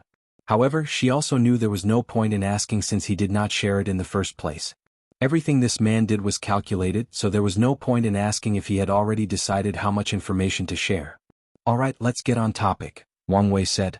He had already deduced Lin Fan's future, which was full of struggle against the Grand Sect Alliance and his attempt at reviving his child. Although he felt bad for his friend that was about to get sucked into that whirlpool, there was nothing he could do unless Su Shi wished to separate from him. The only thing Wang Wei can do is, at the right time, remind her to lean more on Emperor Kong's destiny so as not to be swallowed entirely by her husband's destiny. It would be best for her to acquire a destiny on par with these two, but this was not a simple feat if you find any errors, ads pop up, ads redirect, broken links, non-standard content, etc. Please let us know reports so we can fix it as soon as possible. Chapter 1262 The Academies. Did Emperor Kong say anything about the celebration? Wang Wei asked. Anything specific? Su Shi asked. Anything about how weird this event is? The master did start acting weird after arriving in this place, Lin Fan added. As soon as he arrived, he told us he wanted to check something and left. He didn't tell us anything else, Su Shi nodded. So, Kong is not part of this event, Wang Wei thought. However, with the latter's friendship with Sun Junyao, he might be able to get more information. Do you want to see our master? Su Shi asked. That would be best, Wang Wei nodded. We will pass your request to him, Su Shi said. The three then chatted about many other things, mainly their experience since ascending. The food was delicious, but Wang Wei was disappointed after imagining the food his future wife talked about. Once everything finished, they separated. Wang Wei returned to his inn and started protecting his time mark. He realized it was hard to improvise substantially in such a short period, so he thought of another method inspired by his meeting with old man Tianji. He used the time mark of a bunch of mortals and people weaker than him to hide his mark. He summoned a projection of the River of Fate to control the mortals. As for the cultivators and people weaker than him, Wang Wei mainly used the people from his fate-changing hall.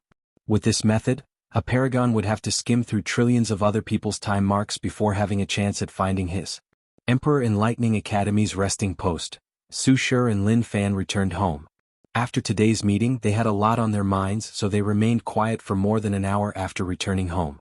Do you think we should tell the master what we've learned? Lin Fan asked. It's probably best if we do so. We won't be able to hide it for long anyway. True. They waited for a few hours until Emperor Kong returned home. He was apparently distracted, his mind still occupied by whatever meeting he had just attended. However, as soon as Kong saw his disciples, he could tell they wanted to speak to him. Did something happen? Well, yes, Su Shi said.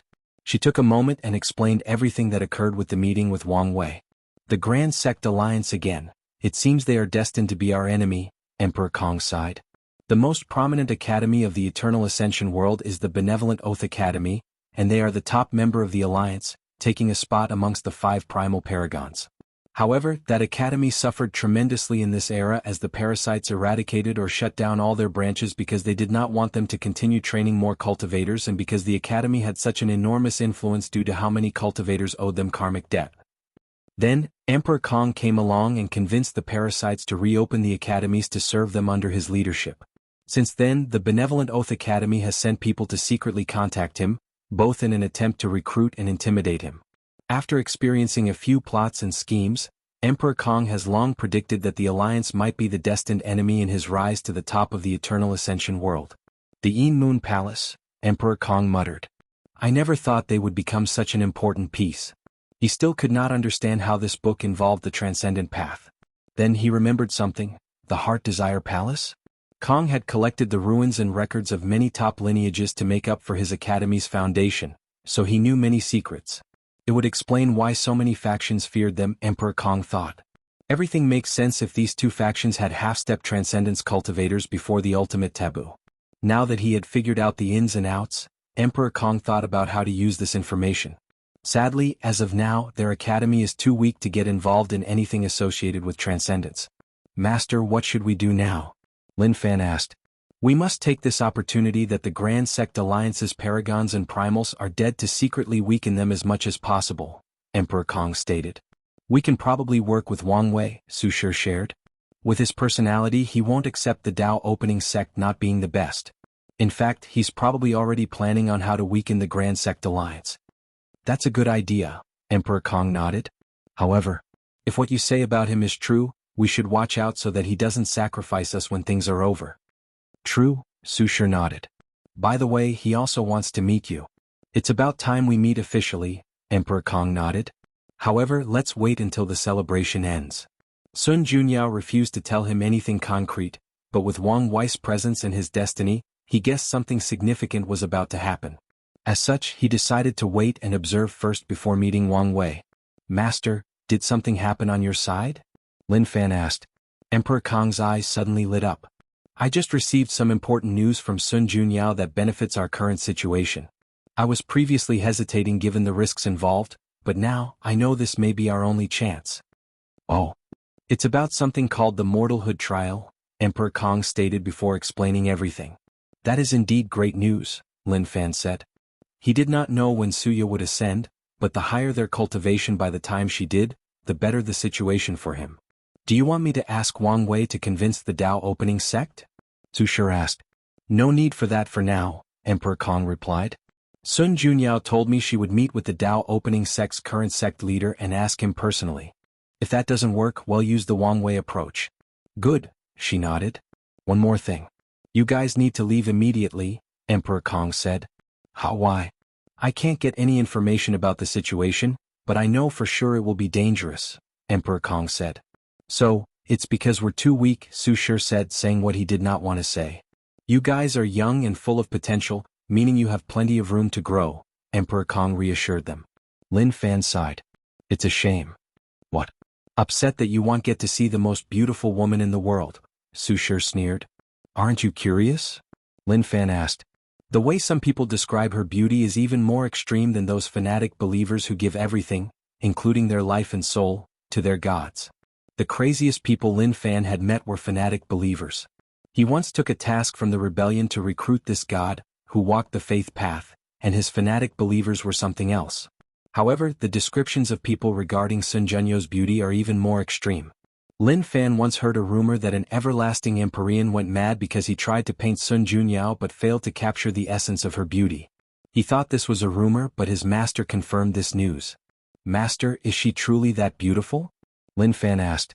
Su Shi looked at her master, also intrigued. Although she once held the title of the most beautiful woman in the world, there were few individuals who could compete with her in the entire lower dimension. And in the Eternal Ascension world, her beauty might be in the top 10, maybe even top 20. How do I explain it? Emperor Kong uttered. You know the saying, beauty is in the eyes of the beholder? They nodded. Well, she's the embodiment of that. Su Shi and Lin Fan were confused as this was not what they expected him to say. On the contrary, they thought he would say something like her beauty transcends preference, ethnicity, and even race. So, they looked at him with an expression that said, what does that even mean? You'll have plenty of opportunities to meet her and understand what I'm saying, Emperor said, refusing to elaborate more.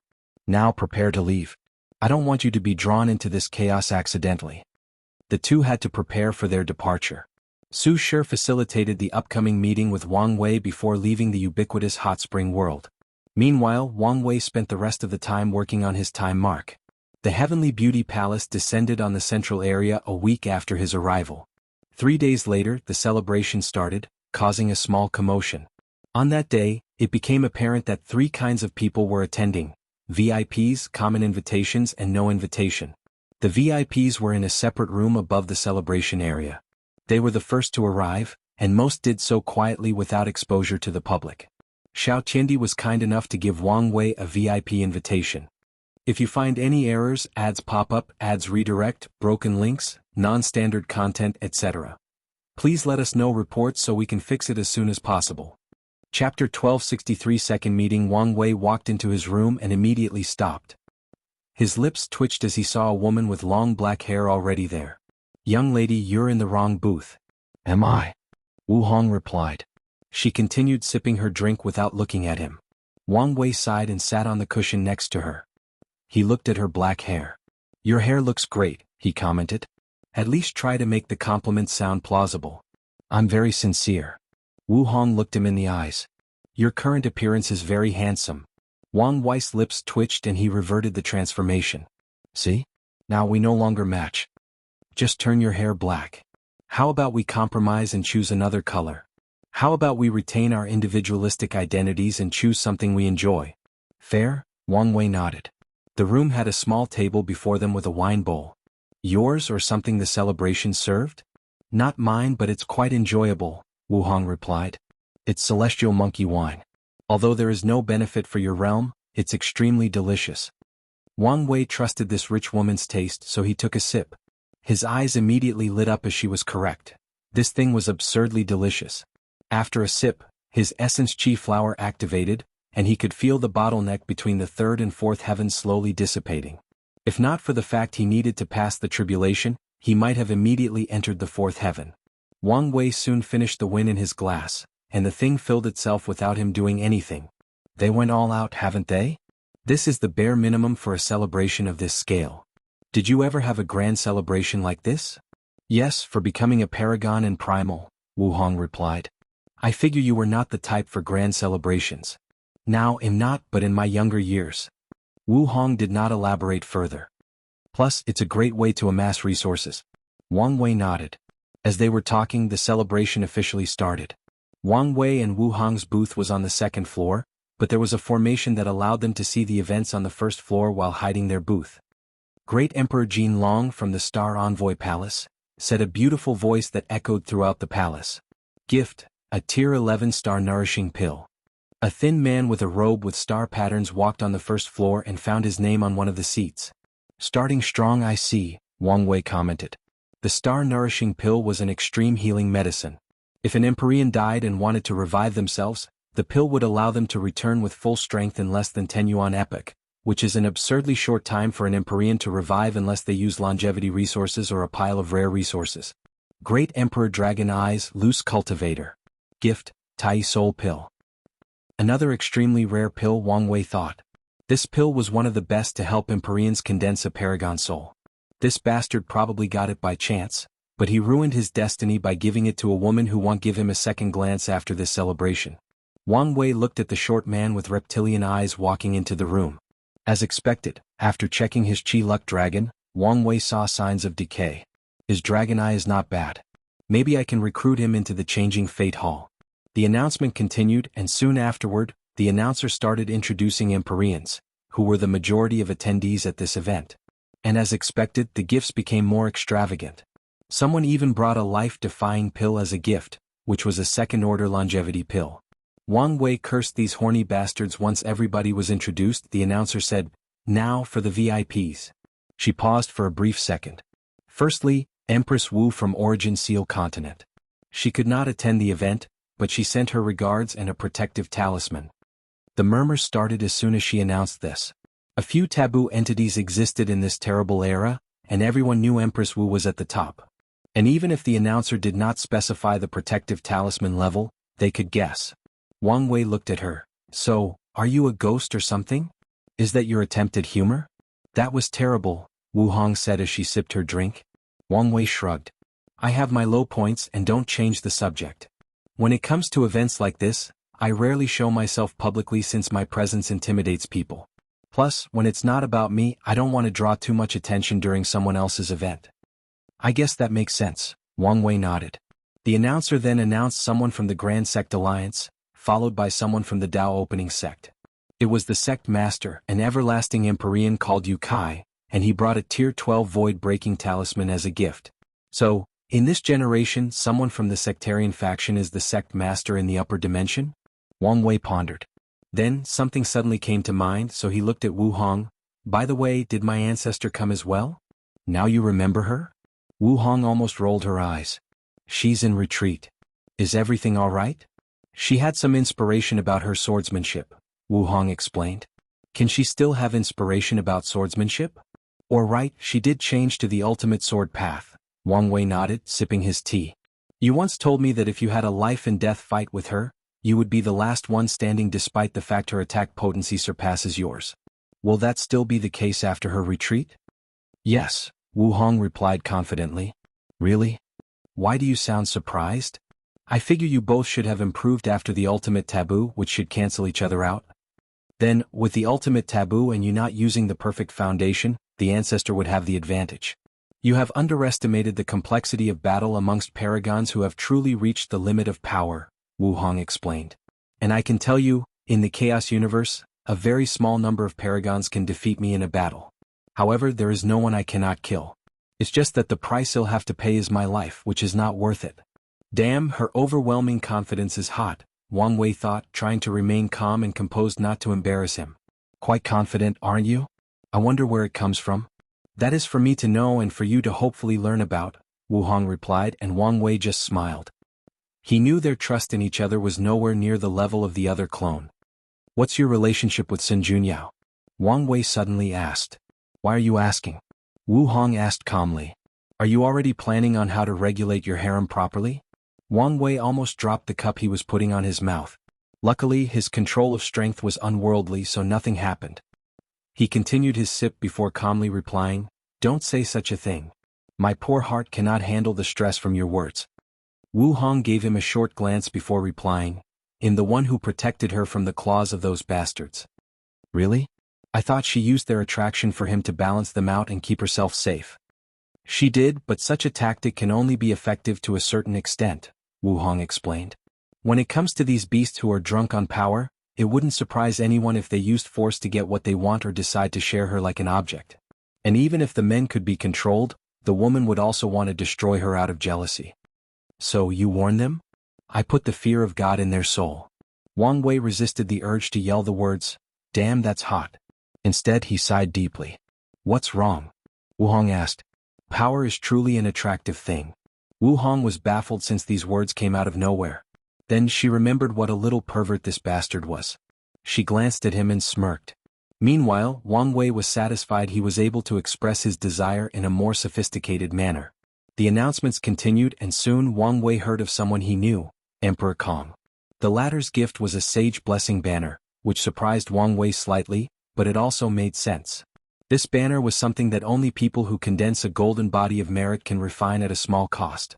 It contains some of the protective ability of Sage of Merit, along with a significant cultivation blessing. The announcements continued, and Wang Wei's name was the last person from the VIP section to be read out loud. Wei Tian, loose cultivator and close friend of young master Xiao Tiandi, the voice announced. Gift. She suddenly paused, making people wonder if this person embarrassed themselves and did not even bring a gift. An acquired perfect tier, she announced a few seconds later. If you find any errors, ads pop up, ads redirect, broken links, non-standard content, etc. Please let us know reports so we can fix it as soon as possible. Chapter 1264 The Perfect Beauty, Does such a thing exist? Someone murmured. Maybe? You wouldn't be stupid to bring something fake to this celebration, right? Who knows?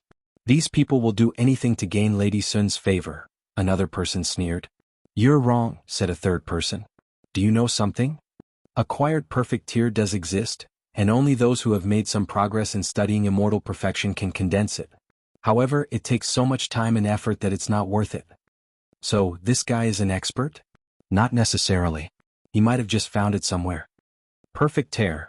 The rumors are Lady Sun is a reincarnation of such a thing. Doesn't that mean his gift is literally the perfect one? Once someone said that, the room instantly became quiet. Then jealousy poured in. It was so intense that it almost condensed into a visible form. Everyone wished they had thought of such a gift or capable of making/acquiring it. Second floor, what a thoughtful gift, Wu Hong commented. Isn't it? Wang Wei replied as he sipped his wine. He had to use his perfect aura and some of his blood to condense that thing. And even then, if not for the fact he had intimate knowledge of the tier's composition and effect, he might not have succeeded. Is it me or do I hear the sound of jealousy? Wang Wei chuckled. You wish. Don't worry. When I bring you gifts, they will be more personal and thoughtful. Wu Hong resisted the urge to roll her eyes and continued drinking. The celebration continued despite many people who had decided they would remember Wang Wei, especially if his gift had any positive effect on Lady Sun. According to these people's thinking, since Wei Tian is the young master's peer, he should only be a great emperor. So, many people thought of secretly educating them, some even planning on how to assassinate him. Ladies and gentlemen, thank you for honoring the lady with your presence, the announcer stated, her beautiful voice calm and steady. However, the banquet is limited, so not everyone can participate. So, for those without an invitation, we've designated an area outside the palace for your stay. There will be visual formations to display what is happening inside. As soon as she said these words, a cacophony of voices thanked her and the palace for her generosity. The number of people without an invitation was at least 100 times larger than the rest, and these people knew it was shameful for them to show up uninvited. So, they respected that the Heavenly Beauty Palace treated them so kindly despite their social indiscretion. The announcer calmly accepted these people's respect before continuing, "Now that everything is settled, let the celebration begin. Ladies and gentlemen, respected immortals, emperors and empyreans, please welcome the palace master." Everyone on the first floor stood up. This banquet hall floor was large, with countless people sitting at their small personal tables. The room was shaped like a rectangle with a stadium on the west side. An intoxicating smell suddenly enveloped the palace, followed by multicolored flowers and beautiful tiny fairies dancing around. A woman walked onto the podium. She wore a slightly modified formal white and yellow dress that trailed more than 3 meters behind her as she walked. She wore a light gold phoenix hairpiece to hold her hair. Meanwhile, the upper part of her robe was elegant and noble, but once it reached the lower part, it was more open as each stride showed her long white leg with skin so smooth that a baby would be jealous. As she walked into the room, so many people instinctively stopped breathing. It was as if they feared their shallow breath would affect the natural rhythm that her body naturally emitted. The light in the room dimmed everywhere except where she stood, which was not something she did but a natural effect of her heavy defying beauty. Sounds of the Tao naturally accompanied Sun Junyao, and even the ground of the podium she walked on suddenly became more lively as if it was a blessing for her to walk upon it. Everyone on the first floor looked at her in a daze, all with a look of desire, longing and pure joy. In fact, the joy these people were experiencing was so intense that it affected their very soul. If any of them could control themselves and immediately enter seclusion, they would realize that many of their past bottlenecks had exponentially reduced, and their cultivation speed had a blessing of 20%. On the second floor, Wang Wei was stunned after laying eyes on Sun Junyao. "What do you see?" Wu Hong suddenly said. "I see you but more perfect," Wang Wei answered in a trance-like state. He finally understood why so many people were infatuated with her. No matter who looked at her, they would see an optimized version of whatever they think is the most beautiful person. In other words, for people with Tao companions who believe their partner is the most beautiful woman in the world, that's who they will see with some improvement. However, if that is not the case, they will see whatever their idealized version of beauty is but with a touch of improvement/imperfection. In simpler terms, Sun Junyo's perfect beauty meant she had a filter on her face at all times. "Wait," Wang Wei suddenly said as he turned to look at Wu Hong. "Did you just use a spiritual hint on me? I wanted you to tell the truth." Wang Wei squinted his eyes, snorted coldly, and turned around to continue looking at Sun Junyao. He took a sip of his drink, but that thing was no longer as delicious. Sun Junyao glanced at Wang Wei's booth from the corner of her eyes. She could tell the one she wanted to meet was there. She also realized that he was the one her disciple invited, which was an unexpected coincidence, and explained many things about his weird behavior. "No, not a coincidence, it's fate," Sun Junyao thought. She smiled, instantly brightening the room. "I sincerely thank all of you for giving me the honor of attending my celebration." She cupped her hand and saluted everyone. Her pleasant voice echoed in the room. "The honor is ours," replied the first floor attendees, their voices in perfect harmony. However, one of the empyreans on the second floor suddenly said, "Laxi Sun Junyao, I wish you eternal beauty, everlasting success, and boundless merit in your cultivation journey." The other people cursed that they reacted so slowly.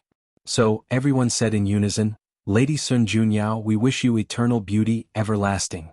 "Thank you," Sun Junyao said with a sincere smile before motioning for everyone to sit down as she did so. "I only have 2 hobbies, enjoying good food and appreciating the art, and that's exactly what we're going to do for the first part of this banquet." She pointed to a small designated area before her stadium. "If anyone wishes to show their talent, now is the time." One person from the first floor was swift, and before she even finished her words, he was already on the talent podium. "Laxi Sun, I am Empyrean heartfelt song. I have spent 30,000 yuan epics writing this song for you." "I've heard about you," Sun Junyao nodded. This man was slightly famous because he was an ordinary nightingale demon with a low bloodline that slowly crawled to his current level. He was also a renowned musician with outstanding achievements in sound Tao. Heartfelt Song felt great joy by these words, but he quickly controlled himself. He closed his eyes briefly to enter the best state before singing. Second floor, I can tell you're upset, Wu Hong said. Wang Wei did not say anything. A snack appeared on his table. They were fruits that resembled grapes except they were red, blue, and purple.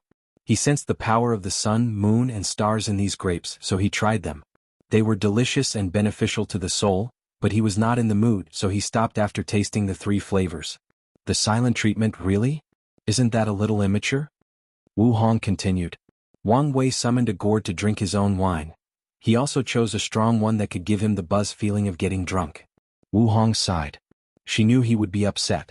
After all, influencing someone who hates being controlled and pursues absolute freedom is genuinely terrible. I knew you might react this way, so I brought this for you.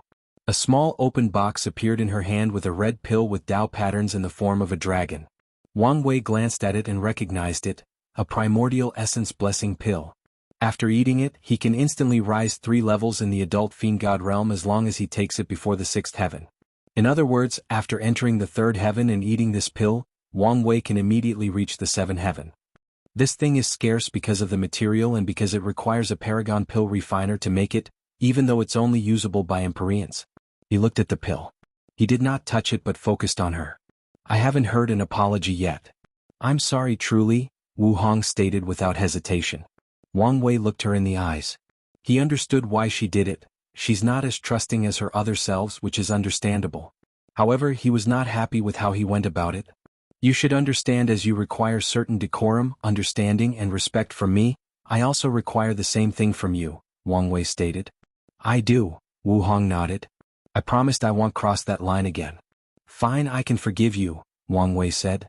But I also want a kiss on the cheek. Don't push your luck. Wang Wei raised his hand in submission. He had to try. He put the pill away with a smile on the corner of his mouth. He sipped his gourd but felt this thing was too heavy for the occasion, so he went back to drinking his monkey wine.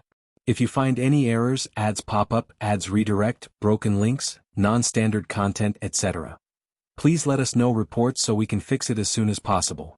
Chapter 1265 The Faceless Woman. So, we're good? Wu Hong asked. Of course, Wang Wei nodded. But I would like to remind you that in our future arguments, I will be petty and bring up today's event to win. Wu Hong's body suddenly paused before sneering. Do that and I will bring up the maid, Dong Lifen, and even her. She pointed at Sun Junyao in the stadium. Wang Wei looked at her with mouth open. He was speechless. That's a dirty move and you know it. Since you want to be petty, 2 can play this game. Wang Wei was out of words, so he could only eat his grape and sip his drink in response. He had lost this battle of words. By the way, what does she truly look like? Wang Wei asked, finding Sun Junyau's situation quite fascinating. You don't want to know. Now, I'm even more curious, Wang Wei said as he focused his eyes. He tried to look through whatever power was around her face and body. However, it was to no avail, so Wang Wei had to summon a projection of the River of Fate to boost his efforts. Sadly, even that did not work. Feeling challenged, Wang Wei chose to use more extreme measures. He temporarily lifted the seals in his soul, accessing the full power of his Paragon soul. He observed Sun Junyao alone with his soul, and the result was the same. She looked like a more perfect version of Wu Hong. Wang Wei then immediately activated the perfect aura from his body and used it in tandem with his Paragon soul. Her face blurred temporarily as if he was about to break through that veil, but he failed at the last minute. Wang Wei sighed in resignation and looked at Wu Hong. A little help, please. Are you sure you want to see? She asked a second time. I am. All right. She tapped on the side of his forehead, and Wang Wei's eyes suddenly felt a cold power running through it. He immediately focused on Sun Junyao and his eyes squinted. She has no face? That's right. Wang Wei calmly observed her. It was truly bizarre. In his current sight, her head was empty with no skull, muscles, tissues, or any skins, just nothing there. He checked her soul and it was there, but it also had facial expressions, just a vague outline of her face. What's going on? Wang Wei asked. It's her curse, Wu Hong explained. An innate curse? It was rare for cultivators to be born with a curse, but it does happen. For example, the Sword Empress was born with her talent sealed, which can be considered an innate curse. Even worse, it's a Grand Dao curse, Wu Hong explained. Nothingness and perfection are the most common path of transcendence, especially the latter. For eons, countless people believed it was the only way to go beyond the Paragon realm, and they were correct. Becoming perfect means becoming closer to resembling Grand Dao. Do you think it would allow someone who embodies the concept of perfection to exist without adverse effects? So, Grand Dao created a flaw for Sun Junyao by taking away her face, ensuring she was not truly perfect and that no one could study her to achieve true perfection, Wang Wei sighed. That's right. Wang Wei became quiet. What? Now that you know the truth, are you less attracted to her?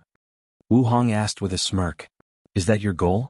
Are you trying to eliminate the competition? Wang Wei retorted and she rolled her eyes. She would not have shown it to him if that were the case. Wang Wei chuckled. I think it's worth it. She loses her face, but in exchange she has the best foundation to walk the transcendent path. As long as Sun Junyao becomes a peak paragon and has some achievements in studying immortal perfection, she can make up for her flaw and use that foundation to enter the half-step transcendence realm. You're only saying that because you're looking at things purely logically, Wu Hong added. People have been telling the poor girl she was the most beautiful woman in the world for as long as she can remember. Yet, whenever she tries to look at herself, she sees nothing. I've read about people like her during my travels in primordial chaos, and from my experience, all those people die tragically by taking their own lives. The fact that Sun Junyao can live until she becomes a paragon is a testament to her willpower and Dao heart. You make a good point, Wang Wei nodded. Now that she reminded him of this perspective, his respect for Sun Junyao increased immensely. I now kind of understand what kind of vulnerable mindset she was in when she chose that Dao, Wang Wei stated. However, I think it's a waste. Chaos Dao is literally perfect for her. Chaos Dao. Wu Hong muttered and she immediately understood. The primary 3800 Dao represents the original and perfect state of the universe, so they match her situation. And it seems even fate is trying to guide her by granting someone with the first physique as her disciple. Then Wu Hong frowned. You noticed too, huh? Yes, it's a contradiction, Wu Hong nodded. Grand Dao restricts her by limiting her perfection, but it also uses fate to influence her to walk the path of perfection. What do you think is the reason? Wang Wei asked. Grand Dao's contradictions are usually because it wants people to play by the established rules, Wu Hong replied calmly. So, it could mean it wants Sun Junyao to walk that path but she must work for it and earn that strength. Or the more likely scenario, someone intervened and messed up Grand Dao's layup. The adjudicator of fate, Wang Wei replied. You think it's him? I know he did something for Grand Dao to wish to replace him, Wang Wei analyzed. What if his crime was studying perfection? Maybe, Wu Hong uttered. You don't agree? No, she replied. One of the fundamental characteristics of half-step transcendence is that the application of the rules no longer restricts them. The stronger they are, the more that is so. Although the fate adjudicator is technically an employee of Grand Dao, I don't think the rules would restrict him so much that he could not study perfection. You may have a point, Wang Wei nodded. So what do you think he did? I think his crime was lusting after his boss power, Wu Hong said. As I said, perfection means becoming closer to Grand Dao. I think he wanted to cultivate a perfect being that contains the essence of Grand Dao. Then he would study it in an attempt to reach higher levels. You may be into something, Wang Wei said with bright eyes. He peeked at the essence of Grand Dao when he established his perfection foundation. If he had someone like Sun Junyao, who achieved half-step transcendence, to learn from, Wang Wei could not imagine what he could accomplish. If that is genuinely his crime, I must say I respect him a lot more, Wang Wei stated. His views of the 6 cardinal tribunals are that they chose to serve Grand Dao in exchange for keeping their strength after their long service ended. However, he would respect him much more if the Fate Cardinal became ambitious and tried another method. Now we're on this topic, I suddenly thought of someone else. Are you talking about Di Tian? Yes, Wang Wei nodded. I originally thought he was a pawn of the Samsara Cardinal, but with his obsession with perfection, he might have been the Fate Cardinal's pawn first. Di Tian studied creation first and was already obsessed with creating the perfect life form in his first life. So, there is a high chance the Fate Cardinal abandoned him after his second life when he started cultivating Samsara Dao. Or the Samsara Cardinal might have made a deal with fate to get her hands on Di Tian. Wu Hong sighed. Obsession is a powerful force, but it's also the easiest way to manipulate someone. Wiser words have never been said, Wang Wei said as he chugged his win. So, what's your obsession? Me? It used to be to prove to the world that I was worthy, Wu Hong said. But now, it's no longer an obsession and more like a goal or desire that has been transformed into something else. I guess you're lucky to have escaped such a shackle, Wang Wei replied with a wry smile. Di Tian Lin Fan, and likely Sun Junyao are pawns that these higher beings used obsession to control. but wasn't it the same for him? The sad truth is that as long as he is obsessed with pursuing freedom and becoming free and unfettered, he will always be a pawn. Discouraged? Wu Hong asked. Of course not, Wang Wei sneered. Until the very end, it's not known who is the pawn or who is the chess player. That's more like it, she smiled. If you find any errors, ads pop up, ads redirect, broken links, non-standard content, etc., please let us know reports so we can fix it as soon as possible. Chapter 1266 The Lost Era. A new kind of snack appeared before Wang Wei, and it looked like Gillo to be specific, a slime. It took him a moment to recognize it as the spine fluid from a creature called the dragon spine lizard. This thing can instantly raise an Empyrean's soul by 30%. Wang Wei shook his head. Sometimes it was a curse to be too strong. He slowly ate, and as described in the records, it was also quite delicious. By the way, how come Sun Junyo's faceless situation is not a much bigger deal? Wang Wei asked. No one can see through it except probably these two, Wu Hong replied as she also enjoyed the spine fluid. No one? Including Paragons? Yes. Then you? She showed it to me, Wu Hong explained. She wanted to see if I could seal her flaw and give her a face. Sadly, I couldn't do it then. Then? Wang Wei caught the crucial part of her words. After reading about the perfect foundation and learning more about perfection, I think I can make a flawed seal. Flawed? Is it because the essence of perfection is transcendent level? Correct, Wu Hong nodded. So, my seal might give her an ordinary face. However, I'm unsure if I want to do that now. Oh, why? I kind of agree with you, Wu Hong explained. Of all living beings, she has probably the highest chance of taking a step in the transcendent path. If I act now, I might ruin her potential. Do you want to allow her to choose? Yes, but only after she sees you. What do I have to do with this? You'll see. Don't start acting like those old cultivators who like to act all secretive, only revealing half the truth and talking in riddles. Wu Hong rolled her eyes. Some things are simply not my business. Come on, give me something. She has a mental barrier to overcome, and meeting you is the key. That's all I'm willing to say. Wang Wei looked at her. What's with that look? Why does your relationship with her sound like a master and disciple? It's not like that, Wu Hong shook her head. As you know, I received much help from the female paragons during my growth, and to express my gratitude, I've been doing the same for any potential female cultivator. Girl power, Wang Wei waved his fist. Wu Hong once again rolled his eyes. What's the word? Oh yeah, cringe. Ouch. Wang Wei felt like a critical blow hit him. Is there anything worse than being called cringe by the woman of your dreams?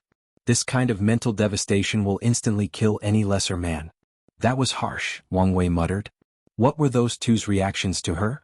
If I had to guess, Mithria definitely studied her, but Supreme Unity might not dare, or he's cautious about it, Wu Hong replied. That makes sense, Wang Wei nodded. His way of taking that step involved taking over Heavenly Tao, which is Grand Tao's property. I'm surprised that the technique was not labeled as taboo. If he starts to involve himself in perfection, Grand Tao might interfere directly and eliminate him. His technique is a small taboo, Wu Hong admitted. It is? The aftermath of the Second Origin War was called the Ultimate Taboo because Qiyuan summoned all transcendent methods that have existed through time and space before condensing it into a trial. However, many of these methods were considered banned or minor taboos by Grand Tao standards. That makes sense, Wang Wei nodded. He once deduced that Grand Tao wanted people to achieve higher levels, but they had to stay within its created rules. My ancestors' plan sounds brilliant on the surface, but I can foresee how many things could go wrong in that trial. Oh, you have no idea, Wu Hong sighed. In that place time overlapped. The past, present, and future exist simultaneously. Grand Tao interfered greatly, it was probably the most active it had ever been since ancient times. Finally, I'm pretty sure some terrifying existence showed up. Wu Hong could not tell for sure as everyone had lost a significant part of their memories. Wang Wei's eyes shone brightly. He could imagine how wonderful such a grand event was. Wait, I once deduced that my ancestor Battle Maniac was affected by some time shenanigan. There is also the fact that an entire era in the Eternal Ascension world was missing. Does any of those relate to the ultimate taboo? A look of disgust appeared on Wu Hong's face. Wang Wei has never seen her make that facial expression before. That damn curse master, she said with gritted teeth. Wow. Such strong hatred. Wu Hong sighed. I met this paragon not long after entering the taboo realm in the Empyrean realm. We fought and were tied, but I stole an essential treasure from the secret trial. Since then, that woman has hated me with a passion. She dedicated all her time and effort to create a nasty curse called the Curse of Time Origin. Right after I broke through the Paragon realm, she attacked me and we had a fierce fight. She lured me into the River of Time, and as I was about to win, she released it. Hatred flashed in Wu Hong's eyes. The curse released a terrifying temporal storm that targeted my origin, the Myriad Emperor world. No way, Wang Wei was shocked. Such a thing was taboo, as no one should interfere with the lower dimension. That woman must be crazy. That's not even the worst part, Wu Hong continued. The curse made it so I bore all the causality. In other words, Heavenly Tao would blame me for what had happened. Wang Wei sucked his teeth. So what did you do? I did the next best thing, Wu Hong sighed. I sent the time storm to a future time point. After all, if the past me dies, I'll also die. Ruthless, Wang Wei commented. However, he would have done the same. What happened afterward? I killed her as quickly as possible before preventing the storm from continuing too much damage, Wu Hong sighed. I tried to revert things, but it was too late.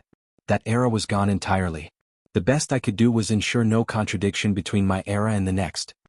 Wang Wei nodded as he understood. Some people in the Myriad Emperor world have lived since before the Devil era. As such, they should have detected some anomaly about an entire era missing. However, there was nothing. Everything looked regular and perfectly continuous. Wang Wei sighed. He knew Paragons were on another level, but events like this put it into perspective. So, how did you face Heavenly Tao's wrath? With merit and oath, Wu Hong replied. I had to borrow plenty of merit to offset my crime by a certain margin and to get Heavenly Tao to listen to me before judging me. Then, I swore to create the best defense system for the Eternal Ascension world. I only fulfilled that oath after I became a primal Paragon.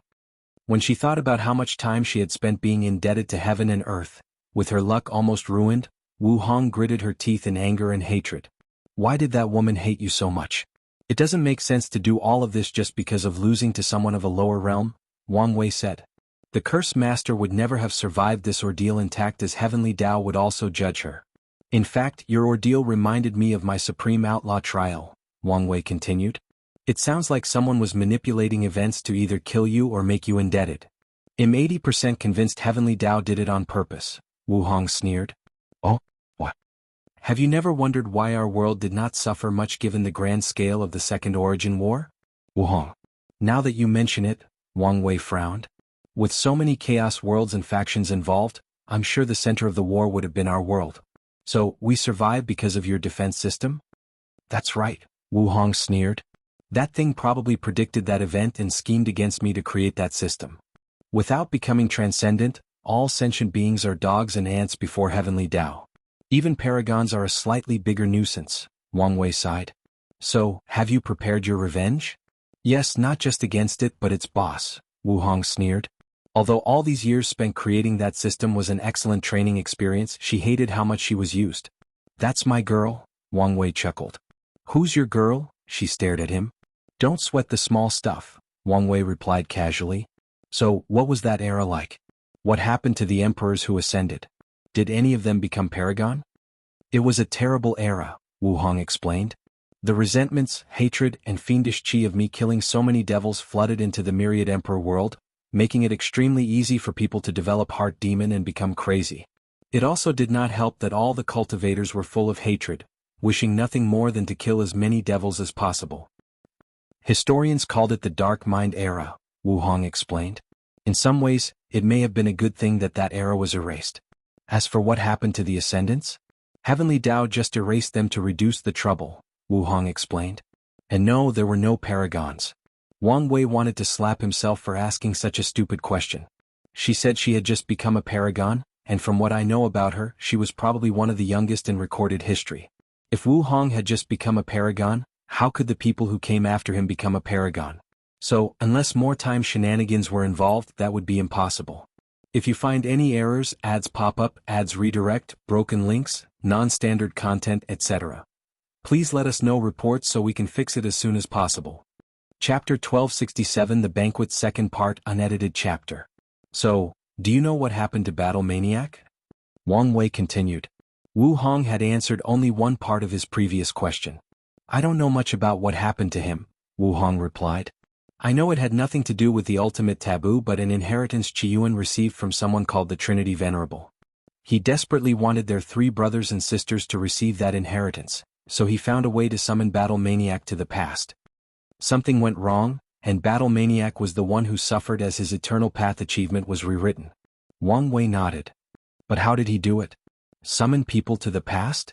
He made a deal with the Time Cardinal for the first time, and the latter gave him a time exemption token, allowing him to mess with time to a certain degree with no consequences. Wang Wei was surprised. You went so far? What kind of inheritance did that Trinity Venerable leave? Wu Hong shrugged. Even though she was close with Yan Hai, she never mentioned that inheritance.